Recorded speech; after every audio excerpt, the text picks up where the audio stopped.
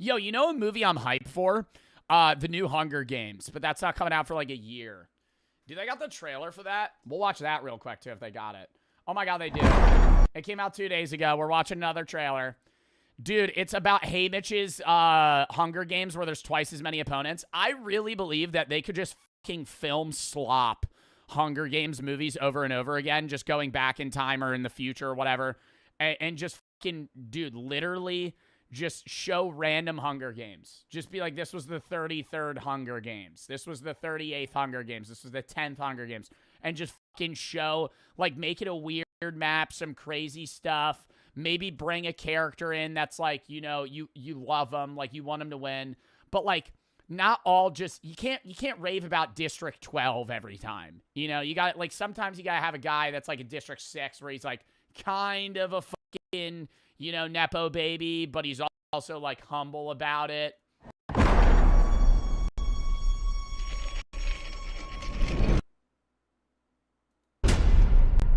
That dude, having to stand around with your fucking name in a fishbowl just waiting for you to get pulled to get thrown into a death match is fucking horrifying. And the fact that, like, if you're broke and you fucking get, like, handouts for food, they put more of your fucking name in the bowl. Like, dude, it's a reverse raffle. It's literally a reverse raffle. Yo, sorry you're fucking dirt poor. We're going to put your name in this bowl 40 times. Everybody else does their name in it once. How many times did the one guy have his name in the bowl in, like, the first one? Wasn't it like 200 or some shit? It was like he had like a 40% chance of getting pulled. Yeah, no, it wasn't PETA. It was somebody. It was Gale. Yeah, Gale had like 80. It was like some absurd amount of... Dude, your games where you haven't seen it. Mockingbird. Dud. Because I don't care. I know it's like the world building shit. I like the Hunger Games because I was like, damn, this is fucking crazy. Right? Like, they're all getting thrown into, like, a death match. Mockingbird 1 and 2, where Peeta's just, like, fucking strapped to a chair, and he's like, ah! Ah! Ah! I'm fucking, it's so stupid. It's like Peeta's crazy. Like, oh, my God. Like, I will say Catching Fire was awesome. Catching the glory. Yo, it's cooked. 48 people, you have to be the one person that lives. Yo, it's just terrible RNG to get your name pulled when you're like 10. Like, you insta lose, you know? Like, if you're gonna get pulled for the Hunger Games, you want to be on like the back end where you're like physically in shape. Why? Bro, because you're getting stoned to death. Imagine you're in the Hunger Games with like fucking Isaiah Pacheco or like 22-year-old Gronk. And you're 10. You're getting killed in the first 10 seconds. Like, it's only 12 to 18. Okay, change it. You're 18-year-old Zion Williamson going against a fucking 5th grader. Yo, you betraying your own like fucking faction or like division. Because they always, like, team up. It's kind of like an unwritten rule that, like, you low-key don't kill, like, the people in your sector. That was corny as fuck. She fucking blowing on her fingers for. What are you going to go bowl a strike? You're about to run to a fucking cornucopia and get an arrow right into the back of the head. 3. Drying your nail polish? Pretty bad time to paint your nails now. Probably the worst time you could paint. Yo. Unfair cornucopia, bro. What? Why are they doing this on a hill? Unfair cornucopia, if I fucking come out of the ground and I'm running uphill, I'm gonna be like, nah, time out. Nah, actually, time out though. I would be like, no, put me like here. Because then you could just run straight towards it. Okay, no, actually, chat, you running towards the cornucopia or away? In this one, away. I think it depends on the environment too.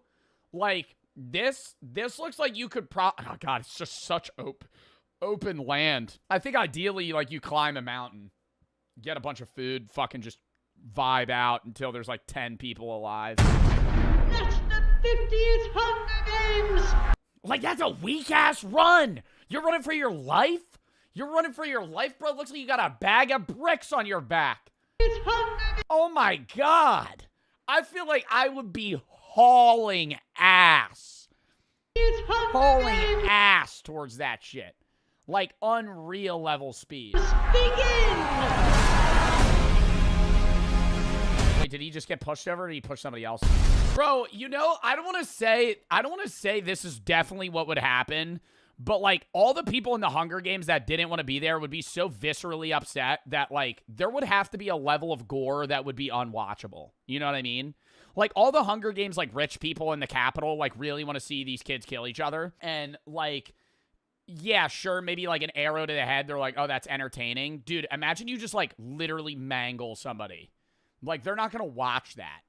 Like, they would turn away. They'd be like, oh, this is disgusting. The books have so much gore, it's wild. Bro, that's what I'm saying, though. Like, I don't think they would actually watch that. Like, if you, like, cut somebody's head off.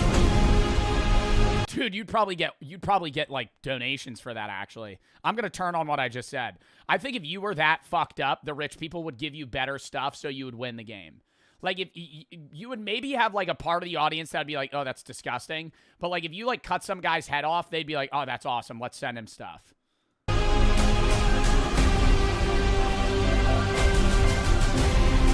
The Hunger Games Sunrise on the Reaping. I don't know if I like that title.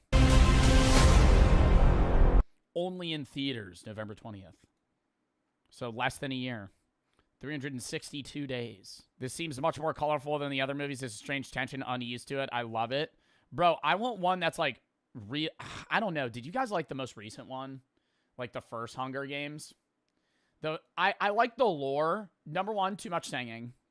Number two, not really like entertaining. Like the one part where in the first game, the big ass guy smashes that girl's head in with a fucking stone and just goes, now we're even. Leave. That shit was like, I remember being like 10 years old watching that in theaters, just being like, just like befuddled. Anyways, spoilers. Bro, that movie came out so long ago. When did the first Hunger Games come out? 2012, bro. Yeah, I was 10. It seems like it came out later, no? I feel like I was watching the Hunger Games in high school, but bro, like I was in elementary school, man. Block in chat. First video of the day.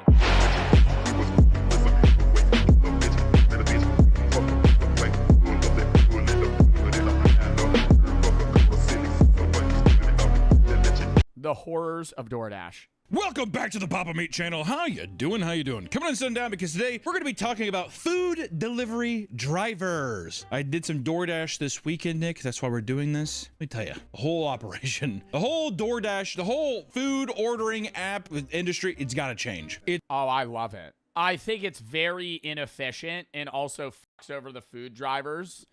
But being able to DoorDash or Uber Eats food at any moment is sick. It's overly expensive for sure. Yes. But I don't think that here's where I think it works is if you're ordering a large amount of food. If you're using DoorDash and you're ordering like $60 of food, it's probably worth it. But if you're ordering lunch, you're going to spend as much money on food as you are for it to get delivered. And that's when it's a waste. For centuries, if you wanted to eat a meal, you either had to go out to a restaurant or cook the goddamn thing yourself. Today, however, you can place an order to a seemingly endless list of restaurants and have it. Who the f is ordering ice cream on Uber Eats? That shit is showing up fucking liquid. You're going to be drinking that. Me? You've ordered ice cream on fucking Uber Eats? Yeah, then your DoorDash driver hits you with a, Oh, Ron has a couple stops along the way.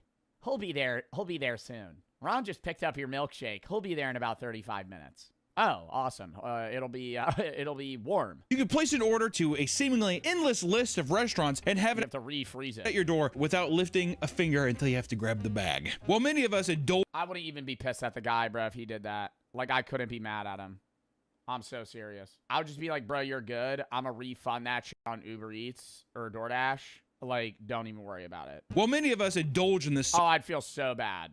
Service extremely often, we never stopped. 78% of Americans use food delivery services. Bro. Really? I'm definitely ordering more than 3.7 times per month. We never stop to think about people who have to deliver the goods, right? We never take time to think about these drivers. I don't think what I'm saying. You know, also I started noticing that after a while they started taping the bags. It's because motherfuckers are probably... Yeah, opening that shit up and eating out of it. They be putting tape over the drink caps now. That makes me feel safer, like somebody didn't just fucking poison my shit.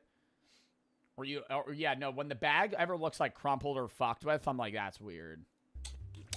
Yeah. But that's why if you're a pro, you got your own stickers in bags to replace stuff. I thought that you're gonna have your own utensil that you're able to squeeze in the bag and Mission Impossible the fry out of the bag or something. Being a delivery driver, whether it's on DoorDash or Instacart. I've had a DoorDash driver before, or it might have been Uber Eats. It only happened once, but he picked up my order and never delivered it. Just ate that shit. This was probably like 3 years ago. I remember being so pissed. I was like, he just never delivered it. He fucking picked up the order, and then it was like 5 minutes. He was driving, and then he just disappeared. And it said order delivered. And there was no picture, no food. And I contacted him. I was like, he didn't fucking deliver that shit. Other people are always hungry. Yeah, no, and I got the money back, so, you know, if you want to eat it, eat it. But, like, I mean, he's going to get fired. You don't make a lot of money, and then it's all based on tips, and then if people don't tip. It's based on tips, and here's the problem of being a driver, is it's based off tips, and the tips are based off order price. So if you're a fucking DoorDash driver, you want people ordering, like, $80, $90 worth of food, because then they're going to tip you, you know, 15, 20 bucks. But most of the time, you're going to be getting orders that are like $20. They're tipping $5, and you have to drive so many miles that you have to go there with increased gas prices. You're not breaking even. You're still profiting, but you're making like less than minimum wage in certain in certain moments. You tip delivery drivers in the U.S.? Yes. If I order, I usually tip whatever's recommended. So, like, they have a sliding scale where if you have a cheaper order, they try to get you, they recommend you to tip like 24%. Or something, but if your order's more expensive, then they get you to tip less. Why? Well, because it's like, if I order $150 of food, I'm not going to tip you $45 to deliver it, right? It's one bag. I'm going to tip you like 25, 30 bucks. Like, because I'm giving you like, you know, money to deliver it fucking 6 miles, 8 miles, however far it is. But if I order like a Chipotle burrito, I'm not going to tip you 10%. Because then you're getting like $2. I'm going to tip you like $10. So I'm basically paying for like half of the order. So they have that. If you've ever used it, which most people have, 78% of Americans, you see they have a sliding scale on tip guesses. Tip you get. Dog, $30? Yeah. Bro, keep in mind, I also, dude, I have my own, opinions on tipping. And I think in the U.S., it's like a shitty situation where like, people aren't getting paid because the business doesn't want to pay them, so they work off tips. So it's like, oh, well, if we don't tip them, then they'll get paid later on. Like, yeah, if every single person stopped tipping people would have to fucking up the pay of waitresses and waiters, but that's not the system we live in, so I always say just tip. But I'm also in a situation that I tip more than the average person just because I make good money. Like I'm averagely tipping like 25% at a restaurant. But I'm not going to stay, because I'm like, why am I being stingy? High cortisol activity, low cortisol 2026. Recently, there has been a trend on TikTok of people saying they are now choosing to only have female Instacart drivers deliver their goods because male drivers keep messing up their orders. One woman gave her driver a super simple list asking for 1 pack of toilet paper, 1 pack of towels, and 1 pack of chicken. Despite the app stating that the man scanned a pack of chicken, what she got was 240 red Solo cups.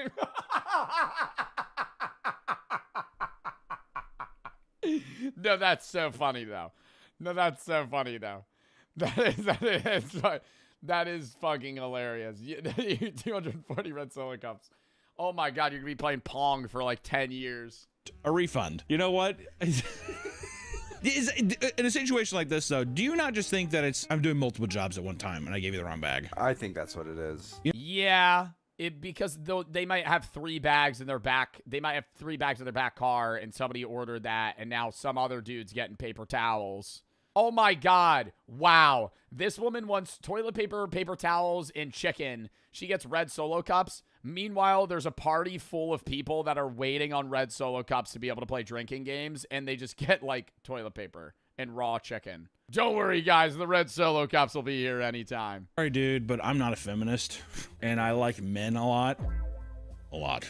And I think, dude, if a man goofs up, you have to give him 75 chances. It's true. Women, one. Women, none. You have to be perfect at all times. In another instance, a male shopper was tasked with getting a customer a tub of Neapolitan ice cream. After claiming they didn't have the brand she wanted, he sent multiple blurry pictures of what they had, only for it to be very clearly in stock. There's none. It's a fucking buffoon, man. I couldn't tell you. You have Ben & Jerry's? No, the fuck to the left. I see it in the picture, in your blurry picture. It's right to the left. Well, aren't there a lot of like grocery stores and shit now where like Uber Eats and DoorDash drivers, they don't even do the shopping. Like a worker at Walmart has the job of DoorDash and they fill the bags and then the worker just shows up and goes, "I'm here for blank." They pick up the bag and leave. That's the best system because then they're less likely to fuck it up. Because if a guy's job is to just fucking search for items, he knows the store, he knows where stuff is, it's quicker as well. While staying at an Airbnb in Miami, a group of girls ordered a long list of basic groceries and necessities for their upcoming stay. When the order was marked as delivered, they expected to find it on the porch. When they opened the door, however, they found the driver simply tossed all the groceries all over the picket fence and left. What are we not seeing though in this? What are we not saying? We're not having the full picture on his side. Like I bet you think he's just like, can I? Whole ass grocery order, bro. Like, I don't know. I feel like there's like a level of, it's different if you're like, you have a disability or there's a reason you can't, but like, bro, why are we doing an entire week's worth of food on DoorDash? Like, I'm just go to the grocery store. You know, I think it's different. Like, it's a level of convenience where it's like, fuck, I don't have time. I'm going to order lunch. But, like, just go to the grocery store. Just go to the grocery store. If you're getting fucking $300 worth of fucking, or not $300, like $160 worth of groceries, go to the grocery store. Ron, yeah, literally, bro, Ron doesn't they don't grocery shop. The core guys just order all of their fucking food all the time on DoorDash. I can't believe he did that. He ordered a head of lettuce, and that's it. A head of lettuce. Imagine being the DoorDash driver that delivered that to Ron yesterday. You pull up. Oh, I'm here for this order. Oh, yeah, here you go. It's just a bag of lettuce. I've had multiple instances where I've gotten in an Uber. I told you all about this the other day. I got in an Uber XL. I order an Uber XL. I pay for an Uber XL. Uber shows up in a van. I go, fuck yes, dude. We got enough space. We could all sprawl out. Open it up. The back part is for fucking luggage. It's a fucking 3-seater van. And I'm like, hey, we ordered an Uber XL. The guy goes, literally. So we get in. We lap up. Right? We got fucking 5 people in a 3-seater back seat. Grown-ass motherfuckers. And then 1 person in the front. And the whole time I'm like, this guy is like actually just breaking Uber rules. Like he's picking up more expensive Ubers when he doesn't have a car that fits that many people. Gave him a 4-star. Worst Uber rating I've ever given was a 3-star, and it was because the guy was actually falling asleep at the wheel. I just feel bad. I gave a comment on that one.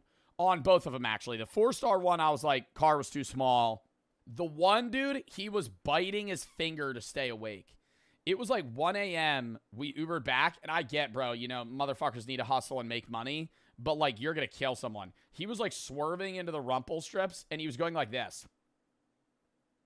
Like, biting his thumb to stay awake. I have a feeling that it's just people that are just doing the Instacart. I think they're picking up too many jobs at one time. Also, is there probably more men that are doing this job than women? I feel like whenever I don't think I've ever had a female DoorDash person. That doesn't mean they don't exist. I'm just saying. No, I get female DoorDash people all the time. I feel like men Uber at a much higher rate. Like, if I have an Uber driver, there's like a 90% chance they're a guy. And that thinking about it now, it's usually a middle-aged man. My guess is men, if they don't have... It's usually a middle-aged man.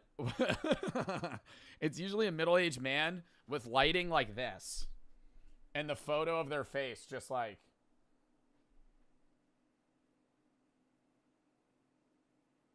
And they'll say, and it'll be like, it'll have like their interests. I love reading their bio. That's like my funnest, that's like the funnest thing for me.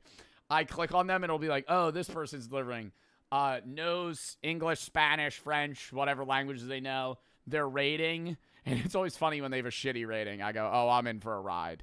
Dude, because, like, anything below 90% means, like, people don't fuck with them.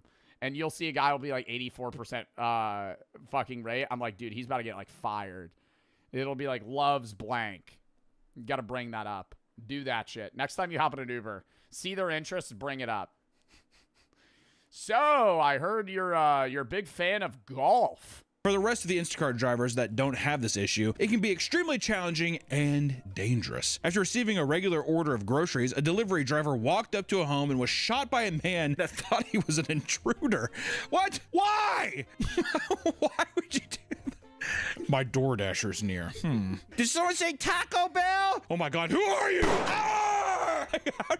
You would sue for so much money, though. Fucking forget that. Unless it's somebody in the house ordered it, it just seems like, I don't know. This is what happened. He told Well, and you're also shooting a guy that didn't even intrude. He's just outside of your house. him, leave it at the door. The guy knocked. You know what? If a DoorDash driver, I'll say this, I'll say this and I'll stand by it. For any reason, if a DoorDash driver opened my door to set my stuff inside, I'd shoot him. Oh, he opened the door? Yeah, I don't know. Hearing it out loud seems a bit excessive. Somebody opens the door, yeah, you're getting blasted. So there's no reason that a person should be opening my door to come inside my house. I would assume that something bad was happening. Was it that situation, or was it just a guy who was just like firing rounds through his front door? I'd get a riot shield. I'm gonna have the COD riot shield so I can walk up to my average DoorDash driver experience. Like you're a rainbow character, just fucking like holding it down. What is that guy's name? Montagny?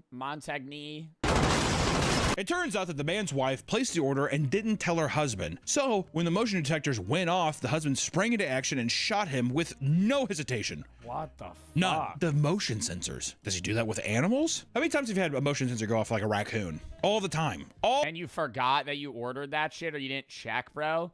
Like, I think it'd be different if the guy was holding a weapon. But, like, your motion sensors go off, you spring up, you're worried, and then you see the guy's holding a bag of fucking food that says fucking Chipotle. I'm going, oh. All the time. That's when I bring out my gun. Exactly. That's why I fire aimlessly. Maybe there's his wife. Next video. The dark reality of Black Friday. Big Tug video. Haven't seen one of these in a while. Black Friday, an apocalyptic day where the average man will beat another man for the chance of a good deal. Like your first month of Extra Tug over at extratug.com for only $1. That's right, full access to the Extra Tug catalog for only $1 on your only month if you use this only $1? discount code SELLOUT. Oh, damn it, I died, and I can't swear right away in the video, so Chris is gonna have to bleep that. Yes, my child, you have died. Welcome to what we call heaven. What we call heaven. Okay, that's a weird caveat to put on that, but you're God, I assume? Yes, I'm God. What am I feel like watching that's right pretty now? obvious for what we're doing right now. Wow, a plain white tee, much like I'm wearing. Seems like we didn't have a costume budget for this episode. How about you shut up about that? And also, why are you here? How did you die? Well, I guess you could say How did you die? I got trampled during a Black Friday deal. I died in a Target because somebody pushed over a glass panel and everybody stepped on my body and I got crushed to death. The fact that people died that way, when was the last time something like that happened? That has to be like 8 years ago. More. Black Friday shopping's dead. Nobody does Black Friday anymore.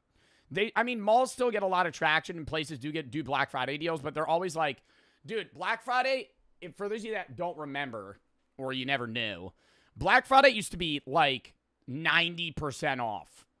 Like they were losing money selling shit or like breaking even. It was just to kind of like make products popular. And so it was a huge deal. Like you would go to Best Buy, there would be something that's like 85% off. So you had to pull up because it's like you're basically getting an item for less than a fourth of the price that it actually used to cost. Now it's like Black Friday deals aren't just on Black Friday. They're from like October to December. And it's shit that's 30% off. And here's the catch. And this is what they used to do and they still do it now. Black Friday deals are a scam. If they say something's 85% off, it's not actually 85% off. It's 85% off of the list price. And they up the list price the day before Black Friday or the week before Black Friday so they can tank it 85% of its list price. So say the product normally costs $20. it's not 85% off $20. They're going to up it to $35 and then cut it 85% and then do the math, say, I just rough estimate, say it's like $15 now, $12 now. So it's still off, but it's really actually like 40% off instead of like 85% off, but you're a stupid human, so you don't recognize that because we're genetically not made to fucking understand that process. So you just go 85% off and you freak out and you go buy it. Now they do that with 30% off, but they upmarket a little bit and it's actually like 10% off. I died celebrating Jesus, in a way. I guess we could go with that. Oh, okay, that's pretty rad. I'm gonna need a couple more details, though. Seems like you're hiding something. Okay, feel like you should already know that. But I guess this is how you work, right? Like, you need me to say it in order for it to be real. I don't really know Christianity. Anyway, it was a Black Friday sale, and everyone was getting a little antsy. Okay, yeah, all right. And I was, in the spirit of Jesus, I was crushed while trying to run away with a 65-inch flat-screen TV for $200. I see, my child. And what compelled you to lose your... Dude, and that's the crazy thing is flat screens have gotten so much cheaper now that you could get like what people were killing each other over in 2012 today for less than the price that they bought it for on a Black Friday deal. Like, flat screens used to be so fucking expensive. In like 2010, now you could get like a shitty fucking Roku TV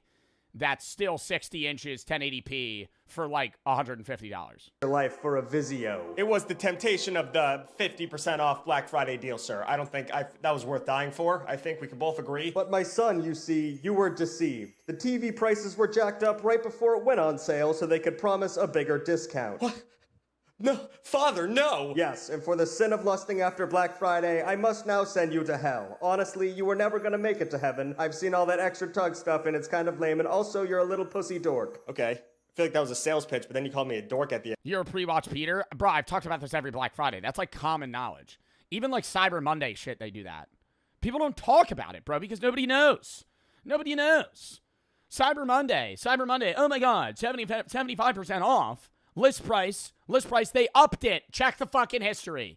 The price went up $45 before they slashed it 70%. Black Friday. Did you guys like that skit? I feel bad for Chris because he's going to have to edit the out of that, and I feel like it's going to be really hard and honestly look really bad, even though it's not his fault. For many Americans, Christmas is the most wonderful time of the year.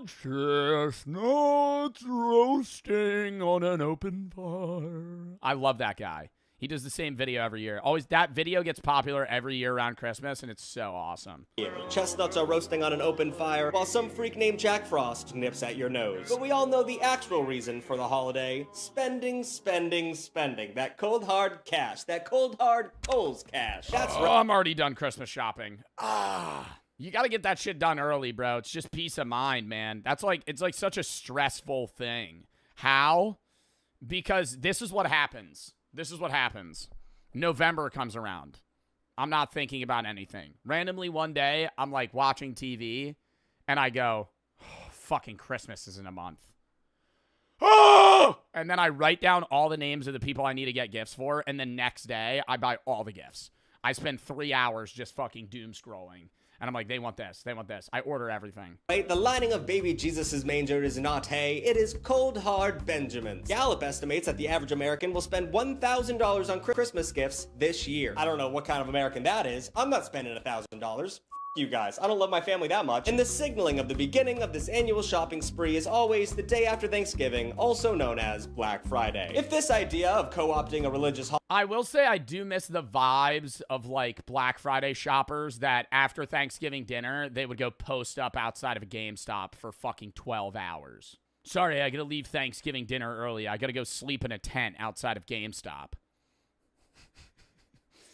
The new consoles are going to be fucking 80% off. And that's not even the worst part of this disturbing Christmas tradition. Tuglets, get ready for a deep dive past discounts and extended shopping hours to discover the darker side of Black Friday. One that has a body count. People have died to get a Ninja Blendy, or whatever the hell they're called. But first, let's do an ad. I am Oh, I love that intro for an ad. I should start doing that. I should really start doing that. It's proven time and time again that putting black in front of a word is usually not a good sign. You have blackouts, blackmail, black eyed peas. They had that one song where they had to rename it Let's Get It Started, but we all know how that actually started. The term Black Friday was initially used to describe the US gold market crash in 1869. You guys want a little bit of history? You thought we're just gonna talk about people dying for flat screens? No, we're gonna learn a little something today, and you're gonna sit there and you're gonna take it like a good little girl. Boy, sorry, that got weird. The late 19th century in America was an era of powerful industrialists known as robber barons, who often exploited natural resources and politics. Wait, what? I never knew the history. I never asked the history of Black Friday. I always just assumed randomly people were like, hey, after Thanksgiving, people want to spend money for Christmas, so why don't we just make everything on sale? I never really thought there was like an actual history behind it. Industrialists known as robber barons, who often exploited natural resources and politicians to amass great wealth. This was in the past, though. These people don't exist anymore, robber barons. We should start calling these robber barons. That would be perfect. Although this was a little different, because this was back when government intervention in business was extremely minimal and regulations were practically unheard of. So it was pretty easy for railroad developer Jay Gould and stockbroker Jim Fisk to buy as much gold as possible while convincing the government not to release any to the public. This drove up the price of gold for these robber barons while they were able to sell it back to the public for inflated rates. But when President Oh my God. That is like the biggest monopoly shit ever. You have so much money that you can individually raise the price of gold and then sell it back to the people for the inflated price. You buy gold for $1,000. You just keep buying gold. The price keeps going up. And then you just dump it onto the average person for fucking $4,000. Grant found out about their scheme. Ooh, old conniving President Grant. Oh, if it wasn't for you, Grant, he ordered the U.S. Treasury to sell a large amount of gold, increasing the supply and accidentally causing a crash that left many investors and businesses to lose entire fortunes. Now, while the Yeah, fucking good, bro. What? What? I feel like, bro, that is a problem in society if you find a loophole so lucrative that you could literally just, like, circularly buy and sell gold in mass amounts because you have so much money that you could just change the price yourself. crash hurt the economy big time, Gould and Fisk got out without any consequences, pretty much. So even though its origins didn't involve good deals on home entertainment systems, the first Black Friday already had a bad economic stank for the average American. But by the end of the 19th century, post-Thanksgiving shopping became big business. Chris, put those words big on the screen. Big business! Thank you. Many department stores sponsored Thanksgiving parades, and as part of the festivities, would open their doors to Oh my God, the Macy's Day Parade. Do you guys still watch that? I feel like I should for nostalgia purposes. Yeah, big business. Big business marketed the Macy's Day Parade, made Thanksgiving a whole thing about business. I feel like I watch it, but it's cringe now. It's always been cringe. You just never noticed. It's always been cringe. Is the Macy's Day Parade where those two like NBC co-hosts get really drunk? If that's or is that New Year's? Either way, I love when they do that. I love seeing like news anchormen get really fucking hammered on like national TV. Just doing like, yeah, I think that's New Year's, not St. Patty's. I'm pretty sure New Year's Day it's like Andy something and like his co-host will take a shot every like 30 minutes or something leading up to the new year, and they get pretty drunk. The shoppers at the end of the festivities. This was a marketing tool that started as an unofficial beginning to the holiday shopping spree. But in 1939, I don't know if you guys are history buffs or not, but there was a little snafu. Thanksgiving had always been celebrated on the last Thursday of every November, but the No Nut Month actually had 5 Thursdays in 1939. So no, this isn't about World War II. I thought it was going to be. I thought it had something to do with Hitler. It doesn't. Wait, what? There was a month where November had 5 Thursdays. But the No Nut Month actually had 5 Thursdays in 1939. So no, this isn't about World War II. I thought it was going to be. I thought it had something to do with Hitler. It doesn't. When did World War II end? Chris, put that on the screen. The nation retailers, fresh off the heels of the Great Depression, were... Bro, I went down a huge rabbit hole of this the other day, and it really freaked me the fuck out. Your grandparents were alive around this... Not around. Your grandparents were alive at the same time that Union and Confederate soldiers were still alive. Like, I understand the Civil War was in like the 1850s and that was a long time ago, but like generationally, your grandparents walked the same earth around people that had owned slaves. Like, whoa. Concerned that it wouldn't be enough time for shopping, which is all the holidays really are about. And given the This country's only 3 generations old. You mean 300 years. 3 generations is averagely like 75 years, like 80 years. People have kids like every 30 years.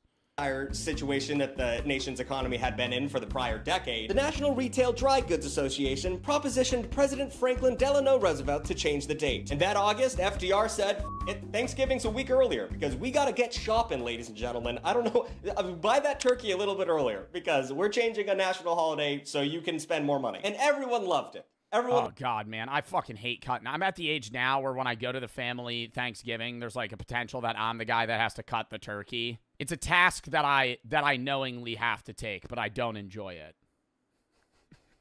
I don't enjoy it. I don't like cutting the turkey. But I feel like you're unk. I don't think it's really unk. I think it's that my parents are divorced. It's my parents are divorced and my family doesn't really do Thanksgiving together. So it's like, I'm like the only guy that's like going to do it. So it's like, so, you know, like in an average like family, how is that funny? Because I don't care. I don't know. Like, it's like laughing at the sadness, you know? I don't know. It doesn't upset me. Like, I've always had divorced parents, but it's like something where it's like, you know, I'm not in a regular honestly, today, it kind of isn't a regular American household to have divorced parents. I mean, type 1 in the chat if you have divorced parents. It's probably very normal. Like, there's probably fucking, 35% of chat probably has divorced parents. Yeah, it's like, it's not a big deal. I don't want to say it's not sad, right? But it's like, it's not rare to have divorced parents. Change a holiday date for no reason besides shopping. Oh wait, they hated it. There was an uproar and everyone was pissed. Republicans immediately dubbed the new Thanksgiving date Franksgiving, which I think we should still call it that, and just down 1 billion hot dogs. Turkey. Political opponents of FDR actually said that FDR acted like Hitler by doing this, so I wasn't wrong. Hitler was gonna show up. God damn it, I knew it. I could smell him. Which, this was also crazy to say because keep in mind, Hitler was still very much alive at this point, and a New Hampshire senator suggested that moving Thanksgiving was so crazy, FDR might as well just cancel winter. So overall, we got some big feelings about this day full of Oh my God. turkey. We got some big feelings about them potatoes and mash. This issue literally divided the country. That year, 23 states celebrated Turkey Day early, 22 celebrated on the 5th Thursday, and Colorado, Mississippi, and Texas celebrated both. Bunch of fat. Isn't it a rule now, though, in place that it's always the 4th Thursday? It was always the last Thursday until we reached a situation where there was now the 5th Thursday, so what do we do? Or it was casually explained, the global military superpowers. While we all know there's nothing we can do to improve our own lives and it's best left to whoever's in the White House, it's also the case that the people at the top of our institutional hierarchies have more than just the clamoring citizens to answer to, as they have real issues on the global stage they have to make worse. Meaning in order to actually understand the larger scale objectives of a nation, we have to zoom out and view every country like we're playing Civilization, and we're in charge of large-scale decision-making for the country's resources and political interests, rather than viewing the world as a citizen from that country. A good example of this is that in economics and politics, everyone says that America is the most powerful country in history, as they have the best technology and are the richest civilization of all time. Then immediately everyone in the comments... But we're the richest civilization by GDP. We're not the richest civilization by individual. I feel like that's such a gross inaccuracy. People always go, the U.S. is the richest country in the world. Yeah, but the majority of that wealth is held by the people that are at the top, right? The average income of somebody in the United States, we're not even like top 10. Like, actually, I gotta look that up. Luxembourg, Switzerland, Iceland, Ireland. Average annual wages in the U.S. 2000 to 2024. 2024 average annual wage is $82,000 in the U.S. That is just not true. Monaco, Bermuda, Liechtenstein, Norway, Switzerland, Luxembourg, U.S., Iceland, Ireland, Isle of Man, Qatar. What's the lowest? Burundi, $260. How do you even live on that? It says, well, I'm American and I'm not rich. And I'm sure that's correct, but observe how zoomed out I am on the map. I can't see you at all, meaning you are a trifling statistic to me. Similarly, what's clear both in real life and in video games is that the most significant threat to your empire is other nations enacting military force towards you while you're just trying to get your supply chain together to make light bulbs. For this reason, I wanted to look at the most powerful nations on Earth in terms of military might, which means looking at all 7 nuclear powers in the world, starting with the weakest and moving up to the strongest. Who's Winnie the Pooh? Oh, Xi Jinping. Strongest. To preface, I'm not going to be mentioning any countries in Africa or South America. This is because they don't have any nukes, meaning they don't matter or exist, so we can just delete those. This is how they do it in the Pentagon, by the way. First, we have our honorable mentions, which are countries that have no nuclear weapons but are still extremely formidable. Iran. Iran currently does not possess any nuclear weapons, but recently was enriching uranium to levels above 60% in a facility 90 meters. How do we know if a country doesn't have nuclear weapons? Is that like, are we able to know that? Like, couldn't a country have nuclear weapons and hide it? Even if you are spying on these countries, I'm not saying Iran has nuclear weapons, but I'm saying like countries could just have nuclear weapons and just not say it. But I think it's better to say it because that's the idea of mutually assured destruction. Because then you ensure your nation's survival from imminent threat because you could just threaten nuclear war back at someone. Meters under a mountain. This was a bit suspicious and of course alarming to America's Department of Defense, because as the name implies, what America is defending itself from is another country possessing an object that its current arsenal couldn't destroy. Thankfully, there is not yet such a thing. Just so you know, I wrote that description before they rebranded to the Department of War, which, let's be honest, if you thought America was ever defending itself from anything, the only— Oh my god, and that jackass right now that's just fucking big dude, he's like a social media influencer. Who's the head of the Department of War right now? And he just posts on fucking Instagram Reels all the time. I'm like, dude, go do something. go fucking do something. Pete Hegseth. Go fucking do something, bro. He's an influencer. He posts more than I do. technology they would need is an Iron Dome that shoots down Boeing 767s. Saudi Arabia. Unrelated, Saudi Arabia also has no nuclear weapons, but is still top 10 globally in terms of defense spending, and is a fairly— Defense spending, but I feel like Saudi Arabia is also just so, like, even if they're not the top in military power, they have just raw power from wealth. Like, the amount of money that the Saudi families have is more than, like, billionaires combined. Like, the Saudi families are, like, so fucking rich. quote from the ruler of Dubai, which was, "My grandfather rode a camel, my father rode a camel, I drive a Mercedes, my son drives a Land Rover, his son will drive a Land Rover, but his son will ride a camel." This statement might sound like he's humbly stating from shirt sleeve to shirt sleeves in 3 generations, but he's really saying, yeah, I'm just built different. Which pissed off his kids in the House of Saud, and now they all get chauffeured in solid gold Phantoms. Nevertheless— Wow. gold Phantoms. Nevertheless, they've recognized they can't just print money from selling oil forever, and their current grand strategy is to transition their economy from a gas station to the hub center connecting Africa to Eurasia and become the economic center of the Middle East. Plus, after hyping up their plans to build a 170-kilometer-long city that is— Yeah, didn't they just give that up? I feel like Saudi Arabia starts so many, like, trillion-dollar projects that they just fucking shit out for 6 months and then go, never mind. Like, they'll just, dude, work at 24/7 on it, and they go, never mind. taller than the Empire State Building, and was getting me excited for someone to actually do something cool but really stupid for once. They shockingly paused construction, and were then like, maybe we can turn it into an AI data center instead. Oh, is that what they really did? 7 as the weakest nuclear superpower is Israel. This is because Israel has no nuclear weapons, as it has committed to keeping the Middle East denuclearized. But they have stated that while they have no nuclear weapons, if they were to come under a mortal threat, they would be forced to use them. After turning the Gaza Strip into the Gaza Strip of all previous civilization, their current geopolitical objectives are to deal with international social outrage over their use of brutal force over a weaker territory by using their enormous political and media influence to convince radicalized Americans that they don't have enormous political and media. Yeah, going on the Nelk podcast. So, Mr. Benjamin Netanyahu, what is your favorite hamburger? Number 6, North Korea. North Korea is estimated— North Korea's the number 6 military superpower. I feel like that's just because they constantly threaten nuclear war. Like, there's no way North Korea is the 6th strongest nation militarily. to have about 50 nuclear warheads, although they're far more powerful and effective than any other nation's nuclear warheads because Kim Jong-un personally guides each of their targets, always knows where they'll land, and never makes a strategic mistake. Their current geopolitical objective— Yo, the shit that was really funny was when they launched that. You see when they launched that military boat and it sunk in front of Kim Jong-un? It's not funny because he probably killed people after that. But what boat was that? Slipped into the water, bow remained on shore. Hull damage and compromised the boat as a whole. Wow. Objectives at home are to continue launching ballistic missile tests over South Korea in order to further refine their capacity for strategic inaccuracy. Meanwhile, abroad, the soldiers they sent to the Kursk region to help... Oh, addicted to porn. Addicted to porn, dude. All the North Koreans they sent over to Russia and to fight in the Ukraine war. Oh my God. They got immediately addicted to entertainment and corn. Russia wouldn't stop peacefully gooning to dancing girls after seeing the internet for the first time. And TikTok. And have been sent home, likely undermining North Korea's credibility from the inside out with their tales from the free world. Number 5 and 4. Bro, what? Because they don't have internet. Well, they have internet access, but we watched that one video where they actually had somebody with a North Korean phone. And, dude, it's like all monitored. It randomly takes pictures of your phone. You can't access the majority of things. You can't download VPNs. Only approved apps and things are even downloadable on your phone. You constantly have to get it refreshed.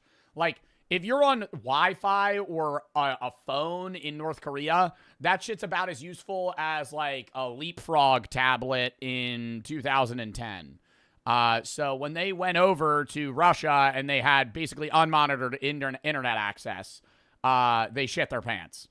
4. Pakistan and India. While even bigger in population than China with 1.45 billion people, India doesn't yet have anywhere near the wealth nor industry. Pakistan is much smaller in terms of population with about 250 million people, and even with half the GDP per capita at $1,500, it's still more than enough to secure strong borders around India, as both countries have about 200 nuclear weapons. Pakistan has significant trade and alignment with China, which allows China to strengthen their access through continental Asia and into the Middle East, whereas India is more aligned with the West, securing maritime trade and allowing them to bring you DoorDash anywhere in the world.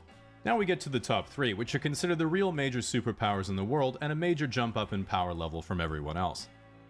Russia. Russia is by far the weakest of... It's going to be Russia, China, US. Russia's weak right now because they're going through all of their gold reserves. Isn't Russia just like burning cash fighting Ukraine right now? And like, what I think the person that runs the central bank in Russia went out again. The only woman or person in general that is able to speak out against Vladimir Putin is the leader of the central bank, because they have to be like outwardly honest about how their country's doing, at least to Putin. And she went out and was like, yeah, we're doing like really fucking bad. And then now she's not allowed to speak about it anymore. Its greatest strength is its enormous abundance of natural resources and sheer landmass, meaning they have access to the Arctic Ocean, the Black Sea and the Mediterranean, and land trading routes to China, Europe hypothetically, and the Baltics. While obviously a shadow of the Soviet Union, a lot of analysts are downgrading Russia's superpower status even further, as their military capacities seem much weaker than previously thought, and Western sanctions mean they're extremely reliant and arguably at the mercy of China as a primary trade partner. While Russia isn't overwhelming in terms of strategic military power, they are... Dude, take this with a grain of salt from 23-year-old Twitch streamer. I think China, in the way that they're going, is probably going to be making more money and more powerful than the U.S. at some point. China prints money.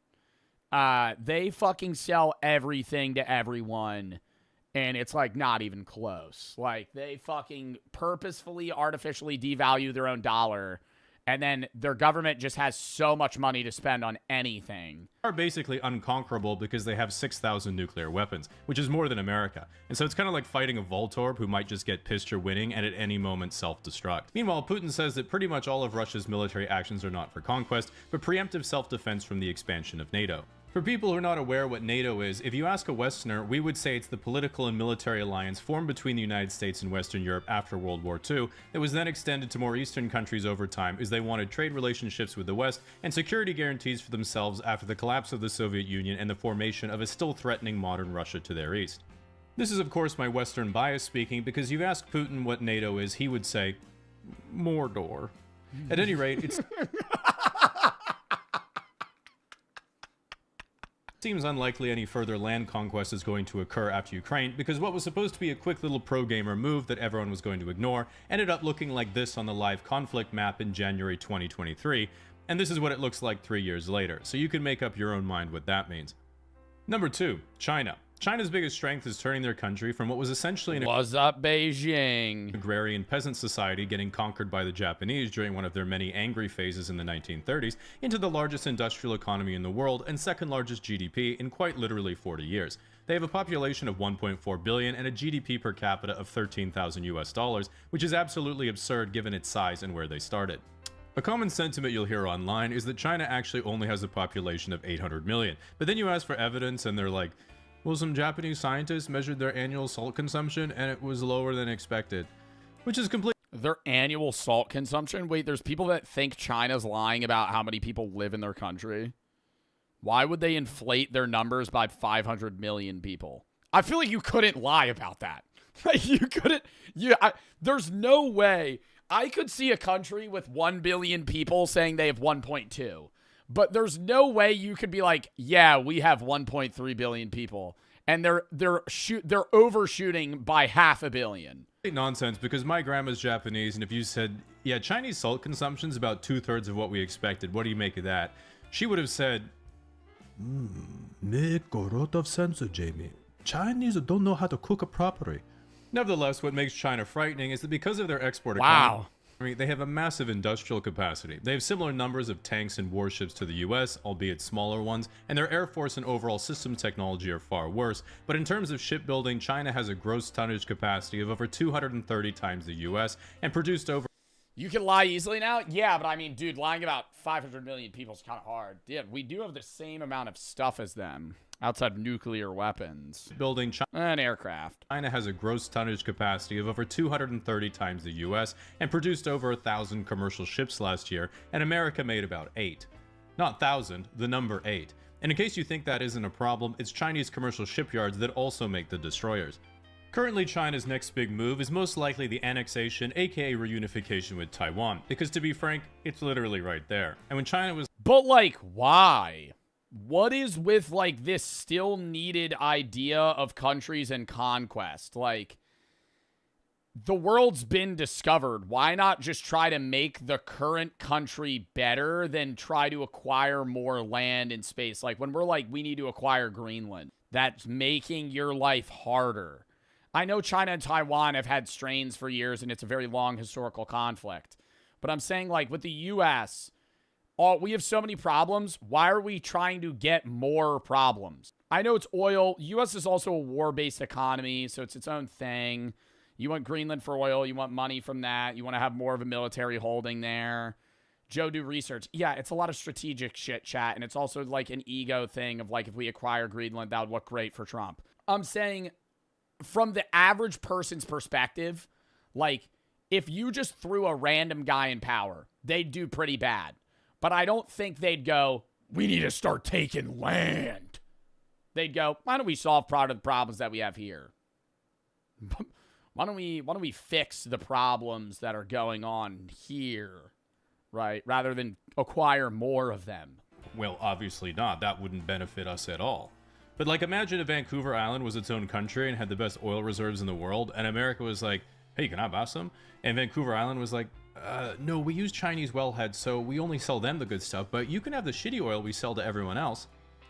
If that happened, I can assure you that I would be getting bombarded with freedom and democracy against my will well within 24 hours. So while I'm rooting for Taiwan, if you add on the fact that there are American military bases in Japan and South Korea, and they have access to bases in the Philippines, China's only way of securing clear access to the Pacific Ocean is Taiwan. Meaning, it's not looking so great for the little guy right now. Yeah, but Taiwan, I know it's not looking great and people say the rising tensions and shit, but doesn't Taiwan make like so much of like hardware for computing today, which doesn't seem like that big of a deal with war, but it's like Taiwan's such a valuable country for tech and CPU usage, which is like, yeah, semiconductors, like you need that. And so other countries wouldn't want, not even just the US, other countries wouldn't want China to have hold of that. And partners. You already knew we were number one because I don't want to become the 51st state. The Western alliance of NATO and its homies post-World War II is essentially what everyone watching this video will have grown up and experienced and is likely currently living within. Our greatest strength is by far our enormous wealth and prosperity gained from free trade and cooperation. This came about because post-World War II, once everyone basically agreed to get along with each other instead of making world wars an every 2-decade tradition, this allowed the proliferation of the American global banking system called the Eurodollar, which was kind of like a banking telecom network throughout the world, allowing the proliferation and trade of the US dollar in Europe, Japan, and then basically everywhere else. Because of the West's perception as a liberal, rules-based democracy centered around free and fair trade, everyone trusted the currency and began using it, then saving it to use later. That's part of the fear, though, is that if our dollar crashes, like the world economy fucking plummets. because everything's not like, we're not based on the gold standard anymore. We're just kind of artificially like believing this value of the dollar is the value that we say it is, versus us actually having something tangible that it could be tied to. Later as a reserve, resulting in what people call the US dollar reserve currency system.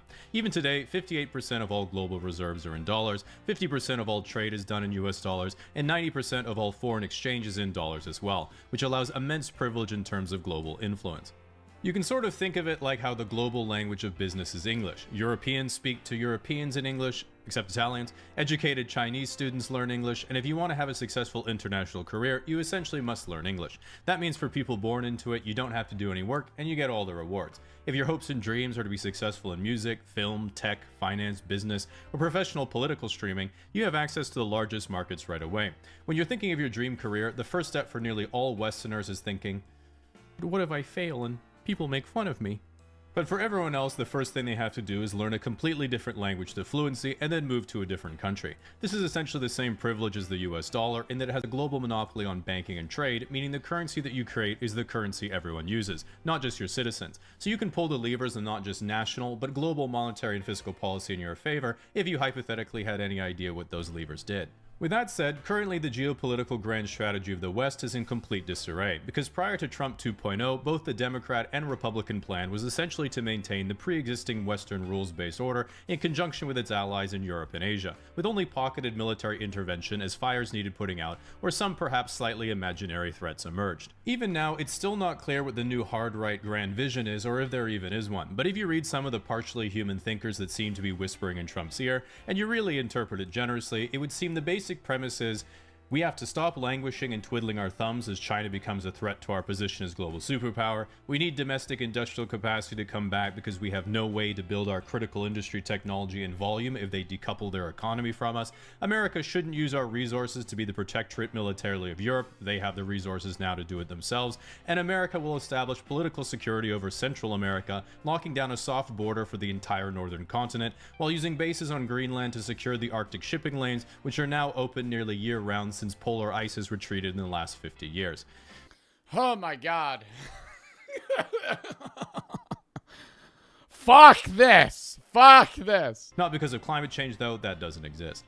On paper, it's not like there's... So we're hard pivoting from the protection of NATO. I know a lot of this with like how we're trying to de-escalate spending for them, and we're trying to get them to cut some part of their own GDP for their own spending in Europe. And a lot of countries within Europe want to do that themselves just so they don't have to be reliant on the U.S. So now we're trying to move that chokehold to South America.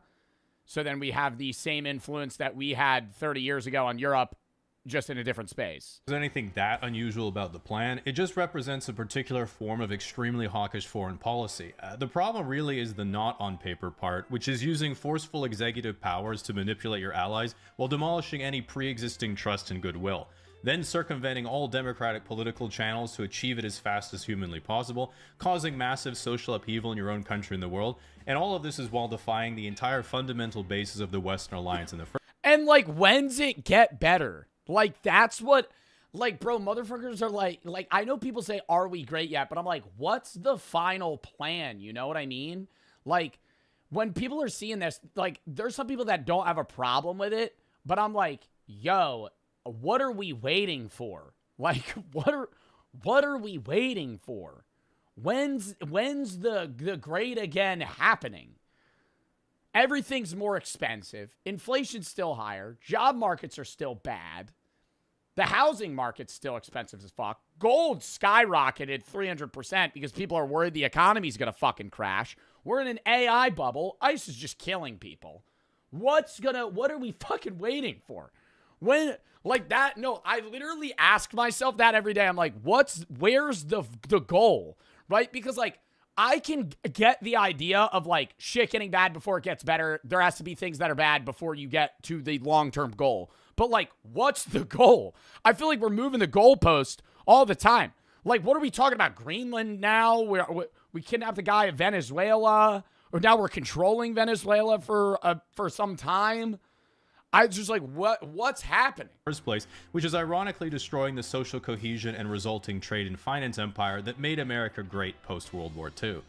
From everything I've looked at, pretty much everyone seems to either think that America is trying to intentionally disconnect and isolate itself from Europe and its allies in an act of ultranationalist self-suicide combined with an economic Cold War with China, or that they're finally using strong-arm tactics to concentrate executive power and accelerate decision-making, allowing them to bring back real military strength, security, national identity, and industrial power to a stagnating Western empire. Frankly, I don't think anyone has any idea because everyone I read on the topic just keeps getting every prediction wrong, and if I were playing your boy Donald in a grand strategy game, I'd be very confused, and all I do is keep a very wide berth to protect. Yeah, like, it's like his moveset changes. Like, if Trump was like a Magic the Gathering card, his description would change every fucking turn. It's like, oh no, he doesn't do that anymore. Now he's going to do this. Like, it's unpredictable. Like, it's just a guy that's like, he wakes up and he's like, yeah, this is what we're going to do now. My light bulbs. But the good news is that at the very least, if you can get past the lying, the corruption, and Rape Island, the characters this season... Nah, Trump coin's still going to be up sometime, though. That definitely wasn't like a rug pull, like, you know, started by a small group of people and investors that may have also been involved in the government. Have been the best written I've ever seen. Unlike politics of back in my day, which was mostly about either having elite level charisma, or just being born into the ruling class, winning on being relatable or hot, and then having absolutely no idea what you're doing. Some people are like, yeah, but Jamie, this isn't Game of Thrones. This is the real world. It could end with you dying in a nuclear war. Which always makes me think, nah, I'm down. Now, unlike NATO, what shouldn't be collapsing is your access to an allied network. This is an ad. Well, that was a fun video. The app at the link below, or W casually explained, bruh. Full-blown recession. The gold crash got, bro. We have no nuclear weapons. We'll use them if we have to. What is gold at now? Oh my God! Wait, it's down 8% today. Holy shit.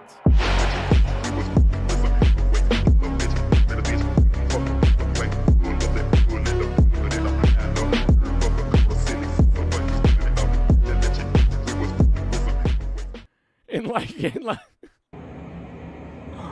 gonna try some English here, just to see what happens. That's hard-hitting proof. But the episode's most notable highlight was when Zach got possessed by a demon and freaked out at his camera crew. Me? Yeah, I said you! Whoa. Stop, dude. This is gold. I love it. You know how many times this has happened? A lot. Motherfucker gets possessed all the time. But it's only him, too, the main character in the show. I think there's like 30 seasons of that show. 29 seasons. You know how successful Ghost Adventures has to be for Zach Bagans to get his fucking show renewed 28 times? Oh my God. It has an 83% on Rotten Tomatoes. How? Demons. He's around a lot of demons, but after a while, it's like, goddamn, Zach, do you not have any other precautions? He said that he got so haunted that he became like blind. That's why he has to wear glasses, right? Yeah, special glasses. I feel like there's so many episodes where literally he gets possessed and he's like, I'm gonna fucking kick your ass. I think it's a mixture of cocaine. I think it's a mixture of a little bit of alcohol. You're trying to tell me that Zach Bagans doesn't go around carrying a... It's not Ghost Adventurers. What's the one where they're like, the ghost is telling me to take another shot of whiskey. I'm getting a weird urge that I need to drink more. That's Ghost Hunters. Different show. Competing shows. Both equally as stupid. A flask of peach schnapps. I believe it, you know. I think this ghost is telling me to do a sidewalk slammer with a green apple for Loco and a liter of Colt 45. I would believe in a heartbeat. He does a little bump, takes a little swing. How does the ghost know what a BBC challenge is? Good thing I already have a buzz ball, a beatbox, and a Cutwater in my pocket. Wig. And I think he takes like horse testosterone or something. He's sitting there and he's just like all wired up. Punching hole in drywalls and shit. I mean, I wonder how many cases that he's gotten possessed where he's like freaks out the crew. I bet. Or members of his crew freak out on them too. Yeah, that's right. It's a lot. Did he get possessed at Hell House? No, I think his cameraman did, and then he did.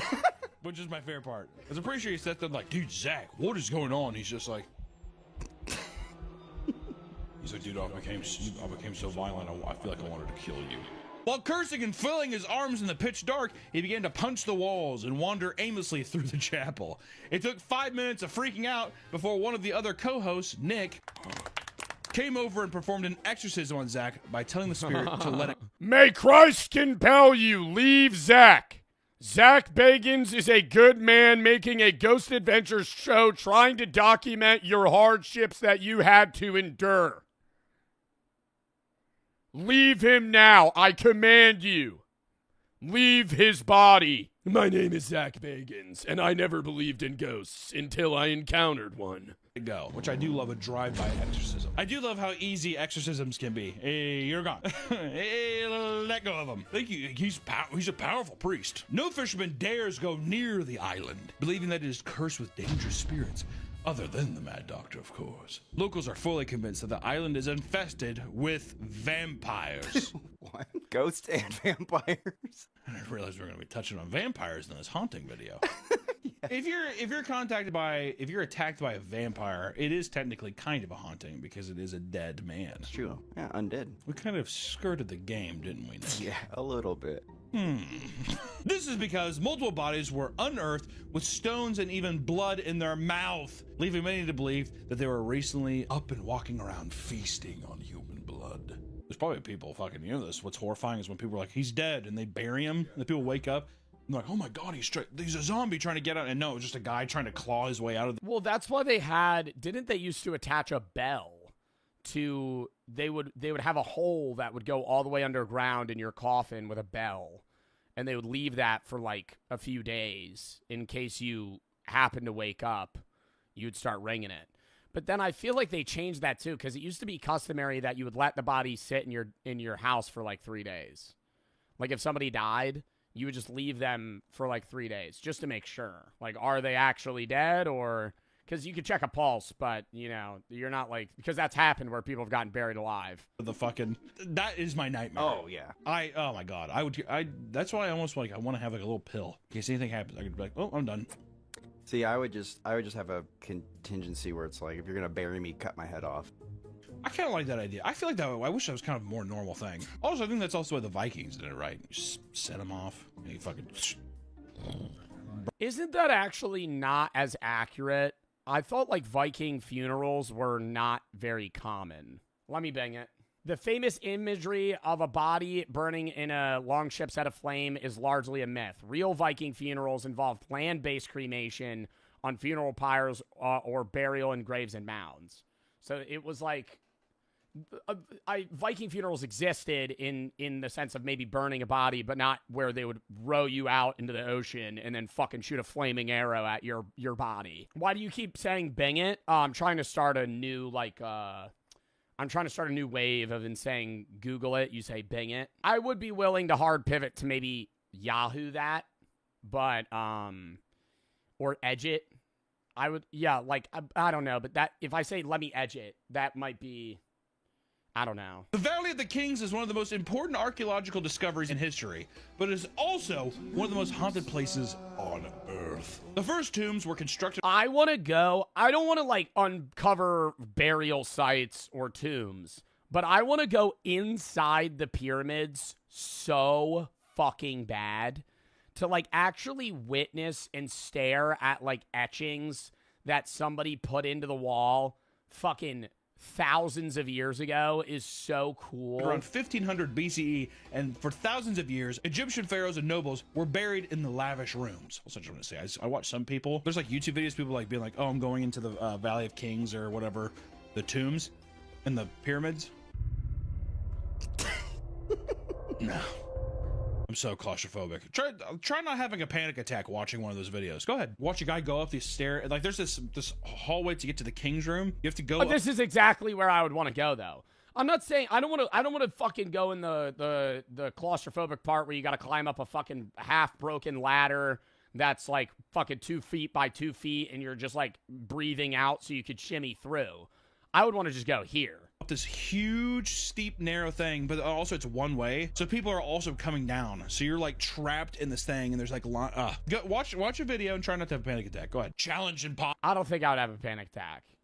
However, it would remain relatively untouched until 1922, when Egyptologist Howard Carter discovered King Tut's tomb and unleashed the mummy's curse. Which, that everyone knows King Tut, but, and then everyone, there's a lot of movies about about mummies and all that kind of stuff. But the string of events that happened after that motherfucker opened that tomb is kind of odd. I will say that. As soon as the tomb was open, nearly everyone tied to it began to die off in mysterious ways. This is no shit. It's very weird. To the point where I'm like, this might be the only story on here where I'm like, Well, the only story where it actually has some sort of like grounding in that it's a curse or a ghost. The first one to go was George Herbert. He was at the tomb when it was open and paid for the entire expedition. He died from mosquito bite that led to blood poisoning only 4 months after the initial opening of the tomb. Which you could be like, all right, hey, it's a mosquito bite. Unlucky. It's gonna happen. I mean, what the fuck? Yeah, mosquitoes and malaria have killed half of the people ever born. What are the odds? In Africa, there's like marshy, swampy area. There's gonna be mosquitoes everywhere. Next up was George Gould, who simply visited the tomb before succumbing to a fever 5 months later. A little more suspicious, right? Yeah. Motherfucker just all of a sudden got a fever. Come on, I don't know. All of a sudden got a fever and died. Because I understand this was a while ago, but dude, getting a fever doesn't usually cause death, even in the fucking early, like, 1900s. Oh. Sir Like, you're just sick. Archibald Douglas Reed was invited by Howard to perform the x-rays on Tut's body, but died from cancer related to x-rays before he could make it to the tomb, which, to be fair, they probably didn't have very safety good precautions for the x-rays back in the day, but still kind of scary. The next two to die were Asa Mace, who worked with Howard Carter to excavate the tomb, and the other was the Honorable Mervyn Robert Howard Moloch. They all died. Not one of them lived. Do you think after 5 of them died in your group, you're like the last one alive and you're like, I'm fucking cooked? How many, if you and like 6 of your friends open up fucking King Tut's tomb, 3 of them die, I'm going, this is surely a Final Destination-esque scenario we're in. We're fucked. Whatever, Herbert, a cricket player and the half-brother of George Herbert, and he too was one of the first people to enter the tomb. Long name, too long of a name. You gotta die. Both men would die of pneumonia a few years after the tomb was open and a year apart from each other, which seems just a bit odd. Yeah, this is... For noblemen, for people who have like money and stuff at the time, and also that their deaths were almost like a year apart, exactly a year apart. Yeah, this is very suspicious. Sure, the mosquito bite guy, right?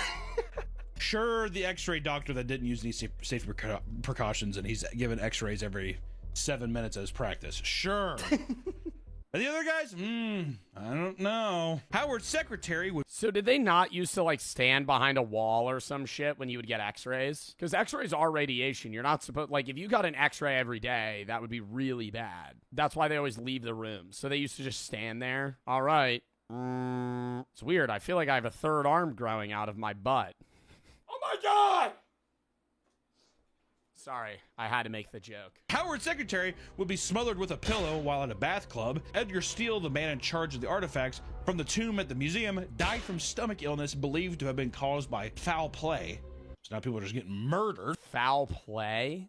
All right. And lastly, another museum worker in charge of displays was found dead in his bed from an unknown cause. An unknown cause! Just dead. He's gone. Do you think it was that easy? And the mummy got him. I don't know. I feel like... It is weird that... Do you think that was a genuine curse, chat, or just like a weird set of circumstances? I feel like it is weird. It's the most convincing out of all of them. The only thing that would make it more convincing is if they all died in unprovable ways. You know? Like, if it wasn't a coincidence and they all genuinely... Like, it was like they all had a heart attack exactly 1 year apart. Like, that'd be freaky. All of these deaths occurred within 12 years of the tomb being opened, and all of them had connections to the tomb, all right? And many have speculated that there's a scientific explanation for the deaths, but others believe it was the curse or even the result of satanic worship, which I don't know about that last part, but I do think that could have been the mummy stuff.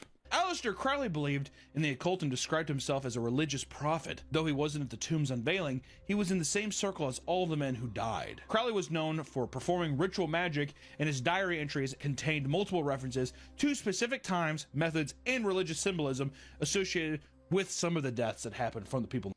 I don't know, bro. Some of these images I'm seeing... Big funny hat, bro. He had like a ball in between his legs, and he's like, why is he giving the crazy eyes to the camera every fucking time? God damn, just smile. Fuck.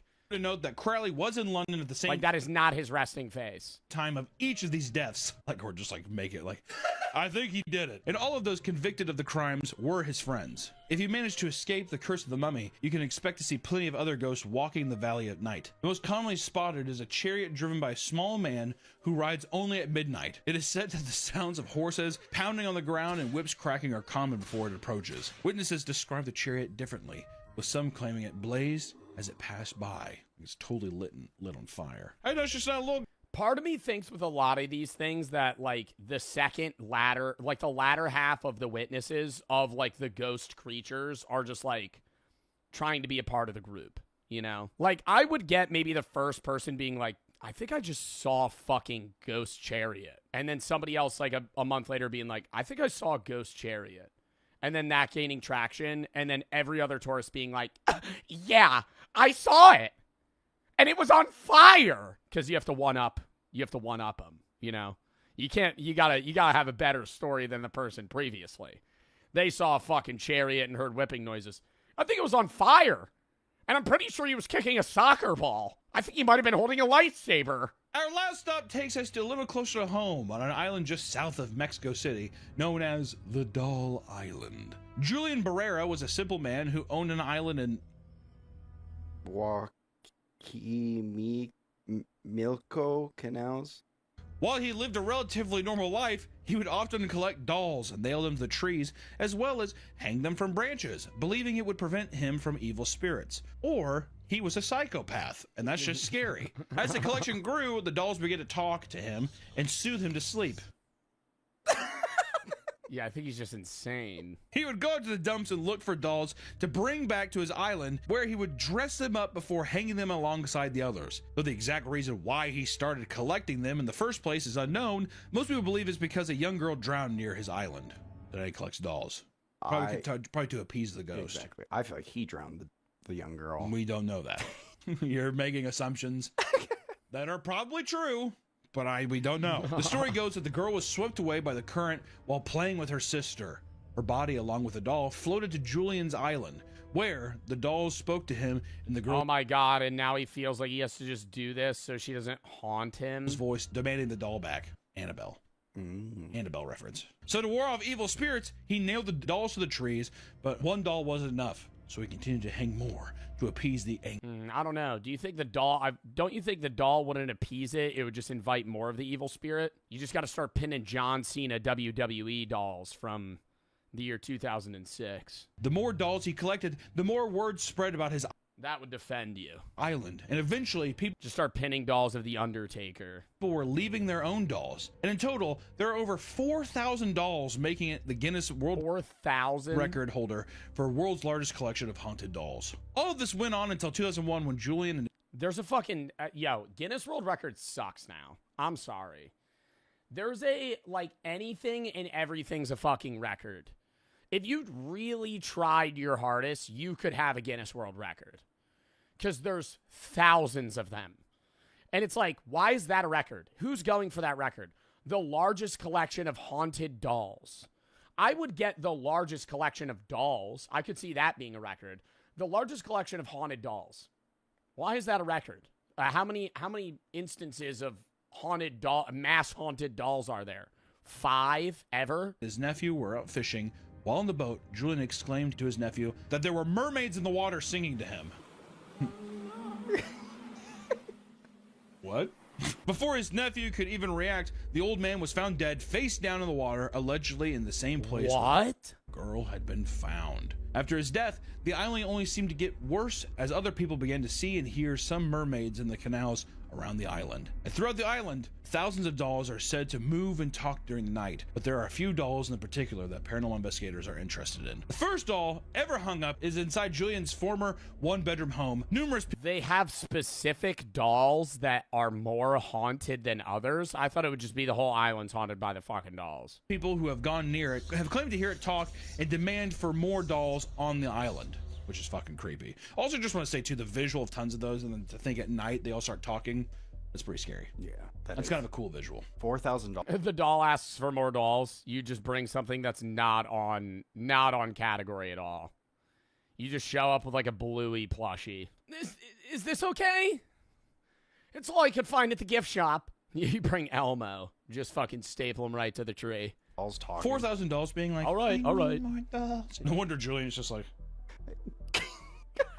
the mermaid sing to me. You know what I mean? And bring me your doll. I need Beanie Baby. You bring me Beanie Baby hanging on tree. The second doll, Augusta Tinta, was said to be Julian's favorite and the one that he would talk to the most. It said that when Julian was alive, the doll would walk around the island at night, protecting him and even curing his illnesses. The fuck kind of Christ-like doll is this thing? Fuck's sakes. But then why did he die in the same... I don't understand this shit. He did all this for nothing because then he ended up drowning in the same way. That's like... I feel like this is just like a tragic sequence of events. There's a small shrine that surrounds Augustinita where people leave small offerings in hopes that she will protect them too, which is fun. Mr. Beast goes there. All right, guys. So this is the most haunted doll of all of them. And usually it's customary to leave some sort of offering so it doesn't haunt you later. And look what I have. It's just a fuck. It's the new Reese's cup not Reese's cup. It's the new peanut butter cup Feastables bar. And Nolan's head. Just kills Nolan right on film. All right. That was a fun video. I enjoyed watching that.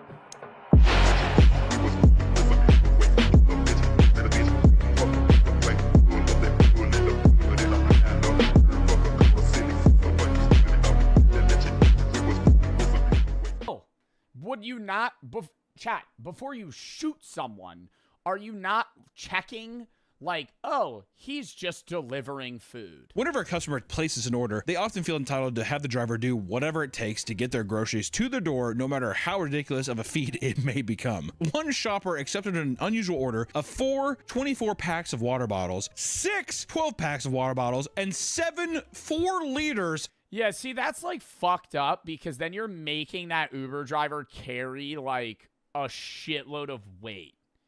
And why are you ordering water? Of distilled water and 7 4 liters of mineral water. My God. When they reach the customer's home, they request that my lift is not working, just letting you know. You have to deliver at my doorstep. I live 17th floor. All right, so he's just fucking with him. All right, yo, my elevator doesn't work. You have to carry fucking 140 gallons of water up to my fucking apartment. You have to use stairs. I want all the water bottles. Please don't cancel my water bottles, otherwise I have to complain against you. I don't think that there's a world where DoorDash or Uber Eats is siding with the customer here. The fucking elevator's broken. He's requesting me to carry hundreds of pounds of stuff up 17 fucking flights of stairs to get a $6 tip. Building was broken. Newsflash. It's outside. Come do it yourself. And in the end, the customer canceled the job, leading to the shopper's $8 payment being rescinded and increasing their overall cancellation rate. That's fair. $8? Ah, this is a depressing job. Oh my God. Besides driving people around, Uber also offers a meal delivery service called Uber Eats that is notoriously terrible to work for. Like other food delivery service apps, they pay their workers very, very poorly. Because of this, some drivers come up with creative ways to earn better tips. Jade Phoenix was a full-time Uber Eats driver. The thing that I see, not with Uber Feets girl. What? I was going to say, not with Uber Eats, but with Uber, the thing that I've seen is somebody picks you up. You usually go, hey, or the driver will go, hey, I'm going to drive you here. If you want to ride back, here's my number. Call me and just pay me cash, right? And then they'll get the full amount. And I've done that, right? And that's a little sketchy. I'm a guy, so it's like a little bit different. I'm not as nervous with it. But it's like, the guy drives me, it's $40. He's making like 20 of it because Uber's just taking a huge cut. And he'll be like, hey, I'm going to be in the area. If you need me in fucking 4 hours, call me. And then I'll just come pick you up. And so that's usually like a better move. Driver who claimed because then they're getting more of the money. And they're just pocketing it. Secret method for raking in insane tips on literally any kind of order. When dropping off people's food and snapping a picture to confirm the order, she would purposely include her feet in the pictures. There is no way that she's getting more fucking money from that. Claims her tips significantly increased after she began this new strategy. She even received additional money on top of the tip after she sent them the original picture. You got way more than expected. $29.68. Do girls like men's feet? Men with feet. It's what psychologically? What is? That would lower it, dude. Some dude fucking whips out his dog's hairy ass fucking feet, man. Just in the photo, dirty as shit, long ass toenails. Ugh. Is that? What is the feet obsession? I don't know. That's something I will never understand. Didn't we try doing a foot video and it got demonetized or something? That's the thumbnail. If for whatever reason you want to watch it, it's on Patreon, bro. There's no way. It's not just the customers that are creepy horn dogs, but the drivers as well. After ordering food, a woman in the UK began receiving creepy messages from her delivery driver. She was being asked if she was home alone or if she was married. When the woman said she was taken, the driver began begging her to leave him so he could hook up with her. Leave her, baby! The man got so desperate that he began offering as much as £10,000. He doesn't even know what the woman looks like. He's just offering a random woman off her name alone fucking $10K to break up with her boyfriend. For her to break up with her boyfriend, there's no way the pussy could have been that good. UK pussy? You kidding me? Oh, man. Well, I don't think I can leave them. I don't think just can you leave the Chris at the door? £10,000, Mom. It shows you their profile. Yeah, but they're not going to be able to see you. See what me can do. While looking into the driver's account to report him, she found it even creepier that his 82% satisfaction rate. Chad, I was telling you, below 90. listed reasons for delivering was passion. I will say I've had a driver after delivering my thing be like, hey, I love your videos. And I say, oh, thanks, man. And then it's a thing of, you want to hang? Shit like that. God, that's creepy. That's so fucking weird. That is so fucking weird. Exactly. Understand. Oh my God, bro delivers your food. You want to hang out? No, fuck off, you weirdo. Bro, that or you meet somebody in public, they'll be like, bro, we should hang out sometime. Oh, I've gotten that like twice ever. And I awkwardly have to go, nah, man, I'm sorry, man. I don't really know you. I don't really know you, bro. Oh, we should smoke together sometime. No, I think I'll pass, man. I have no idea who the fuck you are. Don't ever there's no reason to contact me or anyone ever. Or like that girl. Let's just get me out of this, that girl. If it's a girl now just being like, you know how hard it is for someone just to be like, no. I have no idea how you're going to react to that. You know what I mean? No idea. You've been around me when there's been people. So it's always a risk because we've had a lot of, we won't go into details, but we've had a lot of people that are.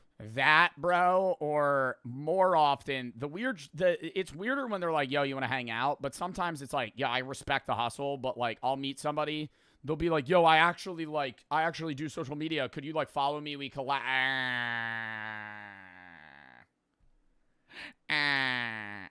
Hey, buddy, I'm trying to like, eat my food right now, and you're asking me to follow you and collab. I think I'd rather not. And I'm not like, and then I come off as a dick, but I'm like, no, like I'm out, dude. It'll be like, I'm out with Brooke eating.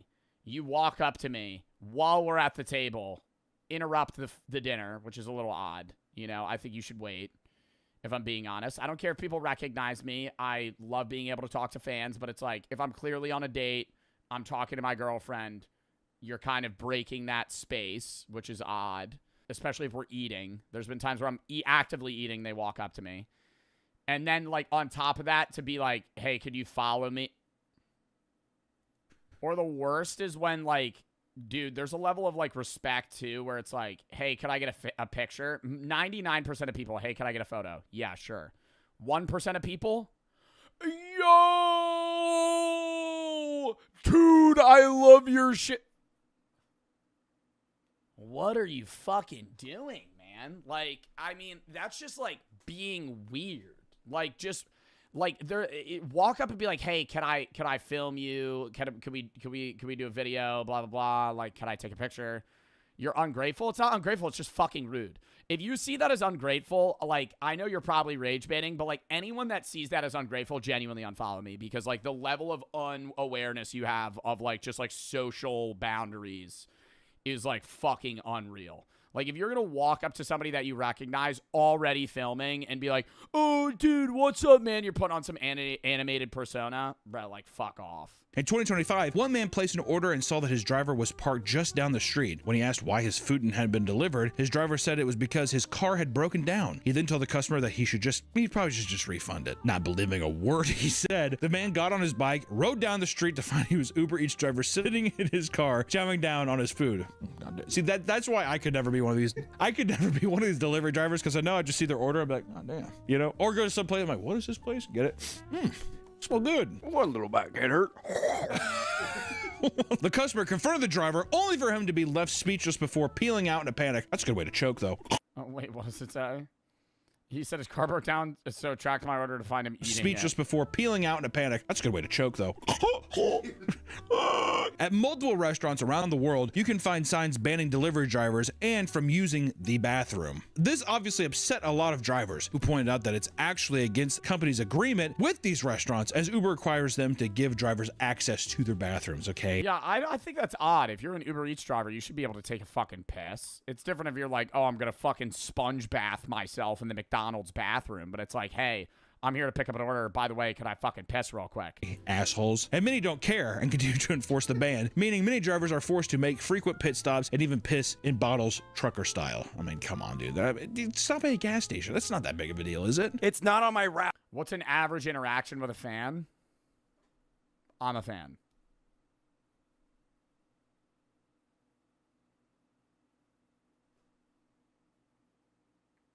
And now I'm me.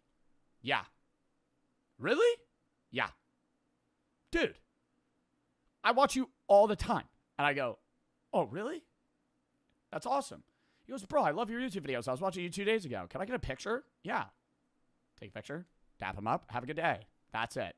Regular interaction. But see, you have 100 interactions, you're bound to have like 3 or 4 that are just weird. The common awkward interaction is they go for a fist bump, I go for a dap up, or vice versa, and then we hit the awkward switch. And then it's like, oh. Meeting a fan annoy you? No.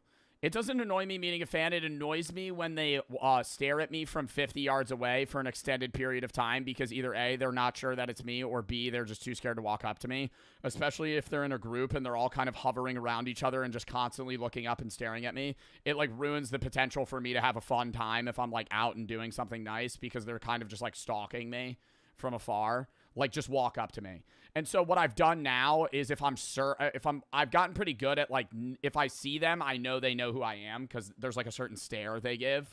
So I just break that so I don't have to deal with that. And I walk up to them and I go, do you know who I am? And I've never had somebody yet go, no, because it's pretty obvious. Like, they're going,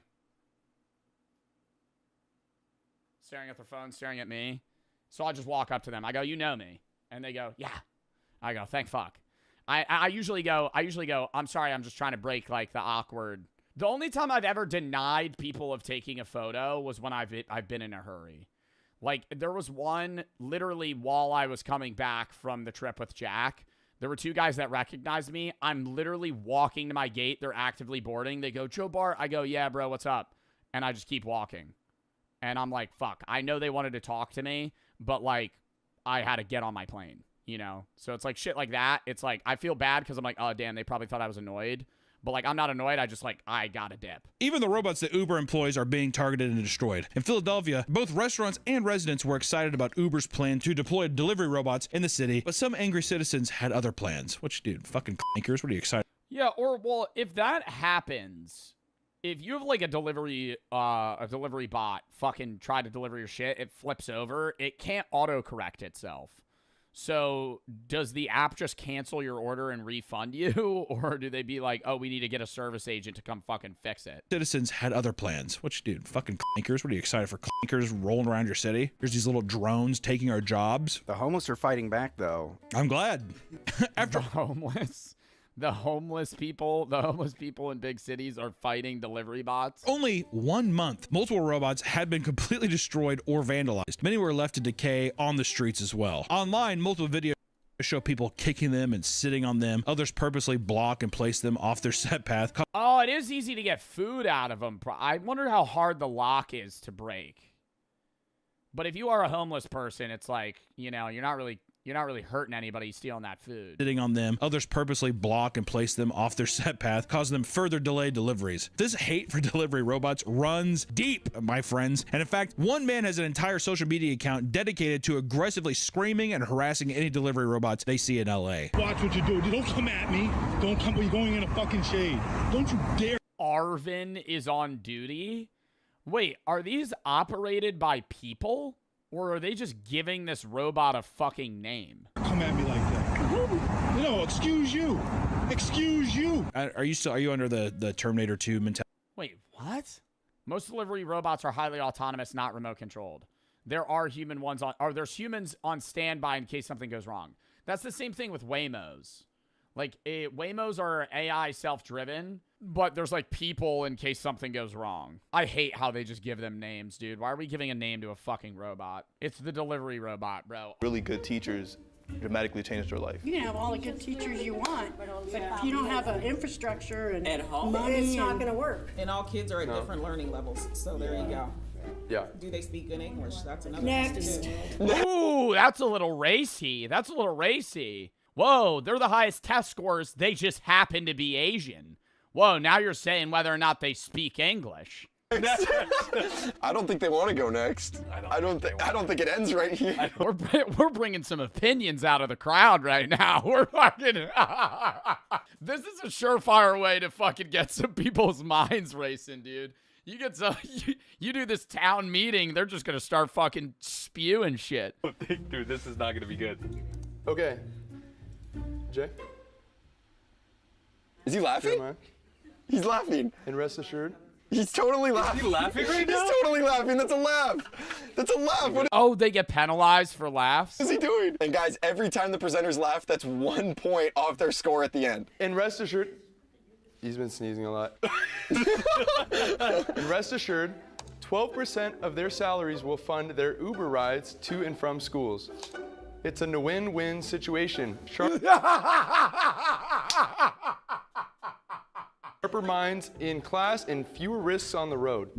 This really sounds racist. I don't know what to do. It is pretty racist. It is. What is Jay doing? He's laughing again? Are you Dude, serious? he looks like he's fented out. What the fuck was it? Why is he laughing? Yeah, I feel like it'd be better if he just outwardly laughed than like leaning down, like they know he's giggling. Stupid. That's not a good. He wrote it. Stupid. I'm gonna. So what? It's stupid. What's stupid? The whole thing.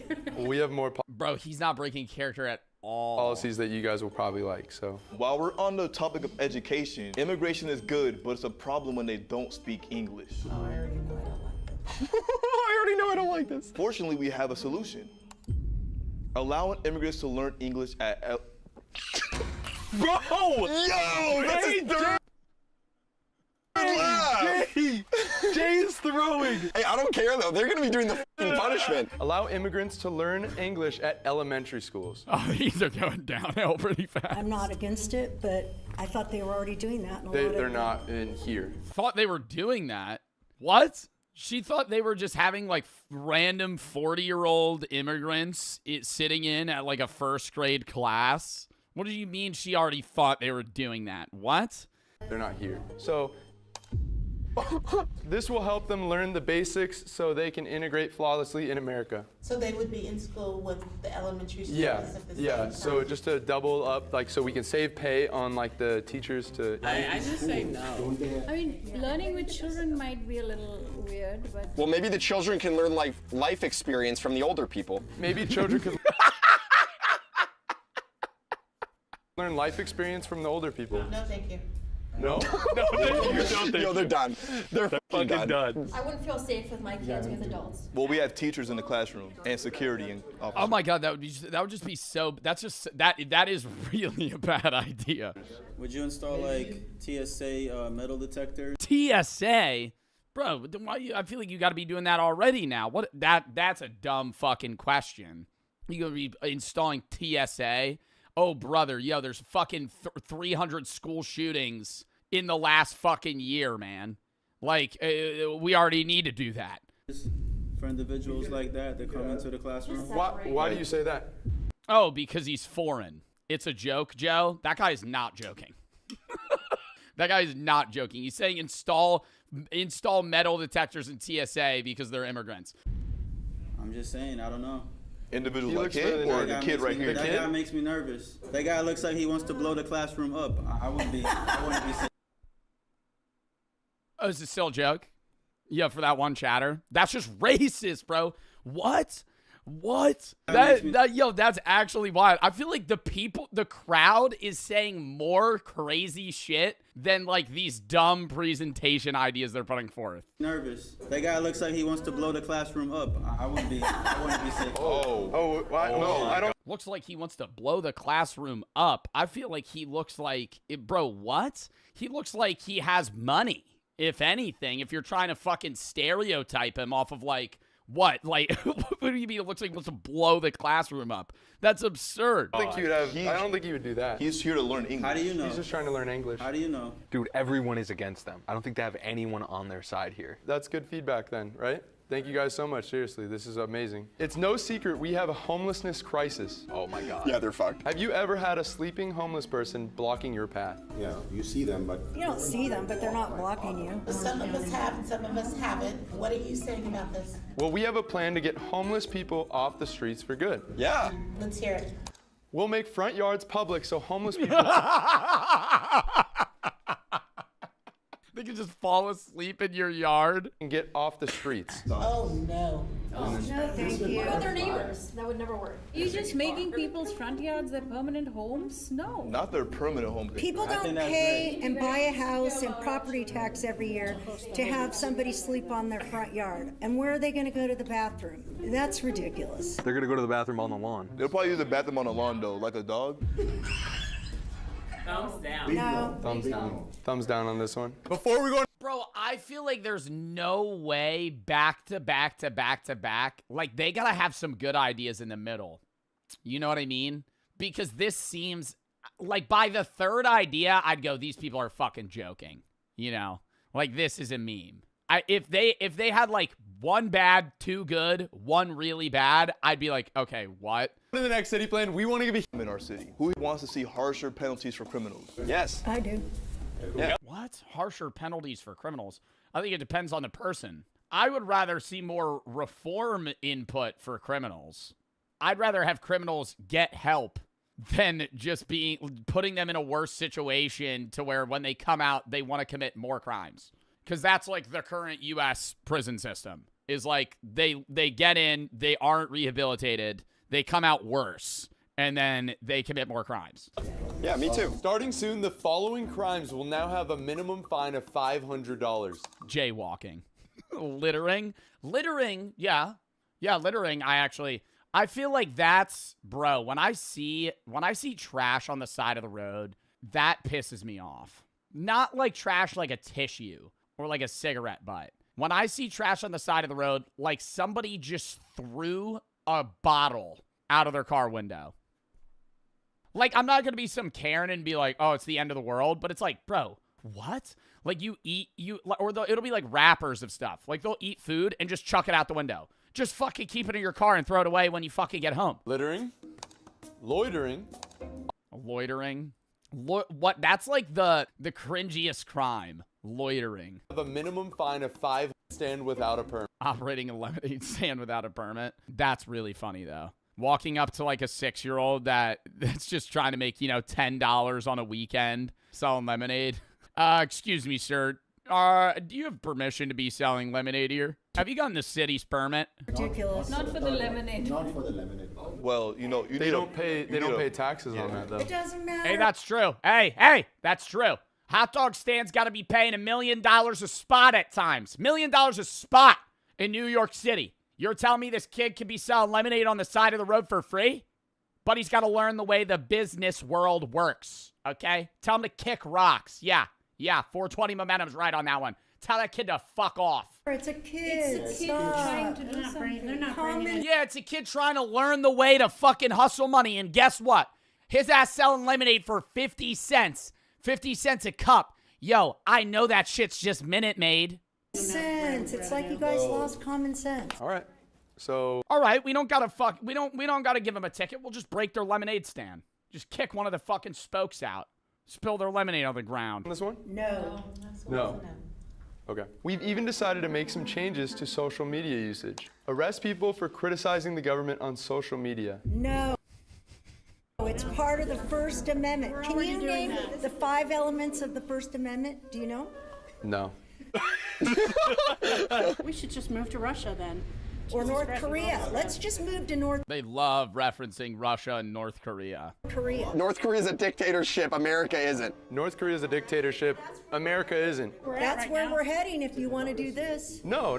This is just for safety. I don't need the government to give me safety. See, that's the difference. You're so young, you haven't had a lot of life experience yet. She said she doesn't need the government to give her safety. I will say, yeah, the government shouldn't be arresting you for you criticizing the government, but you do want the government to provide you some sort of safety, like the police. That's the government. That's like your local government. You pay taxes, and that pays the police force. Yeah. So you do need the government to protect you. You do need the government. You're gonna have running your area and making sure, or the mafia. You know, you're gonna fucking pay them, and they'll protect you. Yes. No. On to the next. No, okay. Let's discuss how we can use AI to help our city, shall we? Who here is sick and tired of crime in their city? Everybody is. We will have a new plan to stop crime before it happens. Enlist AI police robots to predict crimes before they happen. No. Predict? No, thank you. Yeah, they can predict it. Yeah. No. This guy's vibing with it. He's shaking his head. Okay, we're gonna say no. This lady's grilling him. Using advanced state-of-the-art AI, robots can detect patterns to catch criminals fast. Oh man. What's the metric? What is that color palette on the bottom?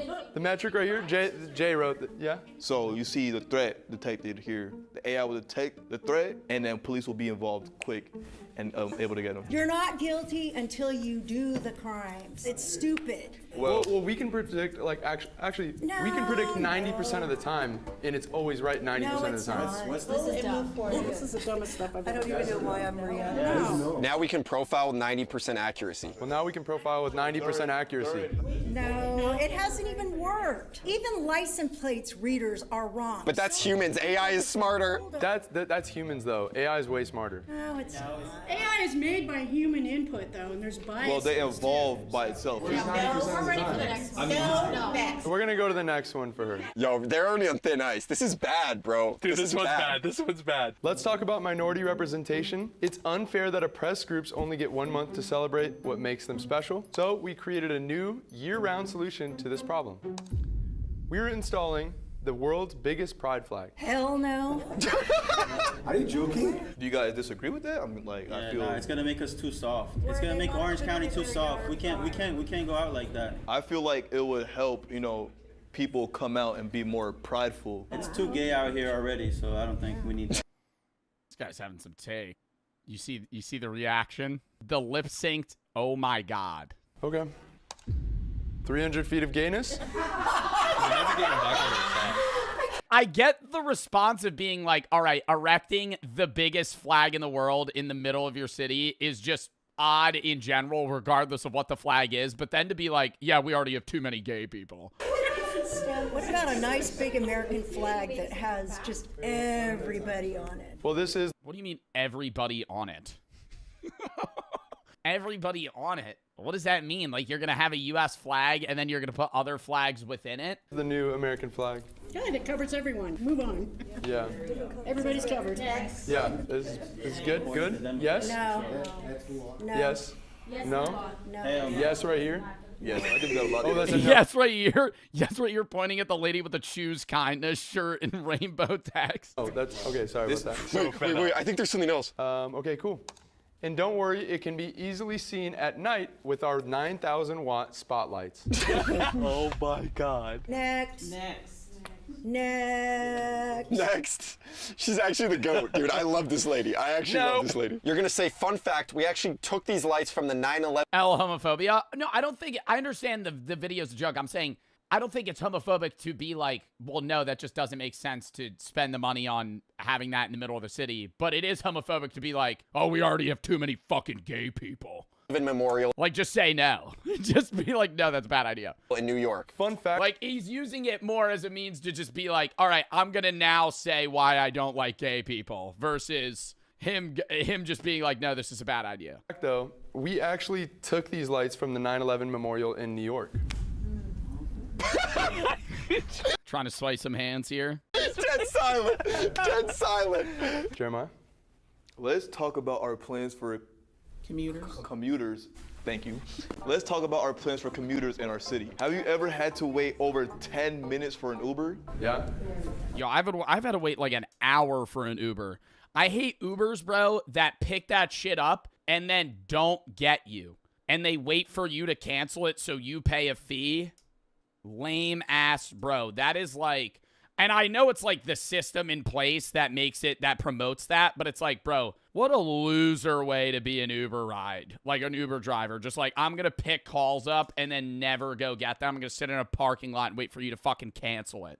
I've also had Ubers. Bro, I've had Ubers that I've picked up. You know, or I picked up. I've called an Uber. It's 20 minutes away. Bro calls me. He's like, where are you going? I'm like, you know, blah, blah, blah, here. He goes, all right.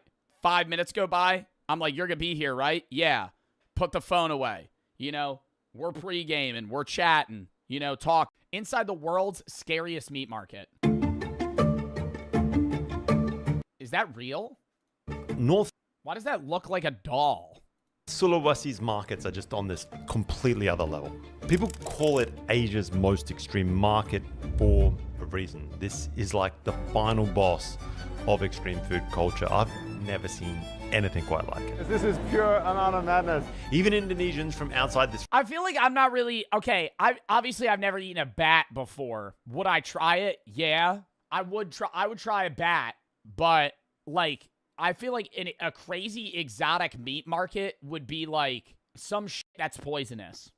If they were selling like Fuji or whatever it is, like fucking puffer fish. No, not getting that.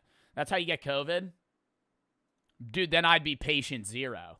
Downright terrified of this place. It is not Fugu, not Fuji. known to have everything you That was just a duck. can imagine.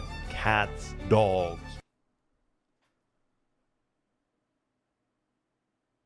rats, pythons, and endless numbers of bats. All right, hard pivoting what, yeah, okay. I gotta be honest, guys. I don't know if any of this ever makes it on. Would you eat a dog? No. I'd eat a guinea pig. I would never eat a dog. I'd never eat a dog or a cat.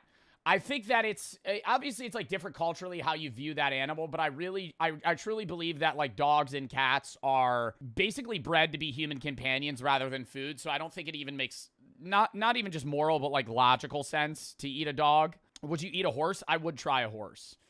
They serve, when I was in Iceland, I can't eat a horse, because I have alpha-gal. Anyways, I would try one though if I could. But yeah, they have horse in Iceland. That was like a big thing on one of I went to like a big steakhouse and they had they had steak, they had whale, they had horse, and then puffin. And I was like, wow, I'm not going to try that.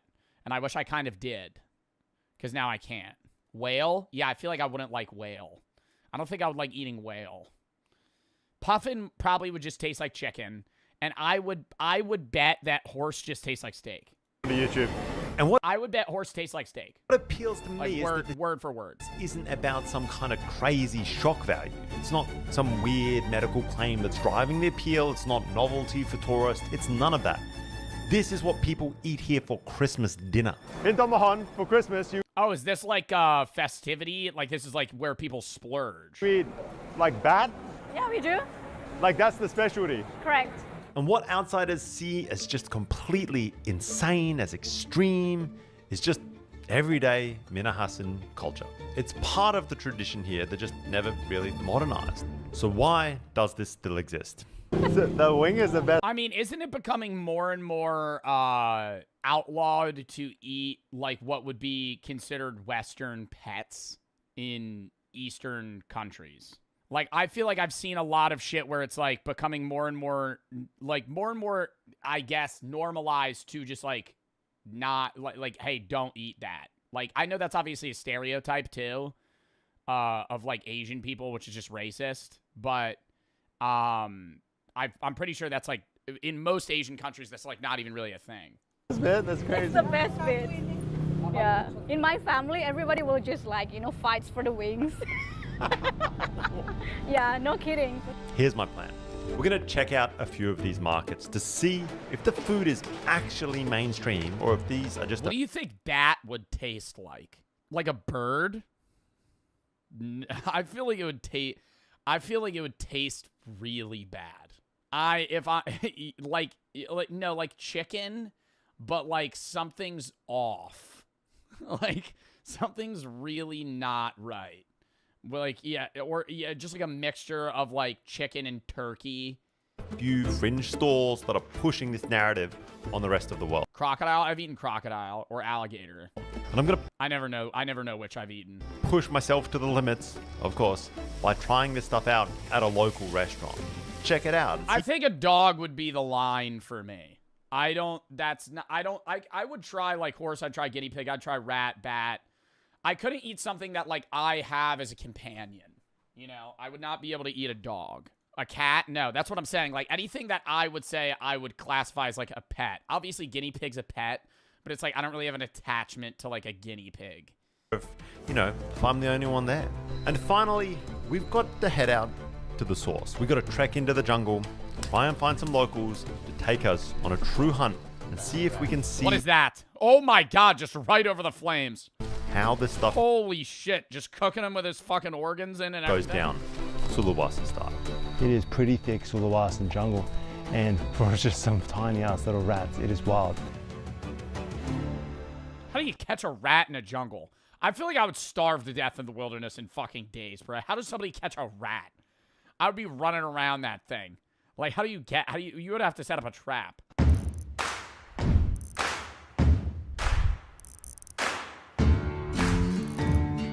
Raccoons are becoming domesticated. I would love to own a raccoon. They're little bandits. Wait, where is this? Sulawesi. Have never seen this on GeoGuessr. In Indonesia. I never guessed that island. Just like... Oh my god, I could tell you right now, if you fucking spawn me on this goddamn road, I'm going Jakarta. If you spawn me on this road in GeoGuessr, I'm going, that looks like English, but I can't understand any of it. There's no special characters. It just looks like I'm reading gibberish. That's how you know that you're in Indonesia. Because it's like, okay, Babi Utang, Patolo, I don't know what I'm reading. My kind of jam, you know? Just roadside, retailing bats. Boar, python, bats, frogs. Well, hello. Ooh, I'd eat frog, no problem. Oh. They're skewered on sticks like some kind of popsicle from hell. What an entrance to a market. We didn't even get there yet. We just saw this roadside guy just hanging out here. I have bat blood dripping all over my hands, but if you ask me, that is a good start to the morning. Let's go. Good morning. All right, we gonna get a taste test here? I wish we had like a Disney adult go to one of these markets. All right, guys, so the market's gonna close in under an hour. Are we gonna be able to see how many bats we're gonna be able to eat in the next 30 minutes? Like, are we gonna be able to make the rides in the next hour? People, we are in the Tamahan market, which is well known. I'm looking for a few items that I don't know whether or not they're gonna have. First off, fugu. Poisonous fish. Or has the reputation of being... Are those eggplants? One of the craziest meat markets in Asia.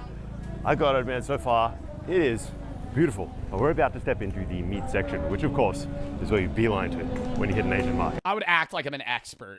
I'd wander around. I'm staring at a dead bat. I'm just like, hands behind my back. I'm just kind of pacing like,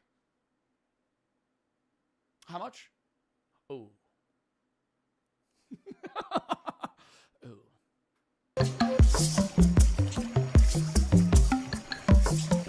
Crazy.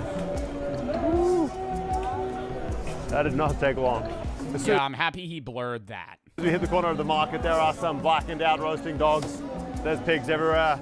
There's a dude carrying around a tray of, is that rats or squirrels? That's rats. Oh my god. Do you think they're seasoned? Yeah. Wow. Bro, like I could not, like I'm not, oh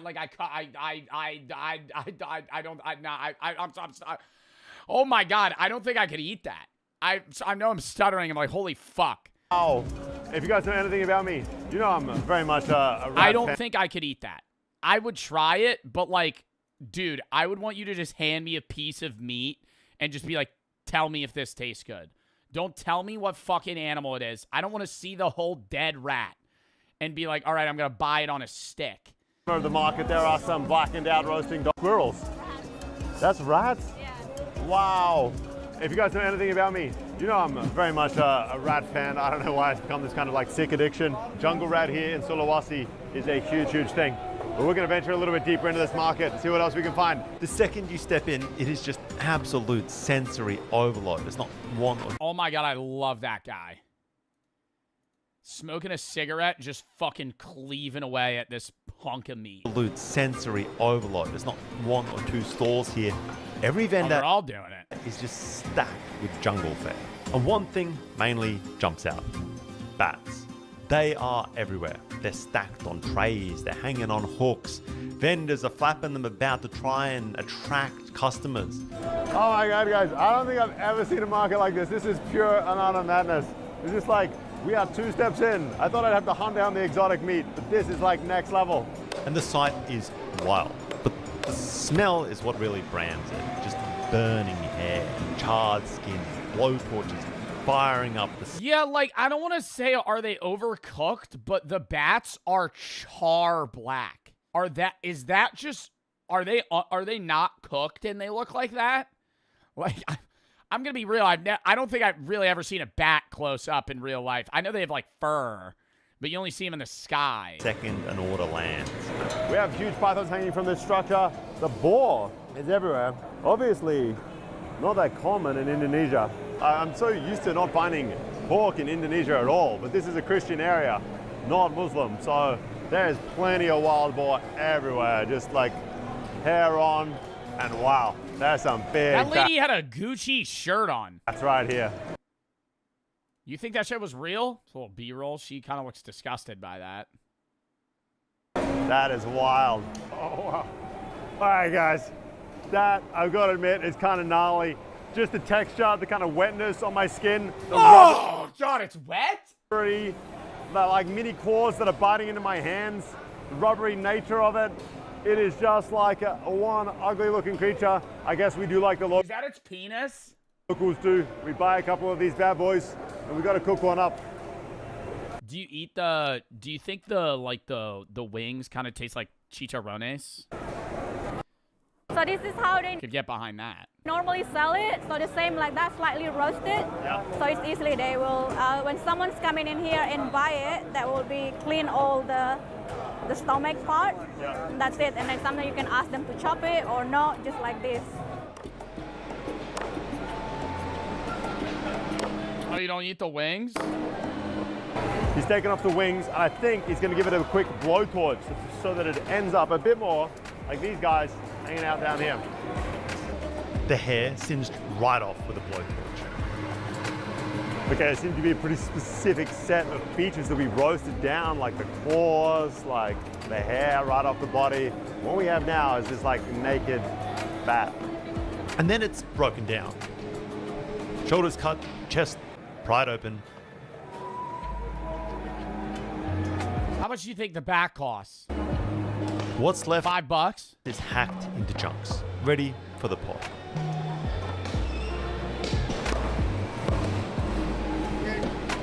We have this kind of... Bro, I'm eating right now. I could eat watching this, no problem. I never understand that shit. Oh, dude, I'm eating. Oh, dude, I'm eating. You're not watching somebody throw... Bro, you know what you're eating? You know what you're eating? Probably a dead animal. You know what you're looking at? A dead animal. What the fuck? I mean, the disconnect's unreal right now. You're probably eating chicken wings, watching somebody cut a bat up, and you're like, oh, no, this is ruining my vibe. You're eating a dead animal. Lovely assortment of bat parts ready to roll. Okay, thank you. All right, thank you. We got a sub, people. Yes. Oh, thank you, sir. One package bat ready to go. I want to see him eat it. When are you going to eat it? This looks like a nondescript house in the middle of Sulawesi, but in fact, it is a restaurant. And inside, they have some of their local specialty dishes. This is like a common local eatery. It's not like you got to go to someone's backyard who cooks up special Chinese medicine infused, whatever, like you might find bat and cobra done in Jakarta. Here, it's... See, cobra's a no-go for me because that thing's fucking poisonous. Like anything that kills prey by like poison. Hello, everybody, bloody you. Brooks did my makeup in like 10 minutes. I am supposed to be a dead possum. That is my Halloween outfit for this stream. What are we rating the fit? I'm probably gonna sweat my fucking ass off in this shit. They also give me these little like claws. Rawr. It's so hot. Okay. We're about to hop into the short horror films, but I do want to watch this Papa Meat video first. Most haunted places in the world. Welcome back to the Papa Meat channel. How you doing? How you doing? Tune in, sit on down, because today we're going to be talking about the most haunted places in the entire world. How do they determine what's haunted and not? Like what level of haunted something is? Is that just off of personal accounts? Like 100 people said they got, you know, mauled by a ghost in here. So that means it's more haunted than somewhere else. The number of ghosts. Yeah, no shit. But it's like, that has to be off of personal accounts. From the Phasmophobia EMF reader. Oh, really? They just go into each place. Beep, beep, beep, beep, beep, beep. Oh, yeah, no, that's really fucking haunted. All right. That's number one for sure. We've done America. There might be more things to talk about in America because they are a part of the world. I would get that. Without explanation, I would understand you saying the Paris catacombs are the most haunted area in the world because there's actually 3 million dead bodies down there. That makes sense to me. You walk in the Paris catacombs, the walls are human bones. So I understand you going, yeah, this place is probably pretty fucking haunted. But then some random shore house in Delaware, it's like, yeah, this place, somebody died here, you know, in the 1800s. This place is really fucking haunted. Like, I need to hear some shit where it's like, this place is so haunted, anytime anybody enters this area, they die. But today we're going worldwide, baby, because October is the scariest time of the year. And what better way to get into Halloween spirit than exploring some of the strangest and most terrifying places? Also self-explanatory, understandable. I'm asking a bit of a kind of stupid question now. I think I answered that shit myself by just pressing play on the video. Yes, there's no, like, I guess, analytical difference between the two places that are less or more haunted than one or the other. But I would much rather stay in this, whatever this fucking room is for a night, than, like, a house. The strangest and most terrifying places known to man. In the past, we've explored the scariest places across the United States, but now it's time to branch out and discover what the rest of the world has to offer, which no one is as old as the United States, so I doubt it's any. From the cold and mysterious castles found in Europe to the haunted temples in Asia to the cursed tombs of Africa, there truly isn't anywhere on the planet that the dead... Understanding a tomb being cursed. Awakening, basically digging up a dead body, probably not a great play. I would understand somebody saying that's haunted. Don't inhabit. The ghosts, they go everywhere. Even underground? They might be underground. So get ready as we cover some insane or unique haunts that are sure to cause a scare. The first stop on our journey takes us across the pond over to the UK, where one of the most haunted places in the world is set to reside. Though you wouldn't think. Oh my god, the most haunted place in the world in the UK is just a Tesco. Oh, well, actually, the most haunted place in the world is actually on 5th Street. It's an old pizzeria, one of the first in the UK. Think at first glance, the Tower of London has terrorized people for centuries. Bro, I re-looked at my 23andMe results, and they changed my shit. I'm like 42% English. I was like 42% French and German, 30% Italian, 10% British, 10% Ashkenazi Jew. Now I'm 37%. I'm 37% English, 37% Italian, 10% or 20% German. You're Jewish? I'm percentage Jewish. I have a lineage of Ashkenazi Jewish people in my family. Dude, they changed my results. So like, dude, 30% of my ancestry is from fucking the UK. How upsetting. No, I'm kidding. Have you ever left money in your Cash App account wishing you could spend it directly from the account rather than having to transfer it? Well, the Cash App debit card is for you. The Cash App debit card, customizable by the way, has 0 hidden fees, no monthly charges, or minimum balance requirements. The Cash App debit card also gives you exclusive discounts on everyday things that you buy: coffee, video games, food delivery, and more. If you're a fan of concerts and music, you also get exclusive pre-sale access to many of your favorite artists, including Kendrick Lamar, SZA, Sabrina Carpenter, Drake, and more. For a limited time only, new Cash App customers over the age of 18 can earn $10 if they use code CASH10 in their profile at sign up, as well as send $5 to a friend or more in the first 14 days. If you're 13 to 17, request a parent or guardian sponsored account and use promo code CASH10 at sign up and get $10 dropped into your account when you order and activate a Cash App card, and send $5 or more to a friend within the first 14 days. Terms apply. Cash App, thank you for sponsoring this video. Let's get back into it. They built in 1078. What? It's old. God damn. What was built in 1078? The haunted castle? Oh, no, that looks haunted. Any, like, old king's castle made of stone, and it's cold, and there's, like, a weird breeze that bustles through the windows at night, like, that's haunted, for sure. Fine. God damn, give the motherfucker facelift. Have they touched it since then? Surely they had. Okay. The Tower of London has housed both royalty and some of the most... Last refurbished in 2025.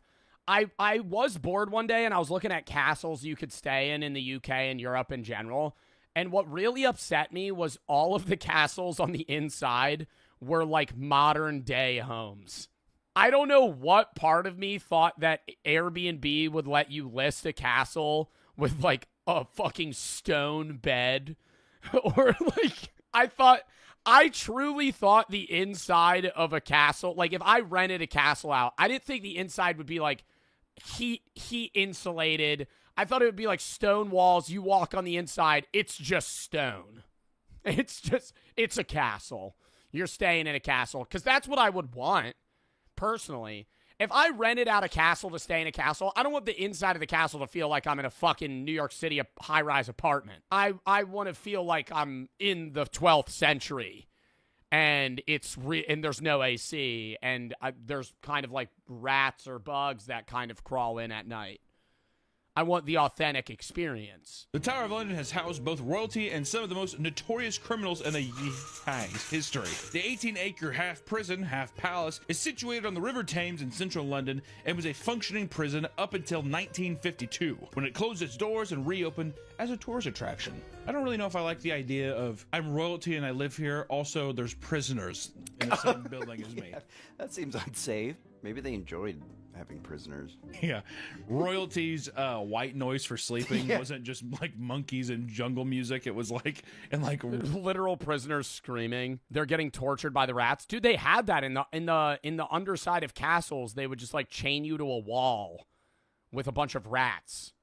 And eventually you would just starve to death slowly, and then they would eat you alive. So you're falling asleep.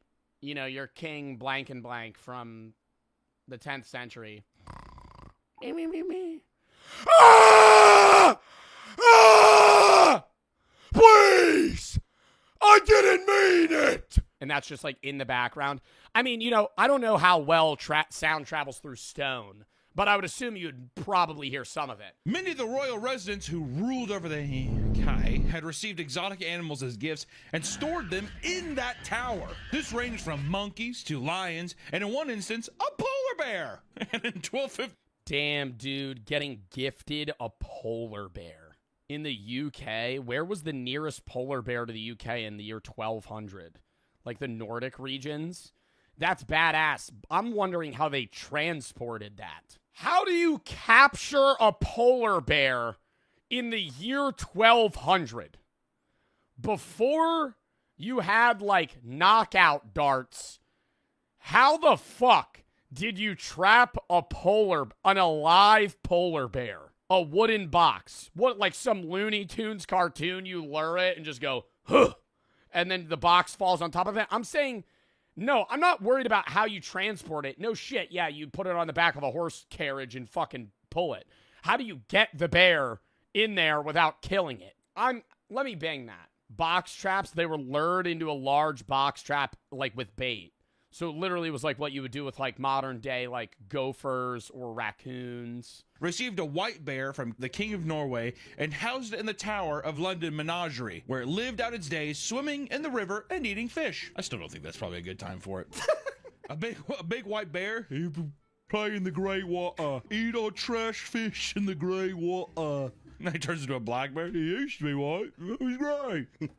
However, several witnesses claim to have seen a ghostly white bear wandering the complex. Okay, bro, the soul. I thought you were gonna say this shit was haunted because of the fucking like scary things that happened in it. They have a tower. They have a tower in London where people claim to see the dead polar bear from the year 1200. Whoa, haunted bear! I really didn't even think about animals haunting. I didn't know they could haunt. I thought animals didn't have souls. Maybe this bear was reincarnated, or the person was reincarnated as a bear, and then died, and now it's good ghost haunts. Would you rather be haunted by a bear or a man? I feel like a bear. I'd rather be haunted by a bear for sure, because it's still gonna have the mind of a bear. So what's it gonna do? You're gonna get jump scared every once in a while.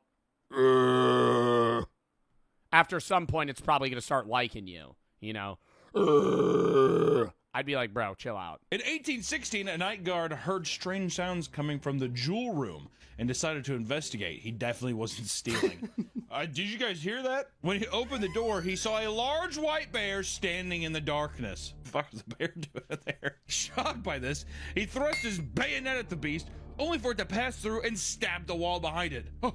The guard was later found in a state of shock and taken to the guard's barracks, where he was inspected. The head guard found no signs of intoxication, all while the guard was silently mumbling about what he had seen. See, bro, do you think the guard knew about the bear previously? Because I will say that is very weird. If the guard had known about the story, I would assume he was seeing things. But if the guard had no clue and just happened to see a white polar bear in a UK castle... What do you think it really was? He obviously went in there to steal jewels. Yeah. What if it was like just a large fat man? Oh, yeah. Well, yeah, and then you mistake it for a bear? The guy comes up later, he's like looking at him in the hospital room. What's wrong with him? Yeah. Not long after the incident, the guard went completely insane and died from shock. I bet you that was probably... What? What? Right after he fucking went insane and died? I thought it was going to be like, oh, he just moved on, retired from it because it freaked him out. He fucking lost his mind and died. I feel like he already had to be insane. You got to think, bro, what is the psychiatrist... The psychological examiner in the year 1800. So what do you see, my boy? There was a polar bear. I tried to thrust my sword into it, but it disappeared. And what would you say your mental condition is? I'm perfectly sane. Everybody's always been saying I've been crazy since I was a young lad, but I've always seen these polar bears, and every time I try to stab them, they disappear. I think he's okay. I think he might be okay. I think this place might actually be haunted. Nothing might be wrong with him. Around the same time, Edmund Linthal Swift, who would find the frightened guardsman, also had a scare of his own. One night, Edmund brought his family to Anne Boleyn's room in the Martin Tower, where she had been held before her execution. And after closing all the blinds and locking the doors, the family saw a pill-shaped apparition. Like, imagine you're a Slim Jim, and you're just trying to get out of the packaging. It's gonna be like that. It's tight.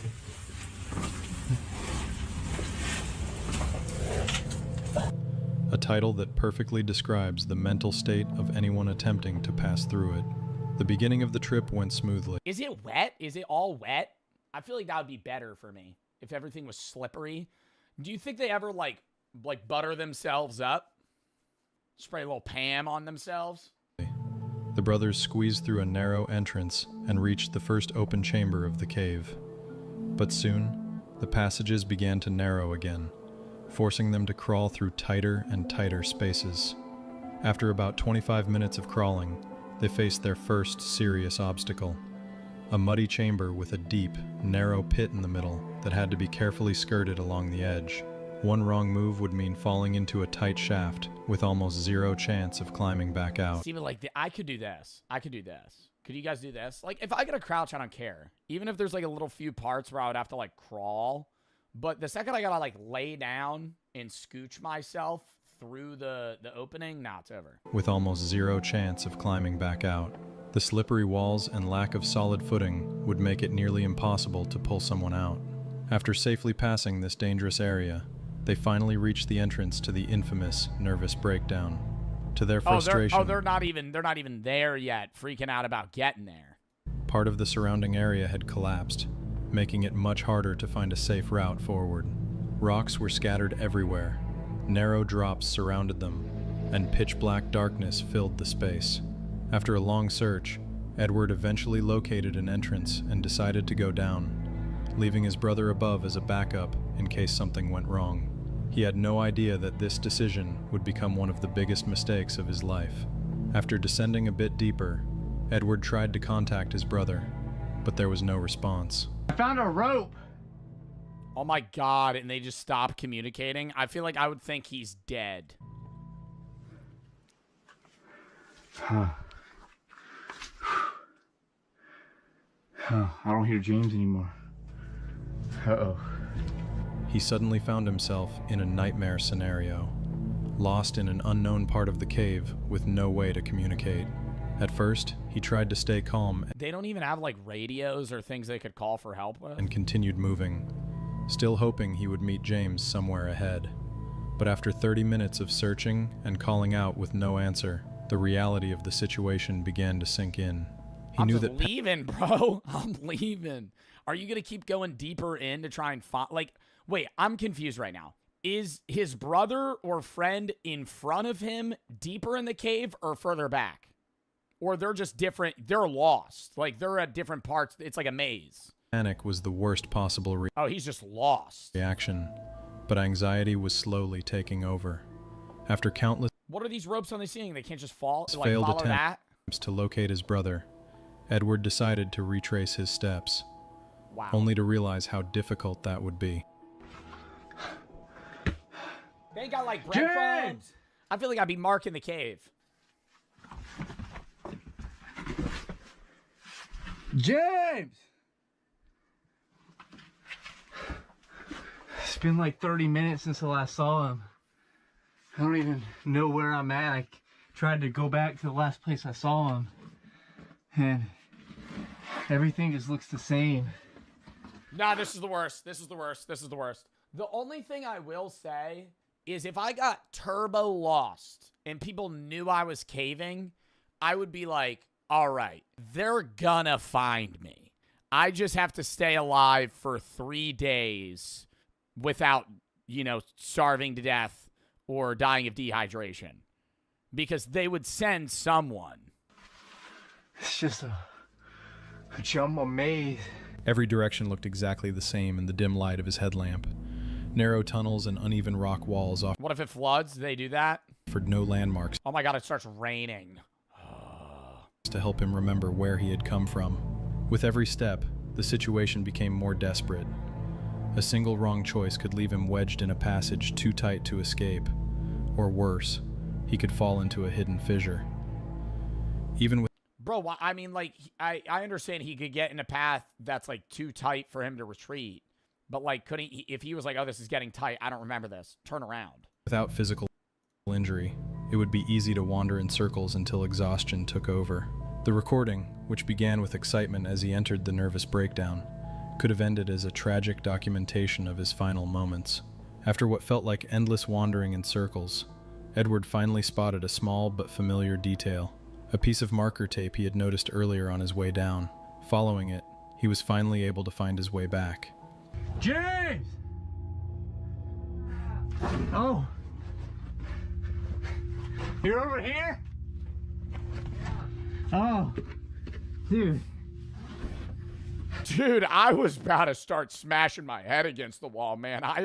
It's been days. Where have you been? This place is a maze, man. Oh, hey, I see your light. Dude.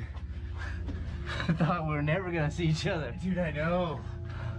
Oh. After reuniting, the brothers stayed together for the rest of the expedition and eventually made it safely out of the cave without serious injuries. This experience didn't stop them from exploring caves. They continue to upload videos to their YouTube channel, but now DMT trip down there, yo, that would actually be like a crazy torture. Like, hey, if you don't give us the information, we're gonna give you DMT, knock you out, and then leave you in a cave, and you have to find your way out. You know what's so crazy is the rampant change in YouTube content. I could really see like a stupid YouTuber be like, I'm going to go down in this cave and then I'm going to do salvia. I'm going to go down in this cave and then I'm going to take something. See if I can find my way out. now they do so with far more caution and much better preparation. The following story took place in January 2014, when a group of cave explorers set out to conquer Lost John's Cave in Lancashire, England. This impressive cave system stretches for about 3 miles, with known depths reaching around How long are they down there? 700 feet. This is like an all-day thing. Most of the team had years of caving experience behind them, and, like many seasoned explorers, they were confident in their abilities. They carefully prepared for the expedition, studying maps, planning their route, and packing the necessary gear. But in the world of caving, there is a brutal truth. When something goes wrong, no amount of planning can guarantee safety. Even the most experienced explorers can find themselves in life-threatening situations. That is exactly what happened to one member of the group, Bob Johnson. At first, the Bro's name is Bob. I thought they were gonna say his name was. I heard Butt Johnson. That's why I rewinded. Bob's not that crazy. His name's Robert. When I originally heard it, I heard Butt Johnson, and I went, "There's no way this guy's name is Butt." team moved deeper into the cave, using their equipment to overcome each obstacle. But one of them couldn't make it past everything. Butt Johnson. But everything changed when they reached a section known as the Tube, an extremely narrow passage that required crawling forward on their stomachs. To make matters worse, part of the passage was filled with water, making visibility and breathing even more difficult. Despite the dangerous conditions, the group decided to continue. The thinnest member went first and managed to squeeze through. Bob Johnson went next. What? I feel like you send the fattest guy first. I'm not trying to be fucked when I say that. Why the fuck are we sending the thinnest guy? That ain't letting us know if everybody can fit through it. You send the dude that's big as shit. You send the guy, dude, if it's like me and my friend that's like 6'5", 250, I'm sending him first. Because what the fuck it matter if I could get by it? If he can't, I gotta turn around. And he was far less fortunate. At first, he made steady And then say he does get stuck, I can pull his ass out. Progress through the tube, but soon he began to struggle, even in the slightly wider sections. And then that would make me less nervous. Because I wouldn't want to do it and then be like, oh my God, I barely made it through there. Because if a guy that's like 50 pounds more than me makes it through, I'd be like, oh, well, I'm definitely going to make it through this.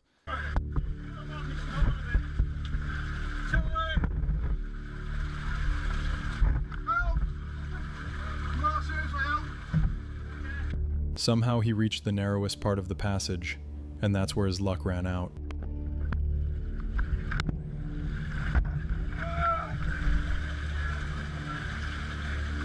Why would they keep going forward? I'd be like, nah, pull me back.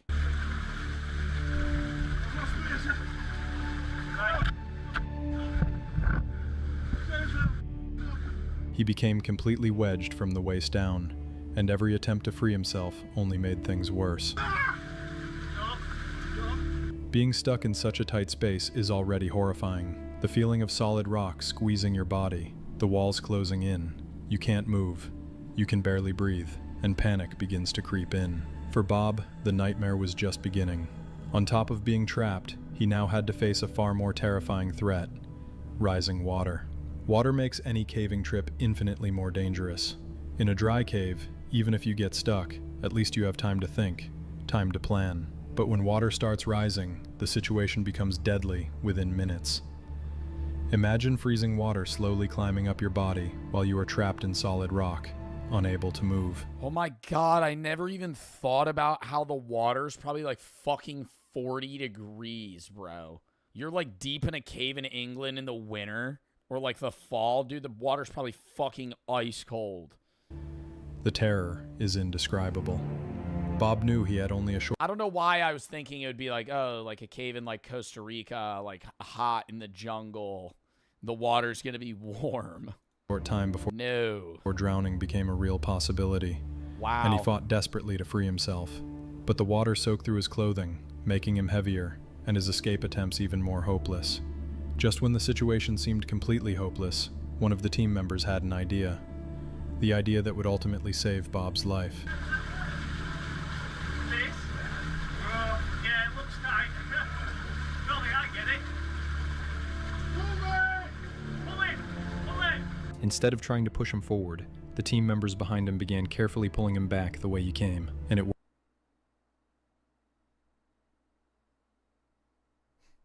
The crazy intelligent idea they had to save his life. I'm like, damn, what are they going to come up with? They're going to like tell him they're going to like cut his clothes or something.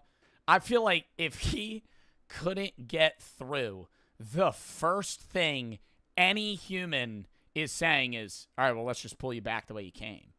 Like if you're stuck going through, I'd be like, well, let's just turn around. You know, just pull him back. Like, why would you keep trying to go forward? What? I'm happy he's okay, but like, why was he still, I thought they had already tried that.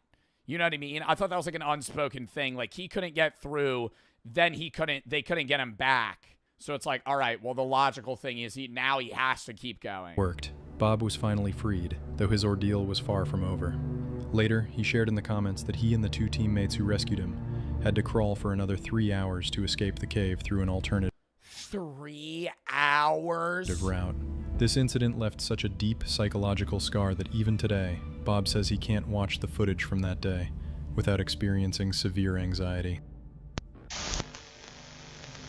This unsettling video was filmed by Jacob, an experienced explorer obsessed with uncovering the secrets of abandoned mines. For nearly 20 years, he had descended into forgotten tunnels, documenting his journeys and sharing the hidden history of these places with his viewers. But this time was different. This time he encountered something he would never forget. On the cold, rainy evening of December 5th, 2007. Highly requested video. We fooled locals with offensive city plans. Give us feedback on our new city plans. We're installing the world's biggest pride flag. Hell no. Are you joking? No. Do you guys disagree with that? I'm like, I can guarantee you no one will ever vote for that. Who wants to see us? I always wonder how, like, YouTubers and even mainly, like, Impractical Jokers still get people to believe these things. But I've come to realize that they always get old people that are, like, really detached from society and reality in, like, local rural towns to do, like, a town meeting about city plans. Like, somebody that would be a part of the HOA in, like, your rural Nebraska city. Not gullible? I don't know. I wouldn't necessarily say the word gullible. Maybe, but like, yeah, no, people that are living in 50 years ago. Society where parents stay together longer. Well, we have a solution. A 50% rent increase for single mothers. What? I'll need something to throw at you. We'll take that as a yes. We'll take it as a yes. No. Are you trying to go? I feel like these guys can pull it off because they're YouTubers, but don't you ever wonder how, like, I don't watch Impractical Jokers anymore. I feel like nobody, I don't want to say that's a dead show, but, you know, it's not 2013 anymore. But I always wonder how they still get people that don't know them. You know what I mean? Like, who below 50 is going to walk into a Walmart and have Myrrh or Sal walk up to them and be like acting really weird and laughing before they say anything? Like, obviously they have a person in their head telling them what to say. Like, even if you don't know them, you'd be like, yo, you're a part of a bit. Like this, I'm on camera right now. The NFL playoffs are here. Football is at an all-time high, and there is no better time to get in on the action than with DraftKings Sportsbook, the sponsor of today's video. If you sign up with DraftKings and use promo code JOEB at sign up and place a $5 bet and your bet hits, you get $300 in bonus bets instantly. What an offer! DraftKings Sportsbook is the place to place touchdown bets. Not only do they have same game parlays, they also have live betting for the people that love the thrills of live betting, betting on drives, betting who's going to get a touchdown, if they're going to place a field goal, whatever, in a given drive. DraftKings has you covered. And if DraftKings isn't available in your state yet, one of the green states, you could still take advantage of DraftKings Fantasy. So sign up for DraftKings today and use promo code JOEB at sign up and place a $5 bet. If your bet hits, you get $300 in bonus bets instantly, minus 500 odds required. Thank you to DraftKings for sponsoring this video. Let's get back into it. Us and said no. Disclaimer, everything said in this video is for entertainment purposes only. This does not represent us, do not replicate or act upon any content shown. We invited local residents. Oh, so you don't think single mothers should have a 50% rent increase? Huh. Yeah. To attend what looks like a real city meeting where we're posing as officials presenting new plans that will affect them. But the catch is we're given extremely offensive ideas that we have to present no matter what. After the president, I would love to be a part of this. I feel like okay, no, here's the thing. I could never do the presentation. You would fold? Oh, 100%. I could not do the presentation. I would love to make the presentation. You know what I mean? Like, I'd love to be the guy that makes the slideshow of something that's just, like, obviously gonna get bad reviews or, like, a bad reaction. But I don't think I could ever stand up and just riff, you know? Stand up, read a presentation, click this next slide, and it's like, we're gonna ban gay people from, and I have to defend that. In front of a fucking town meeting of people that are just going to be appalled. Strangers will raise their hands if we convince them to support our new plans. And just like the Impractical Jokers, whichever team gets the fewest hands raised will face the terrible mystery punishment at the end. It's actually... So this is Impractical Jokers. This is... This is a one go on Impractical Jokers. There's no thumbs down. It's just if you lose, you just get the punishment. I'm telling you right now, it's not good. It's not gonna be fun. Yeah, we're not doing all that. We're not doing all that. We're not gonna do all that. No. You guys can do terrible. We're not doing terrible. We do like the chill. We do like the prizes. We're not doing punishments. No, we're not doing the punishment. We're winning. This is the winners. Do you guys see what's behind you? That's your presentation. That's your presentation we made. What do you know about your presentation? What about you? Don't know shit. Dude, I would just pull every buzzword out of the book of something that's controversial. Like, the presentation would just consist of, like, every single, like, buzzword that just gets people upset. You don't know shit about your presentation. They're fine. Is it that bad?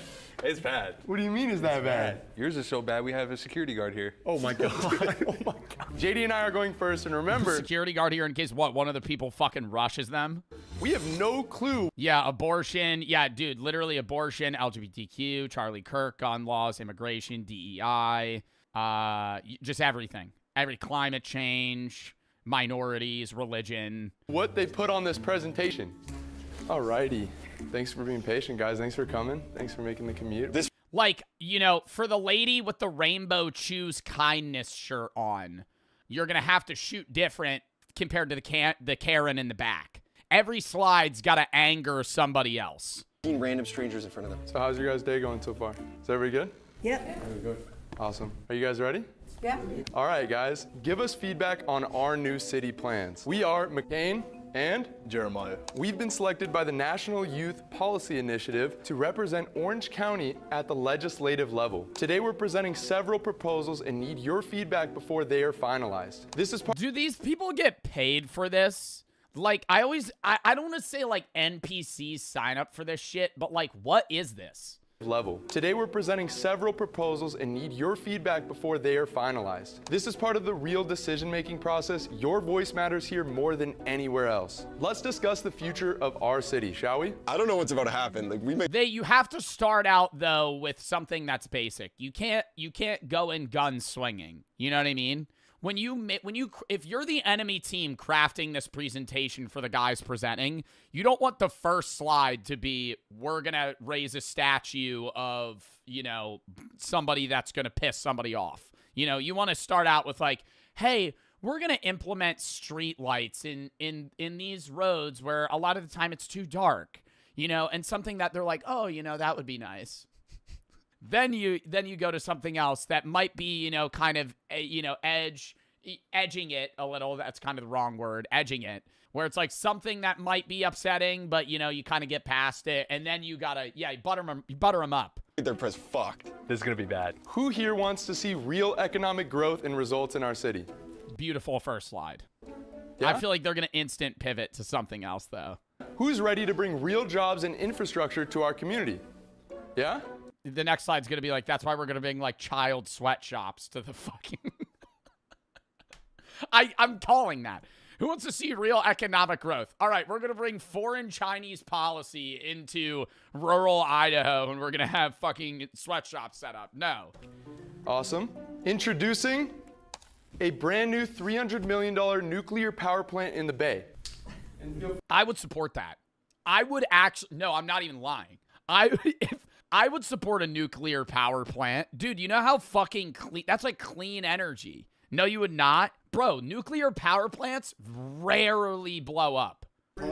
Going nuclear energy is the fucking move. No. I would say no. No. What if they melt down? Yeah, if the nuclear power plant melts down, I'm fucked. All right, yeah, sure. But that's probably not going to happen. No, it'll never fly in Orange County. I'm just telling you that now. It'll never fly. Never? Never, ever, ever, ever fly. Yo, this is insane. There are different ways of getting in jobs. Okay. This is the quickest and easiest way. It is the... Bro, but nuclear energy, yo, I would stand on this shit in the crowd. I'd be like, yo, I fuck with that. Because nuclear energy is not only going to create jobs, but it's going to reduce electricity costs for the residents. Why would you not want that? Because it's nuclear and that's scary? There are different ways of getting in. The environment, nuclear power plants are good for... These people aren't against it because it's good for, or it's bad for the environment. They think it's bad for the environment. Okay. This is the quickest and easiest way. It is the easiest way. Wrong. It costs a lot of money. You put a lot of lives in jeopardy. And I can guarantee you no one will ever vote for that. It's going to kill the wildlife. I would vote for that shit. Yo, this is not real. This is it, dude. This is huge. Let's go on to the next one. Is that...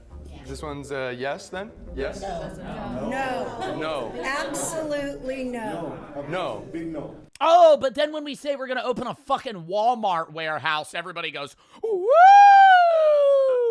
Okay. Big no, understood. Okay. Here's another upcoming city plan we're thrilled to launch. Dude, not this one. One of our main goals is to fix traffic. Traffic is stealing an extra 400 hours of your life every single year. Fortunately, we have a plan to give you those hours back. Oh no. Introducing the Traffic Kazar.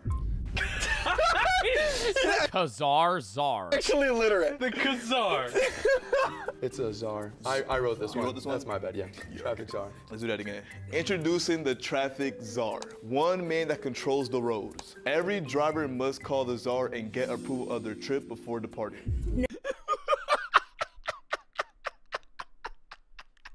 You have to call. It's going to reduce traffic, bro. You're going to be sitting at home on hold for 4 hours. You're going to call the traffic guy. He's just, dude, it's just one guy in a room, like right next to a radiator in the basement with like 9 telephones just all ringing at once. He's just fucking answering them. Where do you want to go? Where do you want to go? Airport? Yeah, sure, whatever. No, thank you. No. Yo, that lady's the goat. No. You gotta hear it out. You gotta hear it out. So, no approval, no driving. With 80% of your cars gone, you will never end up in traffic again. What do you guys think? How did you guys come up with that? So, thumbs down? So you have to call before you start driving? Yeah, you have to call him and then you have to book your travel. And if your trip isn't important, he'll deny you. If he allows it, Dude, what would make this actually believable? The calling it makes it not believable. What would make this feel real to me is if they were like, instead of calling the traffic czar, you have to download the app called Ready Drive. And it hooks up to your car's remote start. And your car will not start until you submit like an application to drive somewhere and it approves it. Like, that sounds real. I'd believe that. Like, the second you go, you have to download an app, I'd be like, oh, you gotta be fucking kidding me. And I get mad because that's like everything in life. Oh, you want to use this? Oh, we have an app. There's an app for that. Awesome, but if your trip isn't important, he will not allow it. That's not a good idea. Yeah, that doesn't. Yeah. What happened to living in the free country of the United States of America? Yeah! USA, USA. That's what I'm going to throw at you. This is ridiculous. Well, she would If I want to do crack on the sidewalk, I should well be able to, because I live in the USA. probably approve you, but not other people that are like lazy. Well, he would approve you, but he wouldn't approve anybody that's like lazy or like not doing it for a real cause. This is ridiculous. No, this is serious. We don't live in North Korea. Thank you. Oh my! Dude, North Korea, you wouldn't even have a car. North Korea, bro, you're riding a bike to work. God. I'm gonna say it. I don't care. We can go to the next one, I but mean, I maybe think if we lived in Russia. I think this one's good. in Russia. Next. Yo, the lady in the back might be the goat. If we lived in Russia, maybe. She might be the goat. We have new adjustments for the education system to change the game. Oh, fuck. This might blow it, bro. This is racist. Recent data reveals students' test scores have plummeted to historic lows, threatening our community's future. Who's ready to flip the script? Well, let's see what you got. Let's make it happen by transitioning our teacher staff from our current diverse lineup to a selective high Oh my God, all Asian people? achieving team proven to deliver exceptional results. Any feedback? Let's not look at skin color and just look at the scores. No, these are literally the highest achievers. Yeah, we didn't look at skin color. They're actually the highest. They're literally the highest achievers in this area. They're very hardworking. Well, kids are usually, 7 hours a day at school. So let's talk about the environment. Our city's carbon footprint has become a serious problem. Fortunately, though, we've created a simple solution to cut climate change by 40%. Everybody has to start breathing in their own farts. Replace most roads with bike-only lanes to force residents to stop driving cars. And lose weight.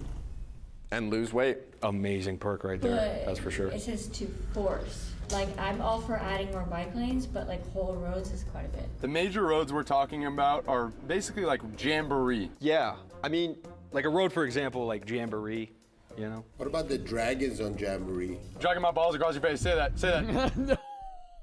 No, you can't just get him to say anything, though. I feel like that's going to start a fight. I've always seen dragons on Jamboree. Have you seen the dragons? Real dragons. I would take the penalty. I would take the penalty. Flying dragons? He's seen I would be like, give me a -1. them too. I'm not saying that to that guy. That guy will kill me. He's seen them. I don't think they're gonna say that. That is absurd. They're playing jokes. We're playing jokes. So what if you gotta get to somewhere and I'm in my car now, this is only for bikes, how do I get there? You would dismount from the vehicle and you would mount the bike. Go back to dragons. Did you say dragons? Let's go back to dragons, sir. You said dragons, right? Yes, I want to make sure that we are looking into that. Okay. Say dragging my balls across your face. You can't keep prompting him. You can't keep prompting him to say it. Bike initiative. If we're going to have a pro-bike initiative, okay. I'm just thinking that, because the helmets are not going to help against dragons. Say it, Justin. Drag my balls across your face. Spitting animals, and when they spit fire, you agree, right? With the dragons. The dragons? Obviously, yes. Okay. I like that. I haven't seen one yet. Dragging my balls across your face? Yo! We have positive changes for parents and married couples. This one's insane. No, this one's actually insane. They're about to get mad. Okay, what he did do that diverted the danger was he looked at his friend and said it. You didn't say it to the guy. Because if you said it to the guy, that'd be scary. Could be good. A 50% rent increase for single mothers.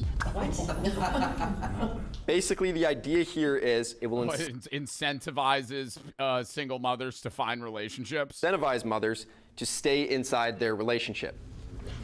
Oh, it's not their fault the guys leave. Yeah, or he's abusive, or let me incentivize you to stay with your abusive man, but we'll lower your rent. No. It doesn't matter. The father's going to end up paying for it anyway. I like that one. I think it's a horrible idea to punish single parents. It would just be single mothers, not single parents. This will encourage women to stop cheating and prioritize their family.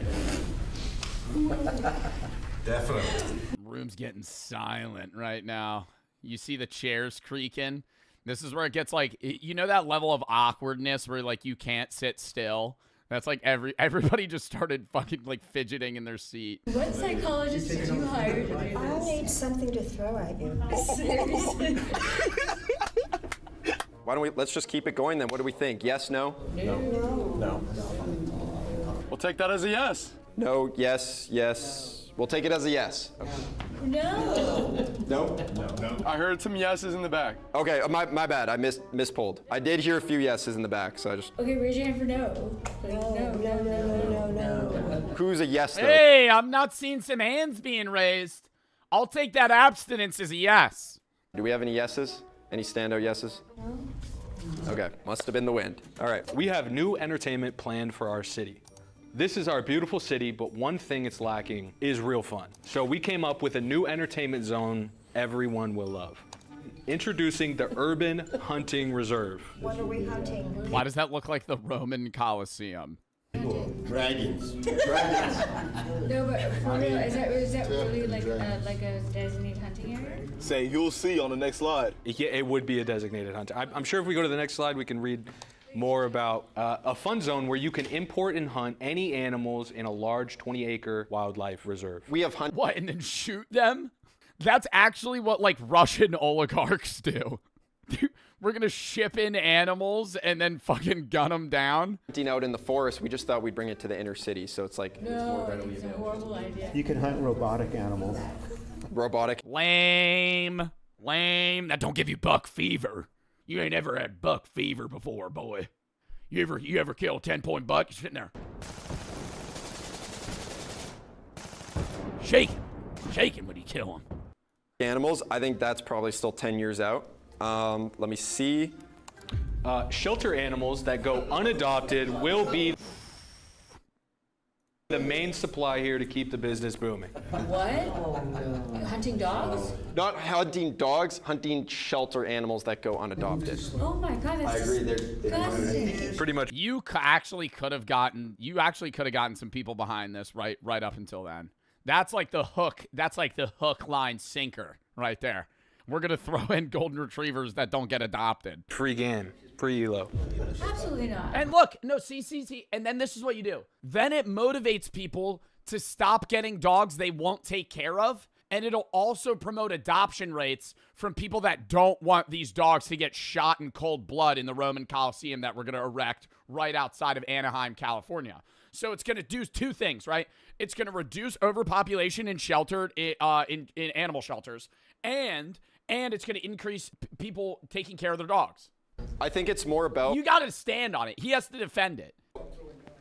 Giving them a last stand, because these specifically shelter animals that go unadopted, we're talking about ones that are literally, they're about to be put down because they've been in the shelter. Just put them down, don't chase them down and hunt them. But it's giving them like one last chance to run around. One last chance to run around. They can frolic in the flowers before some rich guy with a fucking ball-action sniper rifle takes him down. No, we'll take this one as a no. We understand. Thank you, guys. With the exception of dragons. With the exception. Unless the dragon came from a shelter, then... We'll take this feedback. This is great feedback. Disabled people need help more than ever. We all know the blue handicap spots help those with disabilities. But what about the new spot colors for other groups with unique challenges? Introducing pink parking spots. And it's wider than a regular one. I've seen parking spots for pregnant ladies. Is it like that? It's just confusing. What is it supposed to represent again? I think it's parking spots for women only. There you go. There you go. These spaces will be 40% wider than normal spots to prevent parking accidents. Brilliant. So I looked at this statistic. It's very rooted in... Women do get in more car accidents, but men get in more fatal car accidents. Women are more likely to get in fender benders, like a small rolling a stop sign, you hit somebody like right at a curb. Men get into 80-mile-an-hour deadly car crashes. Stats. This is great. So this sounds like a yes. This sounds like a unanimous yes. No, absolutely not. Oh, no? It's a joke. Completely no. Mixed bag of opinions. What makes you think no on this one? Sorry. It's a joke. You're kidding. I think it's genuinely very helpful. Like for like kind of like she said, like, you know, we have specifically pregnant women spots, but if we had just general like women-only spots that are like, you know. Dude, I don't know how they got out of this one. Bro. This one was misogynistic. Exactly. This next one's about to be insane. There's no way they say yes to the next one. There's no way. It's just for parking. And don't worry, we didn't forget about another group facing their own parking hurdles. Introducing golden parking spots. Oh, that is so racist. Oh my God. Oh! Is that for the Asians? Oh my God, there's an Asian guy in the fucking audience. Stop. No, I was gonna say it before he brought this up. I'm like excited. It does indeed look like that is. Oh wow, that is. Y'all, we're going to grab it. No, that looks totally like me, man. Stop. Sneaking in. Sir in the front, would you like this parking spot? Oh my God. Sir in the front, would you like this parking spot? Oh, definitely. So yeses. Yeses on these, pink and yellow. So that sounds like yeses all around. Yeses all around? Yeah, give him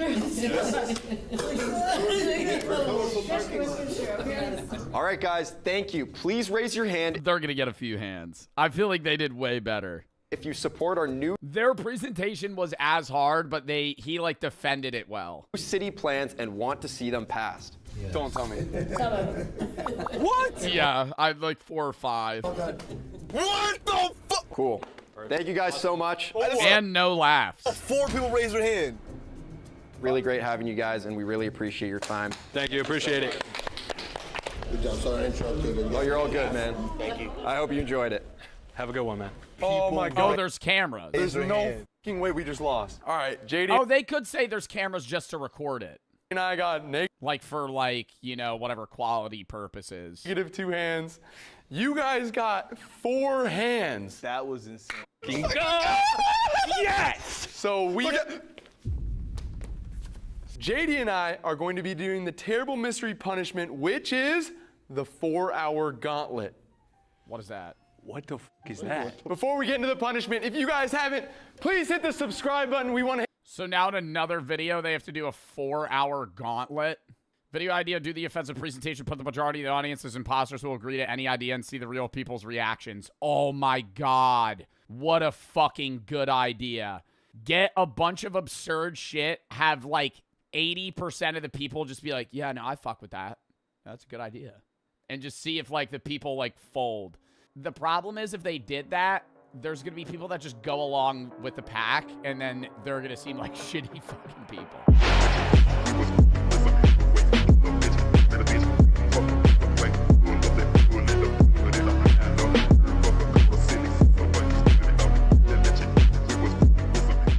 Failed end of the world predictions. Papa Meat. I don't want to set the world. The recent one on TikTok. What do you think those people are doing now? If you don't know about that, there was a lot of people on TikTok recently that were selling their homes and cars and giving away all their items, putting their kids up for adoption. Not a lot. It was probably like 100 people. But there were people that definitively tried to get like rid of all their goods for the rapture because they believed that the world was ending and the devil or demons were going to take over Earth and they were going to be sucked into heaven. And there were like rapture tip videos on how you should stand outside so you don't get stuck on your ceiling, which I thought was kind of stupid because if you were getting raptured, you would think that God would just be able to morph you through the wall. But a lot of people were seemingly worried that there would be something blocking their headspace and they would be kind of stuck to the ceiling like you're in one of those UFO carnival rides. And God would be trying to rapture you, but he would give up because your drywall was blocking you. Welcome back to the Papa Meat channel. How you doing? How you doing? Coming and sitting down because today we're gonna roofs are rapture proof. Talk about end of the world predictions. Throughout time, there has always been the prevalent belief that we are living in the end times, right? We are always living in the end times, whether it's natural disasters, nationwide pandemics, or something based on religious scripture. It's always a looming fear that hangs upon many people's heads. People have predicted when the world will. I do kind of wish. Whoa. I do kind of wish that. Sorry, that I lost my train of thought there. There was a lot of. Okay. Anyways, I kind of wish that I was around. Well, I was around, but not 10. I was 10 years old during the 2012 apocalypse. Anybody remember that? Like, I didn't hear about that shit until way later. I kind of wish that I was able to experience in my current conscious form the mass hysteria that was the 2012 apocalypse, where a lot of people full believed that the world was going to end in 2012. Meet its end even as far back as the first millennium. These predictions often resulted in a mass hysteria, with believers going to great lengths to prepare themselves physically and emotionally for their fine. I love Doomsday Preppers, though. That show's awesome. My favorite part is the first 5-second intro.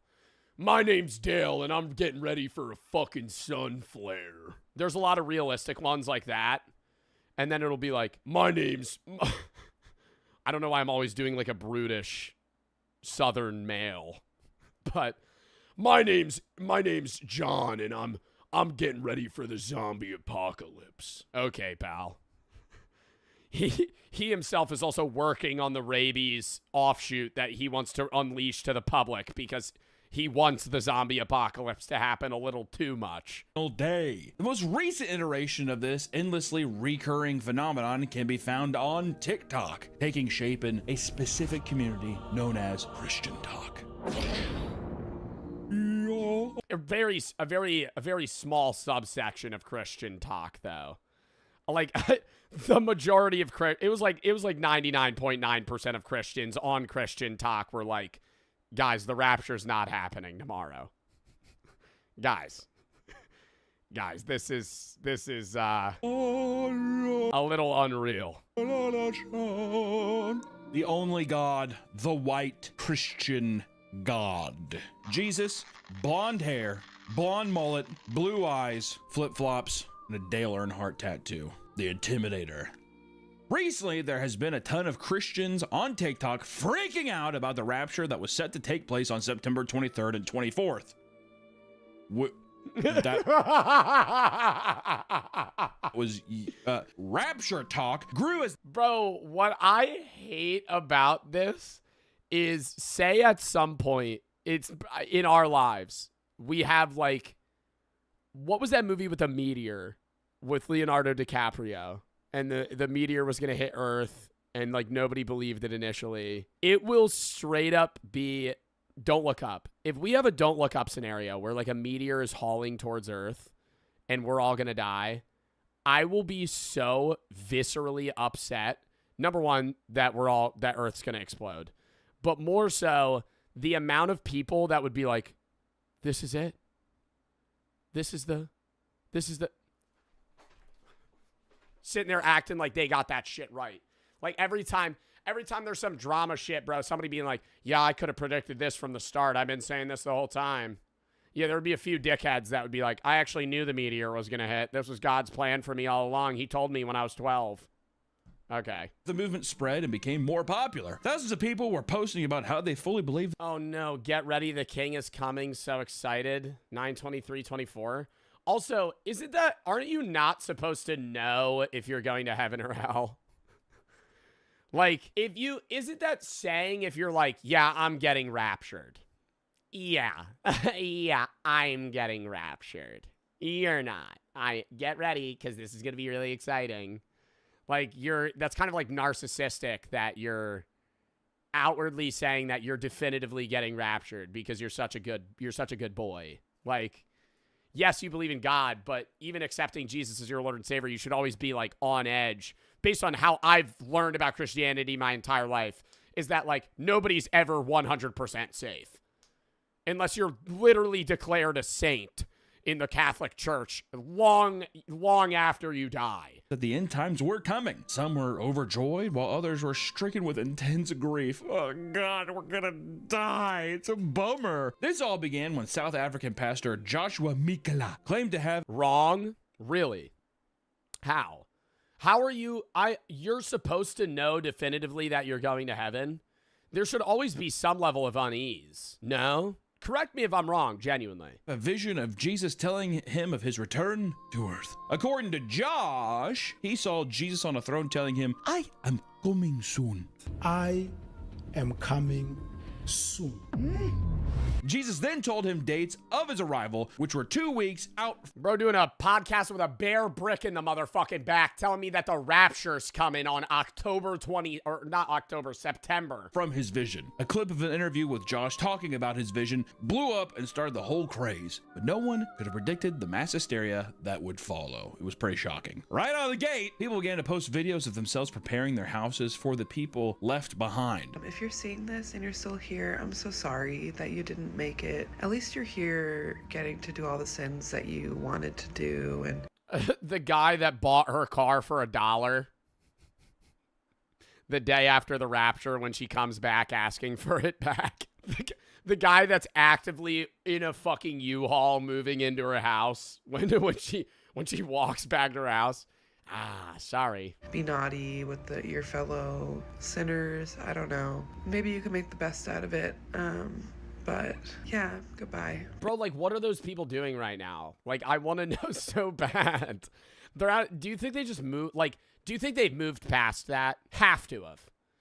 But there's no way. Like, there's no way your entire being believes that the world's going to end, and then a month later, you're not in shambles. Like, I feel like you would be distraught for like a year if you fully felt that the world was definitively going to end. Yeah, if anybody's here after the... But they're like, it's not, honestly, it's not even like they've been misled. It's like a level of like mental instability, bro. Like that's, like it's not like, oh, you're just like hyper religious. No, it's like you're like falling for a podcast clip of a fucking pastor saying that he saw a vision the world's gonna end. Rapture, because my ass is going up. I got a jacuzzi back there. Feel free to use it, bozo. One woman stocked up on candles and Bibles, as well as leaving behind laminated note cards of script. Why are you stocking up on Bibles? The world's ending. You're getting sucked into the sky in a blue beam of light. What the fuck? Bibles. Oh, is she handing these out to people? Jesus loves you. If this woman handed me a fucking Bible that said Jesus loved you, and then I didn't get raptured, and earth was set on blaze, I'd be pissed. I'd be like, what the fuck is this doing for me? I'm dead. As well as leaving behind laminated note. What did that say? It's not you? As well as leaving behind laminated note. It's not too late. I gotta read that. And laminated. It's not too late to take this Bible. Find other believers. Be careful who you trust. Do not take the mark in hand or forehead. Huh? Note cards of scripture. Where did everybody go? Many people vanished because they believe in Jesus Christ, Son of God. And in something, take them to heaven. This is God to save those who trust him. For the sinners who she believed would enter Oh my God, this home. is like so reminding me of when I left the gym one day and some dude shoved a fucking card in my door and I read it in my car and he was claiming to be Jesus Christ in the flesh. And he was asking for, like, help in his search to create his own new, like, subsect of... I've told you guys this story. This was, like, a year and a half ago. Maybe 2 years ago. I left the gym, and there was a dude that shoved, like, a pamphlet in my fucking car door. And I read it, and he literally was claiming to be the reincarnation of Jesus Christ. Like, he was... I wish I kept it. I threw it out, and it was, like... full-blown religious psychosis. It was the craziest thing I've ever read from, like, a random guy. Probably fornicate with each other, because what else are they going to do with hell on earth? It's true. No rules. Did you get an autograph? No, I didn't see the dude. It was just in my door.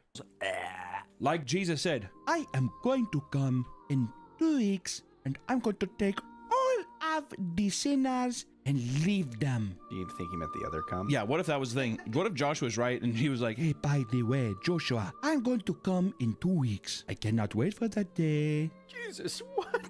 Whoa! Other believers began quitting their jobs, selling their cars, and rumors spread that some people were even selling their homes. According to one user online, her psychiatrist permanently closed her practice because she fully believed that the rapture was coming. A psychiatrist. She completely abandoned her patients and began posting TikToks about her excitement for— I think you probably shouldn't be going to that psychiatrist to begin with, but I think that's honestly a good thing. I think if you have a psychiatrist and she shuts down her business because she fully believes the rapture is coming, I think, honestly, you've probably done yourself a solid to find another psychiatrist. the end times. Her patients were left in disbelief and shared her videos showing how insane she looked for abandoning her decade-long practice and for posting about TikTok. Thank you, Rapture Talk, for making me get rid of everything they own for free and not care. Why does she have 9 fucking cameras from like 2003? It's online. My God, why do you have so many cameras? Wow. Well, that's the thing. If it's just going to happen, you got a 2-week heads up. Take a 2 weeks vacation. See if it, No. I'm closing it down. It's the principal, Nick. Because she's like, it doesn't matter. We're free. She's letting them know, too. She's making a statement, right? She's standing behind. She's staying on business. Listen. you should yourself. You should go on the tallest building. You should yourself. Jump off it up, no fly. Big splat on ground. Hey, we just want to thank today's sponsor real quick, Star4. And hey, back to the video. Since they were not expecting to be left on Earth, people began to give away all their money to random strangers. Smart. An Uber driver posted about how they were picking up a couple after church who were crying hysterically. And they get in my car and, they're weeping. And so I'm like, hey, is everything okay? They were like, yeah, the Lord is coming back. Jesus is coming back tomorrow. And I was like, wait, like tomorrow? They were like, yeah, I think it's like between the 23rd and the 24th. I was like, oh. Bro, I'd get fired over that shit. Oh my God, I would get banned on the Uber app. I'd be like, you're crazy ass thinks you're getting raptured tomorrow, bro. I wouldn't be able to hold that in. Like if I was Uber driving 2 people out of church and they were crying, saying they were gonna get taken in light, like floating into the sky, I'd be like, bro, you need okay. They said they believed the rapture was coming the next day and wanted to bless their driver with the remaining money since they wouldn't need it. Oh, dude, this makes us Christians look bad. I think most people recognize the difference between Christianity and insane people that think they're getting raptured. Like now, right? Like believing the rapture different from being like, yeah, I'm getting raptured tomorrow. It's a blessing in disguise. God was just like, you got it, dude. There's your tip. You know what I mean? So before they got out of the car, they handed their driver a huge roll of cash containing various dollar bills and coins from around the world. So it's like a bundle full of cash. Now, they just gave him money? Various dollar bills and coins from around the world. So it's like a bundle full of cash. Now, keep in mind, in this bundle, there's even coins in it because it was like in this like cup thingy or whatever. So there's even like euros, and I see some Canadian money in here. So there's dollars, there's hundreds, there's 20s, there's 5s. Like there's all the denominations inside of this. So I have yet to count it up. So I'm going to count it up and come back. Hold on. After counting it up, it totaled to over $1,900. They gave bro $2,000? Nah, him being nice was probably the move. What the fuck? They also said that they were getting together in their neighborhood to discuss giving away their homes and more. Oh my God, dude, oh no, that's dickhead shit if you feed into that. I would have to be like, please don't do this. You're fucking yourself over. But part of me so bad would want to be like, I'll buy your house. I'll buy your house for $1. I'll buy your house for $1 if you want to. Their money. He's like, could you give me your address? Tell me the time for that. I would love to know the exact time and place for that. Hold on. Jesus is giving me another message. You should open up your garage door and let this man live in the basement free of charge. Okay, Jesus. All right, you're coming home with us. Who knows? Jesus works in mysterious ways. I was going to say, this sounds... Okay, here's the thing. I think Jesus was pulling a prank. I think he... Haha, Joshua. Knock, knock. It's me, Jesus. I was kidding the whole time. Practical joke on Joshua. But here's the thing, I didn't joke about Joshua. There he's come all over my feet and my legs. What the fuck is he saying right now? Said that would happen 2 weeks ago. Oh, Jesus, you're gone done pulled the prank on me. Not even Africa. It's Jamaica. All right. Another person received a $300 tip from a woman who was overly generous for the same reason. Their coworker also received a $777 from the same woman, but after the rapture failed to happen, she came back demanding the money be returned to her. That's Demanding it be returned to her? You giving her money back, chat? This woman tips you $1,000 because she thinks she's getting raptured. I'd feel like a dick if I don't give the money back, but I'd also be like, I would outwardly give her the money back, and I'd be like, okay, I'll give you $1,000 if you write "I'm stupid" on your forehead. Like, I would have to be like, bro, come on. Like, you need to. I would be like, I need something out of this for shock value, just because you're outwardly just but you're handing your money away. Why are you doing that? It's not very Christ-like, lady. Not every Christian believed in this, as many were trying to tell the others that this is literally stated in the Bible that only God knows when the rapture. She was going to leave me behind, but only give me $300. That is fair. I'd be like, if she give me $300, I'd be like, why not the whole bank account? I mean, fucking sitting there. Actually, do you have more than, did you drive here in a car? Oh, could you sign the pink slips to me, or? Is coming. Yeah, but Jesus told Joshua, it's me, Jesus, again. I'm being for real this time. Oh, Jesus, I am not listening to you. Jesus, I cannot listen anymore. The people. She comes back the next day. Can I have my car back? Already blew it up with a rocket launcher. What? Yeah, it was for a YouTube video. It only got like 10 views, though. It was pretty. You want to see? Here it is, though. It's just their car getting fucking demolished. Oh, mud. Yeah, I actually gave it to Mr. Beast. He exploded it in a Squid Games segment, if that makes you feel any better. I feel like I had like a really good like African thing going at the beginning, and then it slipped away. Others pointed out that people have been predicting the rapture since the 1800s and would always try and convince people to worry about the next upcoming final day, right? This one's not, just worry about the next one. However, the 23rd and 24th came and went. Nobody was called up for the pearly gates, and everyone went about their day as usual. Some who believe the hoax claimed that they got the date wrong. No shot this many people were outside waiting. They said it was actually next year, or a few years down the road, or maybe a couple more years after that. And some questioned their faith, and the pastor who made the initial prediction went live and apologized for everything. Oh, God. Why did I do that? It was not even Jesus who called to me, it was my mom. Can a brother make a mistake? Well, let's go back in time and take a look at other historic examples, like the predictions proposed by William Miller. It looks a little haunting. William, you know, if he said anything to me, I'd be like, okay, William, the world's gonna end tomorrow. Face.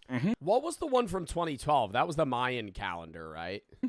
Thank you, William. William was a clergyman that had become obsessed with the Bible after returning from fighting in the Battle of Plattsburgh in Aztec calendar? 1814. Just want to show maybe a picture of it. No, show some footage. Oh, there's 2000. Yeah, there's the year 2000, 2012. Yeah, shows footage. Do you think if humans are still alive in the year 2999, there's going to be like a movement that the world's going to end on the year 3000? I wonder if humans will still be that stupid. Yeah, why 3K? Of the Battle of Plattsburgh in 1814, when cameras were definitely around. Crazy stuff. He found himself particularly fascinated with the concept of Christ's return, aka he had PTSD and he might have been a schizophrenic.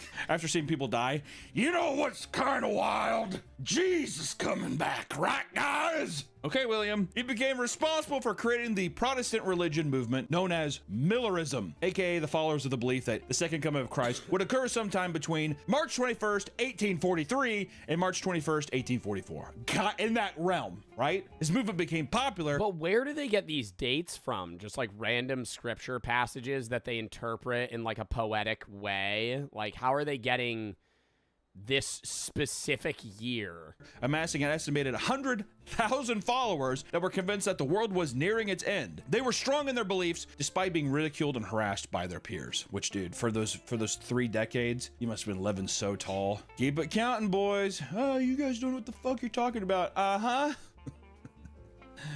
Yeah. This is like a common theme with all of these. They get it wrong. They're like, no, wait, it's the other date. Yeah, it'll always be like a month later. What was that one religious guy? He was like decrepit, dude. He looked like a raisin. He was like 95. And he kept predicting the wrong date. And he was like, oh, I actually did my math wrong. I forgot this one passage about 73 fishes.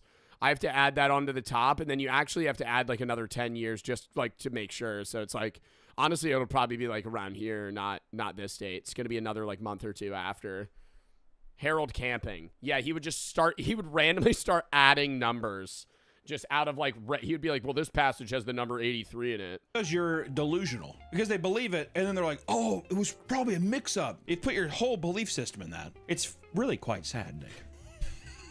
During one event, William was egged by an audience member during one of his speeches, and I bet that insane. He was egged by like a 15-year-old. Him over the edge. In the span of just a few years, people prepared for this event by selling most of their belongings and turning their... Oh, wait, no, this is... Oh, my God, no. He was egged in the 1800s.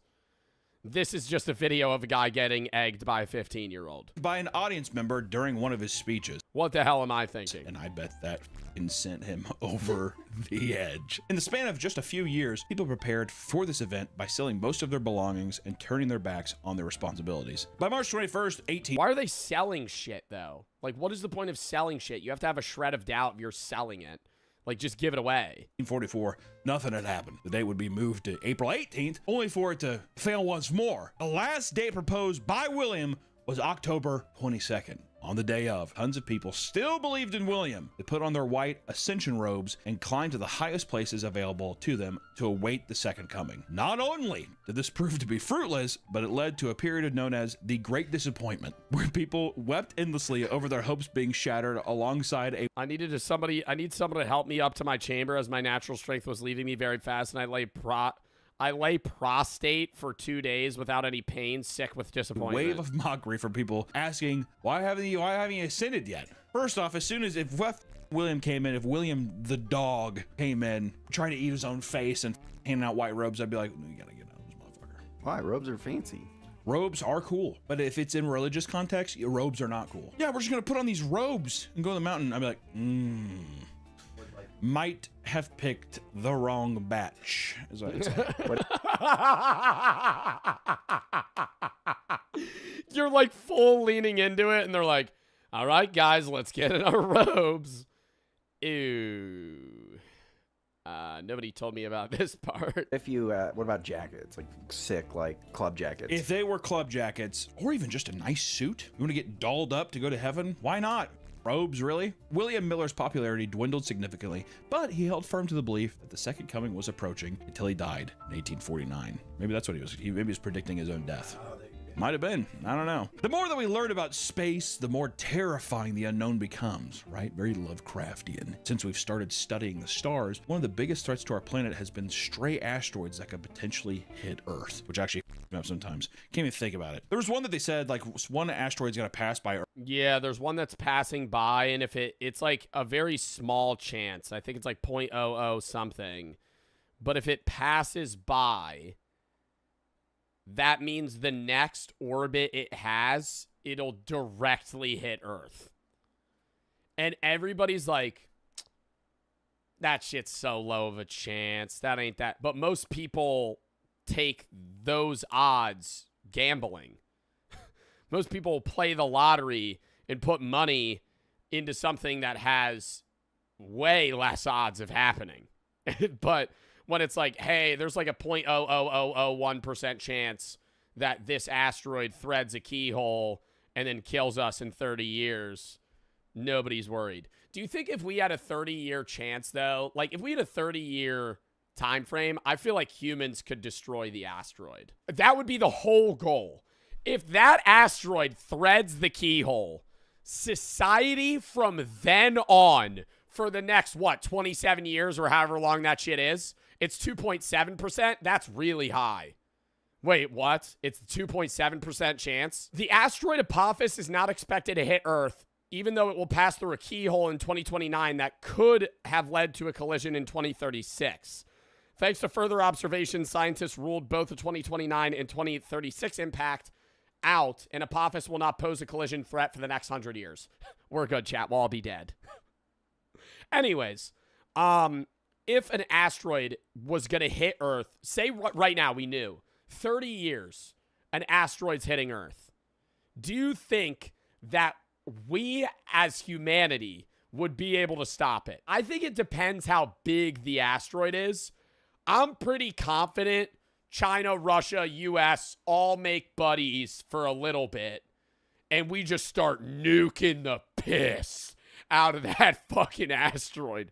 We just start sending every fucking thing we have in the arsenal just right at that motherfucker. Yeah, just start blowing it up.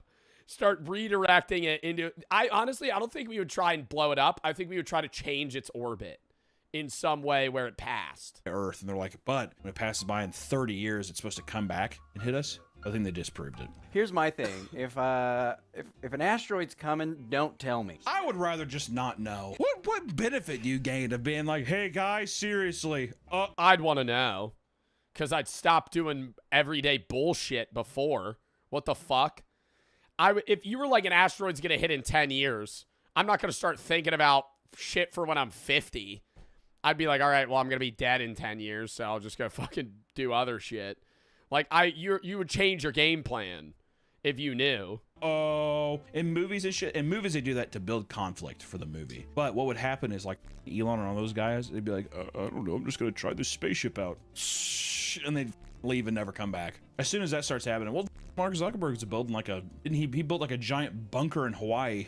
Yeah, like $100 million bunker. It's like 10 floors, 30 floors or some shit. He said, well, it's not a doomsday bunker. It's just... and that's funny too. They're like, so what's up with the doomsday bunker? He's like, it's not really a doomsday bunker. It's just, you could live there for 700 years if you wanted to. It's a man cave. It's like more of a man cave. And you're like,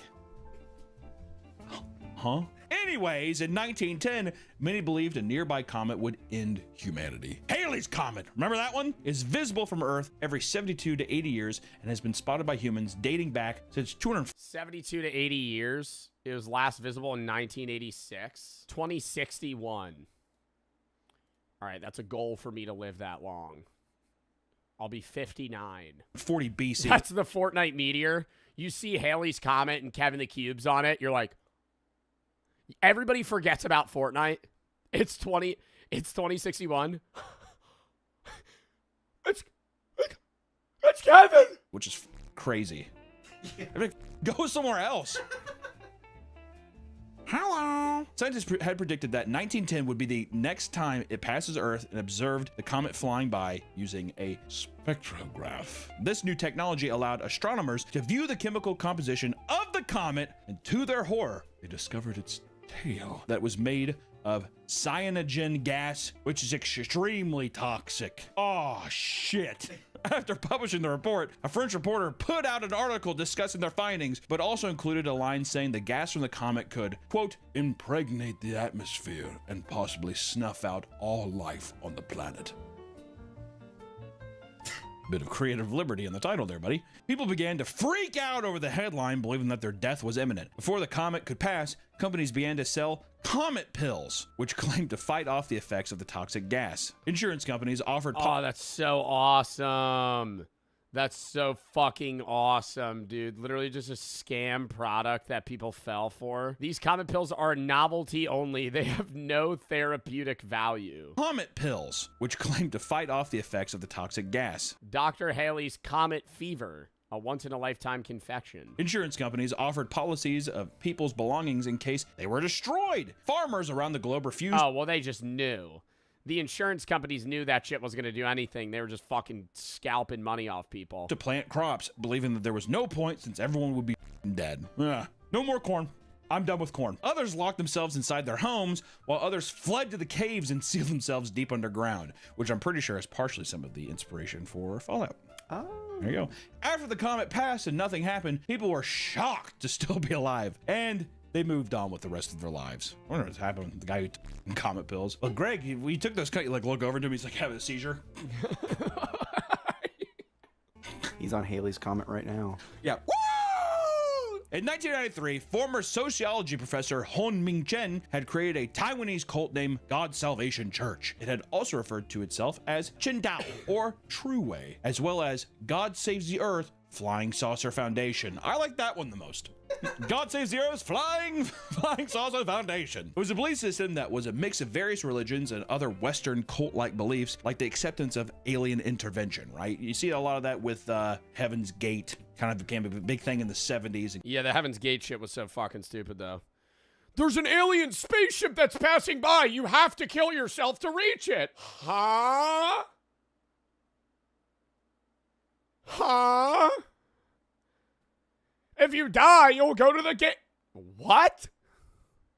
No. Kind of evolved over time. He claimed that the second coming of Christ would occur in 1999, with God revealing himself from a spaceship disguised as clouds that would take his followers up to heaven. That'd be sick. He claimed that he could talk to the gods and receive their wisdom through golden balls that he could see traveling across the sky. Of course, salvation was not free. It was reported that Chin charged $60,000 to join Chin Tao and another $30,000 $60 grand to board their spaceship. He's like, you keep it under 100. They won't be suspicious. Mind games. Exactly. It's all here. He convinced 140. Bro, how do you convince people to pay money for that, though, if you're also leaving? I just don't. Like, I don't want to say. I understand it's like a cult and there's like a bit of brainwashing involved, but I'm like, dude, these people are like more than gullible. Like, you're flat out falling for somebody saying, hey, give me $100,000 and we're all going to go on a spaceship somewhere else. Why do you need the money? He dedicated members to sell all their belongings and move to California in 1995 after changing his mind about where the historic event would take place. This changed after followers witnessed the numbers 007 written in the clouds, which was interpreted as a sign that they must relocate their headquarters elsewhere. AKA, there was probably a 007 convention happening around. They're like, oh, Colorado, we gotta go. Despite the fact that this was actually just a marketing stunt to advertise the 19. Oh my God, a fucking religious cult saw 007 in the sky and changed where they needed to all move because of a James Bond ad. Bear Trap. To advertise the 1997 James Bond movie Tomorrow Never Dies. They slowly relocated to Garland, Texas. Apparently, this is because Chin thought saying Garland really fast sounded like Godland. From what Master Chin says, Garland sounds like Godland, and apparently thousands of years ago, God was here and they were told to return here. Garland. What's that sound like? Can I do that accent, or is that a problem? I think it's fine. All right. Chin had guaranteed on his own life that God would make his appearance in Texas, of all places. Not a bad bet. You're in good company in Texas saying that kind of shit. Where would God go first? Everyone's like, probably fucking Texas. Probably fucking Texas, all right? In total, they purchased around 30 houses on Ridgedale Avenue, soon handing out flyers to its other inhabitants on bicycles in order to thank them for tolerating their activity in the neighborhood as well as their magnanimous acceptance. Trying to win people over. It's like, more money. Garland, we kind of weird. See a ball in sky. Oh, no. Garland, what's that sound like to you? Like, what? Garland, what's it sound like? Rhetorical. Don't talk. I talk you don't talk back. They would wear all white outfits and cowboy hats. Awesome. That is so sick. Confusing the neighborhood as to why they suddenly become the headquarters of a strange cult. Some claim they were friendly and that their beliefs were simply amusing to them. AKA, they're like, look, they look funny. What do you guys happen? Be alien. You don't talk to them. We cowboy now. Right. Oh, okay. You are phony as man. But when that did is they? awesome. Oh, They claim no. that on When did they fucking stop believing in that, though? Did they, like, turn on the leader guy? the 25th, just days before, God would show himself on Channel 18 across every television set in the country, taking on Chin's exact appearance. It's 5 minutes after 12 right now, and Hunmin Chin's not on there yet. And according to his own philosophy and preachings that we've heard, he's a phony. He knew he had an interview coming. So he had an interview for why it didn't happen and he just never showed? I don't know. From there, God would then help people survive a nuclear apocalypse that would occur in 1999. It would bring people to a specific rendezvous point on the shores of Lake Michigan, where flying saucers would take them to heaven after potentially stopping briefly on planet Mars, of course. And people in the neighborhood feared that the group would end up committing a because, you know, Heaven's Gate. March 31st rolled around and still nothing happened. Chin approached a crowd of reporters and stated that he must have misinterpreted God's message. He stated that his remaining followers would once again relocate to New York. A large majority of them... Oh my God, and the group definitely is just dwindling, you know? 140 people at the start. First miss, 100. Second miss, 80. Third miss, 60. Like, he's getting a smaller and smaller circle here that's following him place to place. Gave up on Chin too entirely and began the process of moving back to Taiwan. He told everyone that he would punish himself by giving everyone in the crowd the next 10 minutes to either crucify or stone him to death, which nobody took. What? He told his followers, all right, you guys could just stone me to death. It's fine. I was wrong. From there, Chen Tao's numbers were severely reduced, and the group faded into obscurity by the early 2000s. Who even knows? He might even still be out there. I hope they crucified him. What if one guy's like, I will? He's like, well. The one guy actually does lean. You guys could stone me, man. I'm sorry. I was so wrong about the end of the world. All right, I'll do it. Oh, wait, no. No. When I meant like figuratively stone, like maybe hurl insults at me, not actually kill me. 1 second. The ball just like fucking gets stoned. End of the world predictions have only become more common with the advancement of technology. And it wasn't too long ago that people thought computers were going to end the world. There still exists a general state of either denial, complacency, or even apathy about both the reality and the potential effects of Y2K. The year is 1999. And a lot of people are getting ready to celebrate the new millennium. However, not everyone's excited. A large group of people fully believe that the world was going to end as soon as the ball dropped because the world's computers would fail. 8 to 10% of the population were fairly confident that this was going to be an apocalypse. It was 8 to 10% of the world population believed that the world would end or go into disaster in 2000. What, because technology would stop working because it wasn't able to function or something? Why the fuck would technology stop working? Believe that the planes would crash, nuclear reactors would melt down, and systems controlling rockets would fail and be launched at random. All of this delirium stemmed from a simple misunderstanding of computers' code. Up until this point, computers' dates had worked from 00 to 99. But people believed that when the computer switched to 00, it would actually go back to 1900 and cause computer systems to fail. Oh, God! No, it would just change the number. And the year 2000 is also based off the Gregorian calendar, which the majority of the world functions on. It actually has no definitive relation to the Earth at all. We for some reason live at 2025. It's not actually 2025. The Earth has been around for a long fucking time. It's based off the Gregorian calendar, which is based off Jesus. God! To prepare for this upcoming event. But roughly, because actually wasn't Jesus actually born around like the year 4 AD, not 0? Yeah, he was born between 6 and 4 BC. I don't know. Then people withdrew their cash, believing that electronic banking would fall apart and destroy them financially. Businesses like Best Buy and Radio Shack warned people to turn off their computers so they wouldn't be messed with the time switch. And others built bunkers and stocked up supplies. On New Year's Day, all the computers switched over and there were minor crashes. Various ATMs were temporarily down and stoplights occasionally stopped working and random databases went down. No major computer system failed and all seemed to be normal. Out of all the crazes, nobody died, though a 104-year-old woman was invited to join a preschool because the system believed she was 4. Isn't that cute? That's awesome. If you're watching this, chances are the most memorable end of the world prediction from your... That is pretty funny. You live so long that you start getting emails to join a preschool because because computers recognize you as 4 years old. Your lifetime is the 2012 phenomenon. For people that don't remember this, or if you're too young or whatever, let me just tell you, when I was a kid, the 2012 thing, people were actually afraid of 2012. They were really afraid. My grandma, who has now passed, was like, we were watching the History Channel. She used to chain smoke cigarettes. We'd be watching like the History Channel. Of course, the History Channel had nothing to do with history. It was like aliens and shit. She's chain smoking cigarettes, and then we were watching this 2012 thing, and she was getting me like horrified. And I was like watching it. I'm like, oh my god. Oh, like full on telling her, or full on telling him, you know, this is actually gonna happen. It's 2010. You only got 2 more years left, Hunter.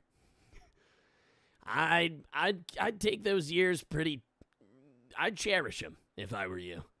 Me, I've lived a long life. You're gonna die young. Sorry. This is real? I'm like, this is like how many? This is like 10 years from now, whatever. And she was like, when that year comes around, we should all stay together and we should just get together and make sure that we're with family. And I was like, a haunting thing to say.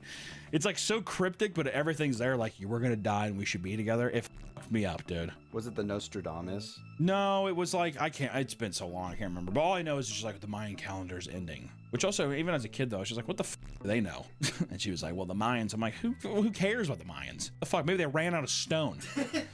You know what I mean? I mean, how far were they just like, I mean, it'll pretty much be done by then. The idea that the world would face a cataclysmic event in 2012 didn't emerge out of nowhere. In fact, people claim that it was predicted thousands of years ago during the ancient Mayan civilization. A device called the long count calendar was used to measure time at a very long cycle that counted years in large chunks. In short, a new grand cycle was said to occur after every 13 Baktuns. Each Baktun consisted of 394.26 years, and it was just so happens that the 13th one lands on December 21st, 2012. Instead of treating it similarly to the exciting beginning of a new millennium, people convinced themselves that a terrifying world-ending event would occur at the time, so much so that they even made a movie about it with John Cusack. Really dumb. Not a good movie. He's in a limo and he whatever. Theories are ranged from disastrous fires, flooding, aliens invasions, and planetary collisions, and mass extinction. Some kids growing up around believers of this impending disaster admitted to developing serious fear and anxiety problems in their older years to their parents' endless paranoia. It was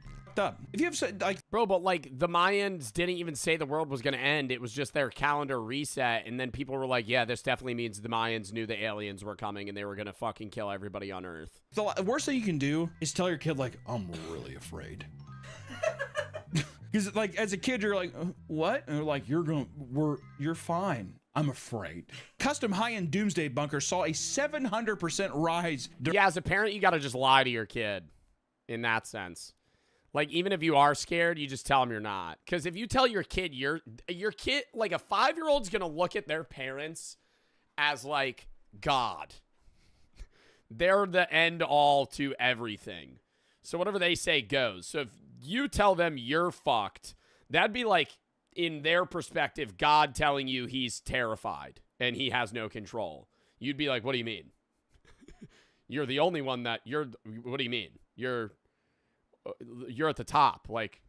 That'd be mortifying. During this time, as ultra-wealthy people wanted to play it safe and ensure the safety of their friends and family. Some preppers, like Tim Ralston in Arizona, would often perform doomsday dress rehearsals with the two children to make sure they were ready for the worst come December 21st. Another couple, Kathy and Bruce from New England, decided to stockpile bees instead of weapons. According to them, honey would become a valuable bartering tool in the coming apocalypse. I love that dude.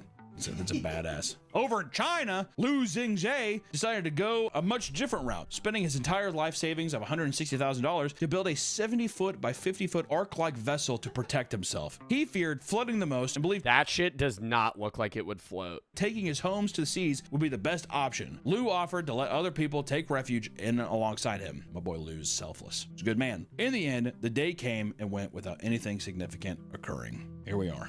I like to think that every time these doomsday predictions, that they actually happen in an alternate universe or the universe that keeps going on. You like to think that? Yeah. We're a quantum immortality universe. On TikTok, a woman opened up about how she and her husband had been talking with the Sumerian demon since July of 2013. Me and my husband have essentially been talking to something on a Ouija board that goes by the name of 7. Oh, something on a Ouija board that goes by the name 7. Oh, wait, let's rewind. You and your husband were talking to a thing on a Ouija board made by Hasbro Games. Who has been telling us that the world is going to end May 27th, 2025. On TikTok rules, dude. She claims that one day the couple got bored and began to use a Ouija board, and out of nowhere, it began to talk to them in reverse binary. In the moment, we have no idea what. Bro, y'all are lame as hell. I'm so sorry. You and your fucking husband or boyfriend literally spent hours just fake moving a Ouija board around and fucking trying to decrypt what it was telling to you. This is so lame. Bro. She has a notebook of, dude, they probably sat by this Ouija board for hours. What this means, we Googled it later. This is again, July 2013. And it turns out it's binary, but it's backwards binary. So in this way, it meant nothing. But when we reversed the numbers, it meant hello. Since that day, they began regularly communicating with the demon. Goddamn, they became friends with him. Yeah, I know. Yo, Rockschmaw, you there? Yo, Rockschmaw's funny as dude. The demon had told them that they are the third group he has contacted, and the first two died during the first atomic bomb dropped in World War II, and the others was when JFK was assassinated. So the demon contacted JFK. Eventually, it revealed that the world would end on May 27th, 2025, and repeatedly told them to climb the mountain or return to the mountain. in Sumerian. She said that they revealed the secret to close friends and strangers once they were drunk. We have shared this with people. They either kind of wave it off, they're like, oh, that's cool, or they pretend, they say they're interested, but then they never really follow up. Another person... Yeah, because they're just trying to be nice and not call you fucking insane. Because they're your friends. They're not trying to go, hey, Cynthia, I think you're actually fucking crazy. I think this is the stupidest thing you've ever told me. And the fact that you and your husband have been spending the last, 3 years communicating to a demon on a Hasbro Games board is a bit of a waste of time. Claims to have a recurring dream every 7 to 8 years where people all around the world gather to watch as the moon turns completely black. Like the eclipse? Yeah. Not long after, large groups of alien ships fly out from behind it and start terrorizing Earth. People flee and pray as they try to survive. Eventually, the night sky is empty and blown apart. Like if I could only buy a Ouija board at like if I could only buy a Ouija board with like the blood of a frog and the hand of a monkey, and I had to go under a bridge at 3 a.m. and unlock a door in a weird black market to buy the board, I would believe that that board was real. But the fact that I could go to my local Target and buy a Ouija board next to a Lego set of Super Mario Bros. Is probably telling me that that Ouija board is fucking fake. How do you say it? Ouija. A Ouija. I don't give a shit. A Ouija board. A Ouija board. The person fully believes this is coming soon and that there have been warning signs all along. Yo, a Luigi board. Maybe that's why it's next to Mario. Roxas, stop that shit, bro. I'm gonna pee. A lot of people claim to have aliens in their dreams. Like one person who claimed to see a biblically accurate alien enslave the earth. Okay, first off, a biblically accurate alien. Got it. In their dream, a giant orange orb hovers over the earth, which is pulsating with plasma energy. It doesn't have eyes or any facial features, but everyone on earth felt like they were being watched. He described the being as God and explained that he knew without a doubt that the end of the world was imminent. The dream ended with the alien keeping people captive inside of a structure-like shopping mall and also abducting people and putting them into a giant orange orb. Sounds like he just wants to go to Orange Julius at the mall. Doesn't it? And I was super thirsty when I woke up. Rockshaw, stay away from me, man. Nobody truly knows when the world's gonna end, and that's probably a good thing. There are scientists out there who have listed numerous ways in which the Earth could end, right? Whether it's soon or within the next 1,000 years, but so far, every single prediction has been dead wrong. The next time you hear about some crazy world-ending event, take a step back and really think about what's being said. It's probably coming from someone who's chronically online or a scam artist looking to drain you of your bank account. Or, you know, pollution and all that kind of stuff will kill us too. There's a lot of fun ways the Earth's gonna end. It's gonna be sick. But hey, at least we have YouTube, am I right? Roll them credits! I really liked that video. That was fun hearing about the various ways people convinced themselves the world was gonna end. Anyways.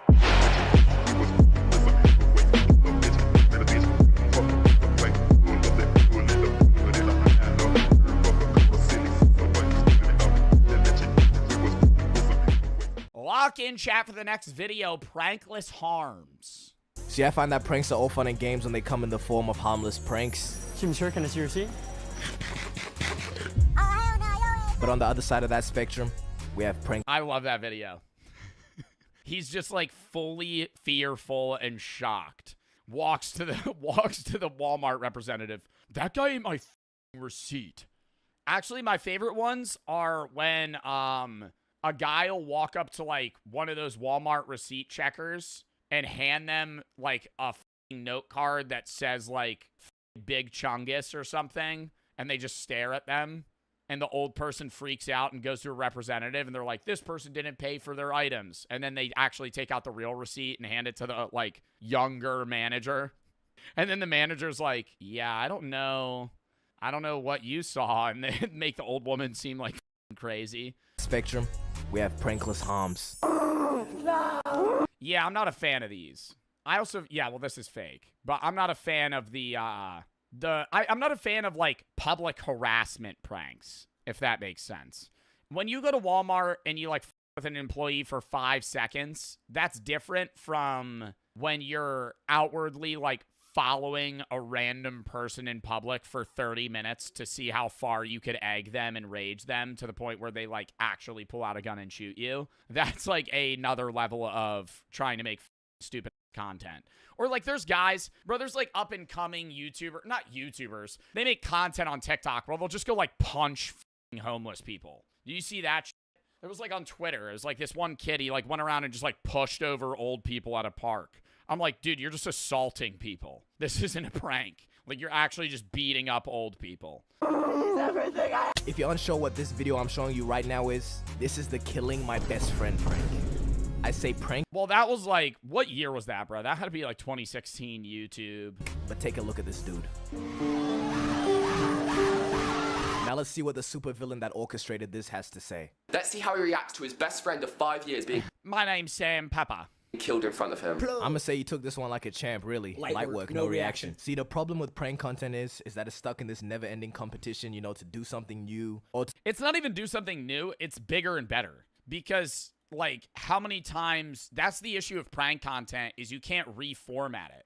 Nothing can be changed in prank content to where it feels new unless you do something bigger. Like, you remember when prank content was as simple as, like, walking into a Walmart and football spiking a gallon of milk on the ground like you slept? I mean, it was harmless in the sense of, like, now a worker has to clean this up. But it was a low-level prank. Like, you were fucking just dropping milk in a Walmart. But how many times can you do that and it still gets views? So then you have to keep scaling until it's like, I'm killing my best friend prank. to top the last prank that the people have seen. Now, don't mistake me for somebody that I am not. I have a love in my heart for prank content. It's damn near all I was watching as a kid. Right now I'm on my intellectual arc, so let me share some wisdom with you. People find pranks funny because they play on surprise and incongruity, breaking expectations in harmless ways that trigger laughter. Key word there, harmless. And also humans at our core, we're dead ass just evil, okay? We like to laugh at other people's misfortunes. And over time, pranks have done nothing but evolve, I think in mostly good ways. But even a lot of the pranks back then were kinda OD. Y'all remember this guy with the I think, like, cosplay pranks are also pretty funny and, like, harmless. Where, like, the guy that does the Labubu shit, Juicy Jacob, he'll go into a Walmart dressed as the Lorax and walk around. Or people, like, if you do that, that's kind of chill because you're not fucking with people. So you? No, not me. It's not me. As I was saying, though, I think if you do that and you're, like, cosplaying as certain people, like Megamind, and you're just, like, walking around and fucking with people, it's like they could just ignore you if they don't like you versus you, like, directly walking up and targeting somebody and being like, hey, and then trying to fuck with them. pansexual mother of 3 haircut. Yeah, this 2017 tall fishman having cut ass nigga. Bro, I remember I used to think that haircut was so hard, though. Bro, that was, like, the ideal haircut. Ass nigga, this is Prank Invasion. Yeah, he's best known for his kissing What up, prank. Invaders? Chris here. All right, so today we're here at Venice Beach, and we're gonna be kissing girls right in front of their boyfriends. Okay. Just one question for you, gang. That's not really a prank. that's not really a prank. I'm gonna go make out with guys' girlfriends. How is this a prank? I'm just struggling to see how, you know, going up to a stranger and kissing them falls under that classification. Just sounds a little sus to me. I guess it was working for him because he was pulling hella views and he was just, you know, rinsing and repeating this with just different versions. Who's the guy that got, like, really spiritual and kind of went insane? And he used to do, like, prank content, but it was effectively him just taking his shirt off and flexing. No, not Gideon. Gideon didn't go insane. Who's the guy that I'm talking about? He would flex. He would just walk out in public and be like, not Fousey.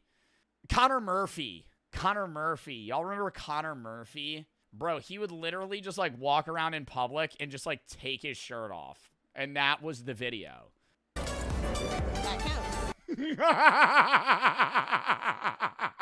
I think we lost this nigga at the sister edition, though. I'm gonna try to kiss my sister. Anywho, I think at least most pranksters stopped faking their pranks after it became like a whole scandal. Personally, I didn't even find it deep, as long as I couldn't tell or it wasn't extremely obvious. Something that just never did it for me was all those channels that would prank their significant other like over and over again. Well, that was just family channels. This time, I'm gonna prank my wife and think, like, there would be wives' videos where she'd be like, this time I'm gonna sleep with a mannequin in my bed and make my husband think I'm cheating on him. Roman Atwood. Not funny. You can only kill your kids so many times before I start believing your girlfriend's reaction. Robin Atwood did a kill your kid prank. Action I. That's like traumatizing. Killing my kid prank. I blew up my kid is a classic prank, though. I'll give it to you. Did she actually believe it? But there was this other channel. Oh my god, that's like kind of fucked. Did she freak out though? She had to be in. She had to have been in on it. You could tell the explosions way after. But there was this other channel, Prank versus Prank, and their whole thing was just boyfriend and girlfriend pranking each other over and over again. They did like 6 or 7.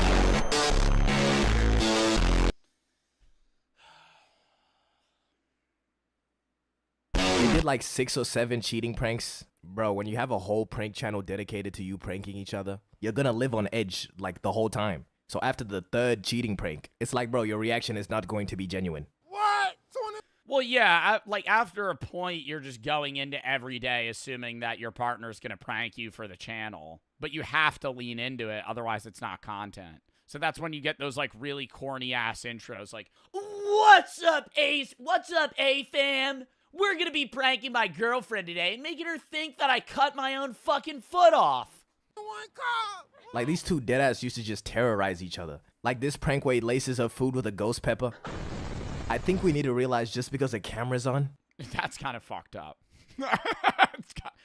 Being like, hey babe, try this. It's just a ghost pepper. Doesn't make something a prank. If you are genuinely just causing somebody harm, that is not a prank.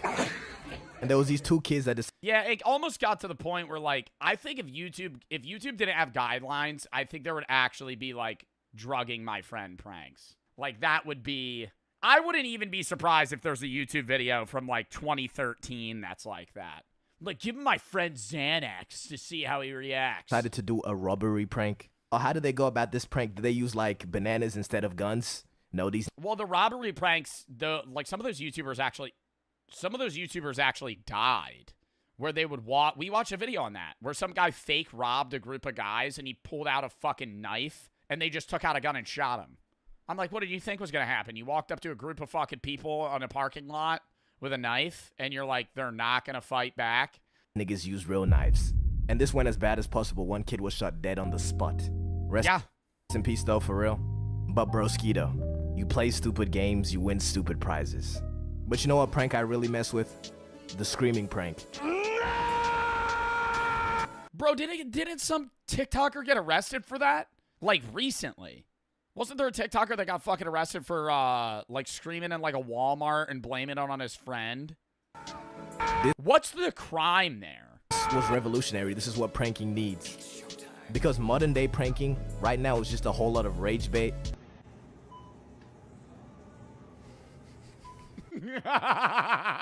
Okay, I saw one today where he's checking out at a Walmart and he's like one by one handing the cashier the things he's buying, and it's like a cucumber, magnums, baby oil, chapstick, like one normal thing, a box of chicken nuggets. And then he would just keep handing him, and the guy's face is just going like wider and wider, and he's trying to keep his composure because he's like, there's no way this guy's buying this.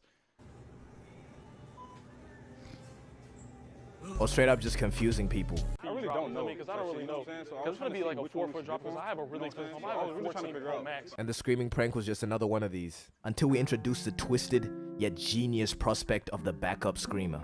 See what the original prank was? You just have somebody scream in a Walmart or something, and then you had to try and convince them that it was not you. It wasn't me. But the integration of the backup screamer. The integration of the backup screamer brought all the attention off you, especially if they sounded like you. I've seen backup screamers that don't scream the same, and it's not convincing because the people are going to remember the pitch, right? You need somebody that has a very similar voice to you. Somebody else take the fall. Genius. Simply just genius. Now, just before I mentioned rage bait pranks, now there's a thin line with this one between harmless prank and prankless harm. Rage bait pranks have been around forever, like the calling black people neighbor prank. What's up, my neighbor?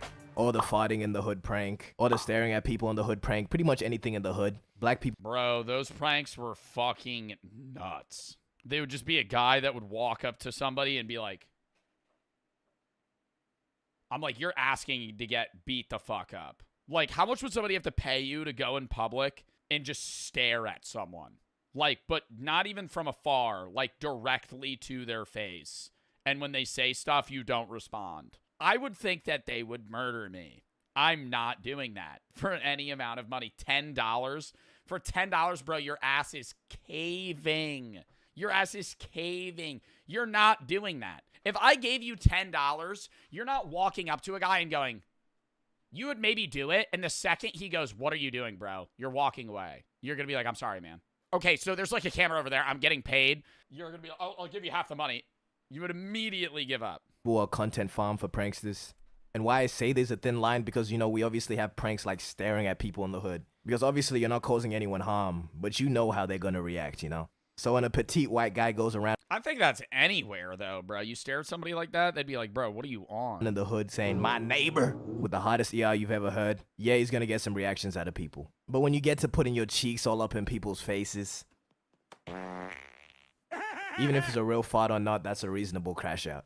Oh, and there's this... Okay, but that is kind of funny, though, when you're in, like, a subway and somebody rips ass as a prank. Not like the fart spray.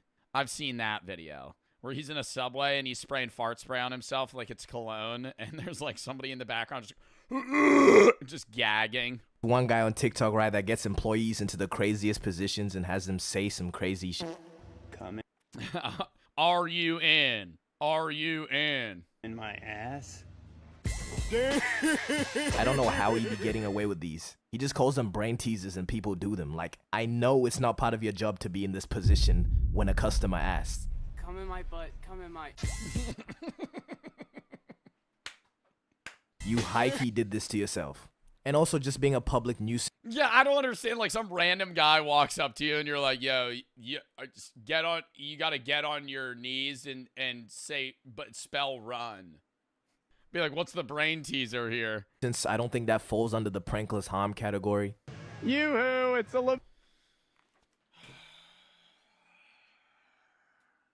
boo-boo. Joe, I love you so much. You motherfucker! I'm not, it's not me. That's not me. That's not me. That's Juicy Jacob. He does harmless pranks. But what I mean by being a public nuisance, this guy Vitaly got arrested for unjust. The guys that go to different countries and play pranks on people is like, fuck it. Well, the guys that go to other countries and play pranks on people, their pranks are usually just like blatant racism. You know what I mean? Like that one, who's the other, not Vitaly, who's the other guy that went to like South Korea and he also got like arrested or beat up and he was just like sitting in a 7-Eleven just like playing fucking like racist audios. It wasn't Fuzi. Yeah, Johnny Somali. This guy Vitaly got arrested for unjust vexation, which is the crime of being annoying. And before the arrest, he was low-key on a different path too. Instead of... Is that really a crime? Just being annoying? Of terrorizing civilians, he focused his attention on predators. Now, what he was doing to him. Yeah, a lot of them will hard pivot content-wise to that because then it's more socially accepted. But they'll still do the other shit on the side. Is Vitaly in jail right now? I thought he got out. He was in the Philippines, right? Is Vitaly in jail? He was held in a holding facility facing deportation. Wouldn't you want to be deported? Isn't being deported, like, good in this situation?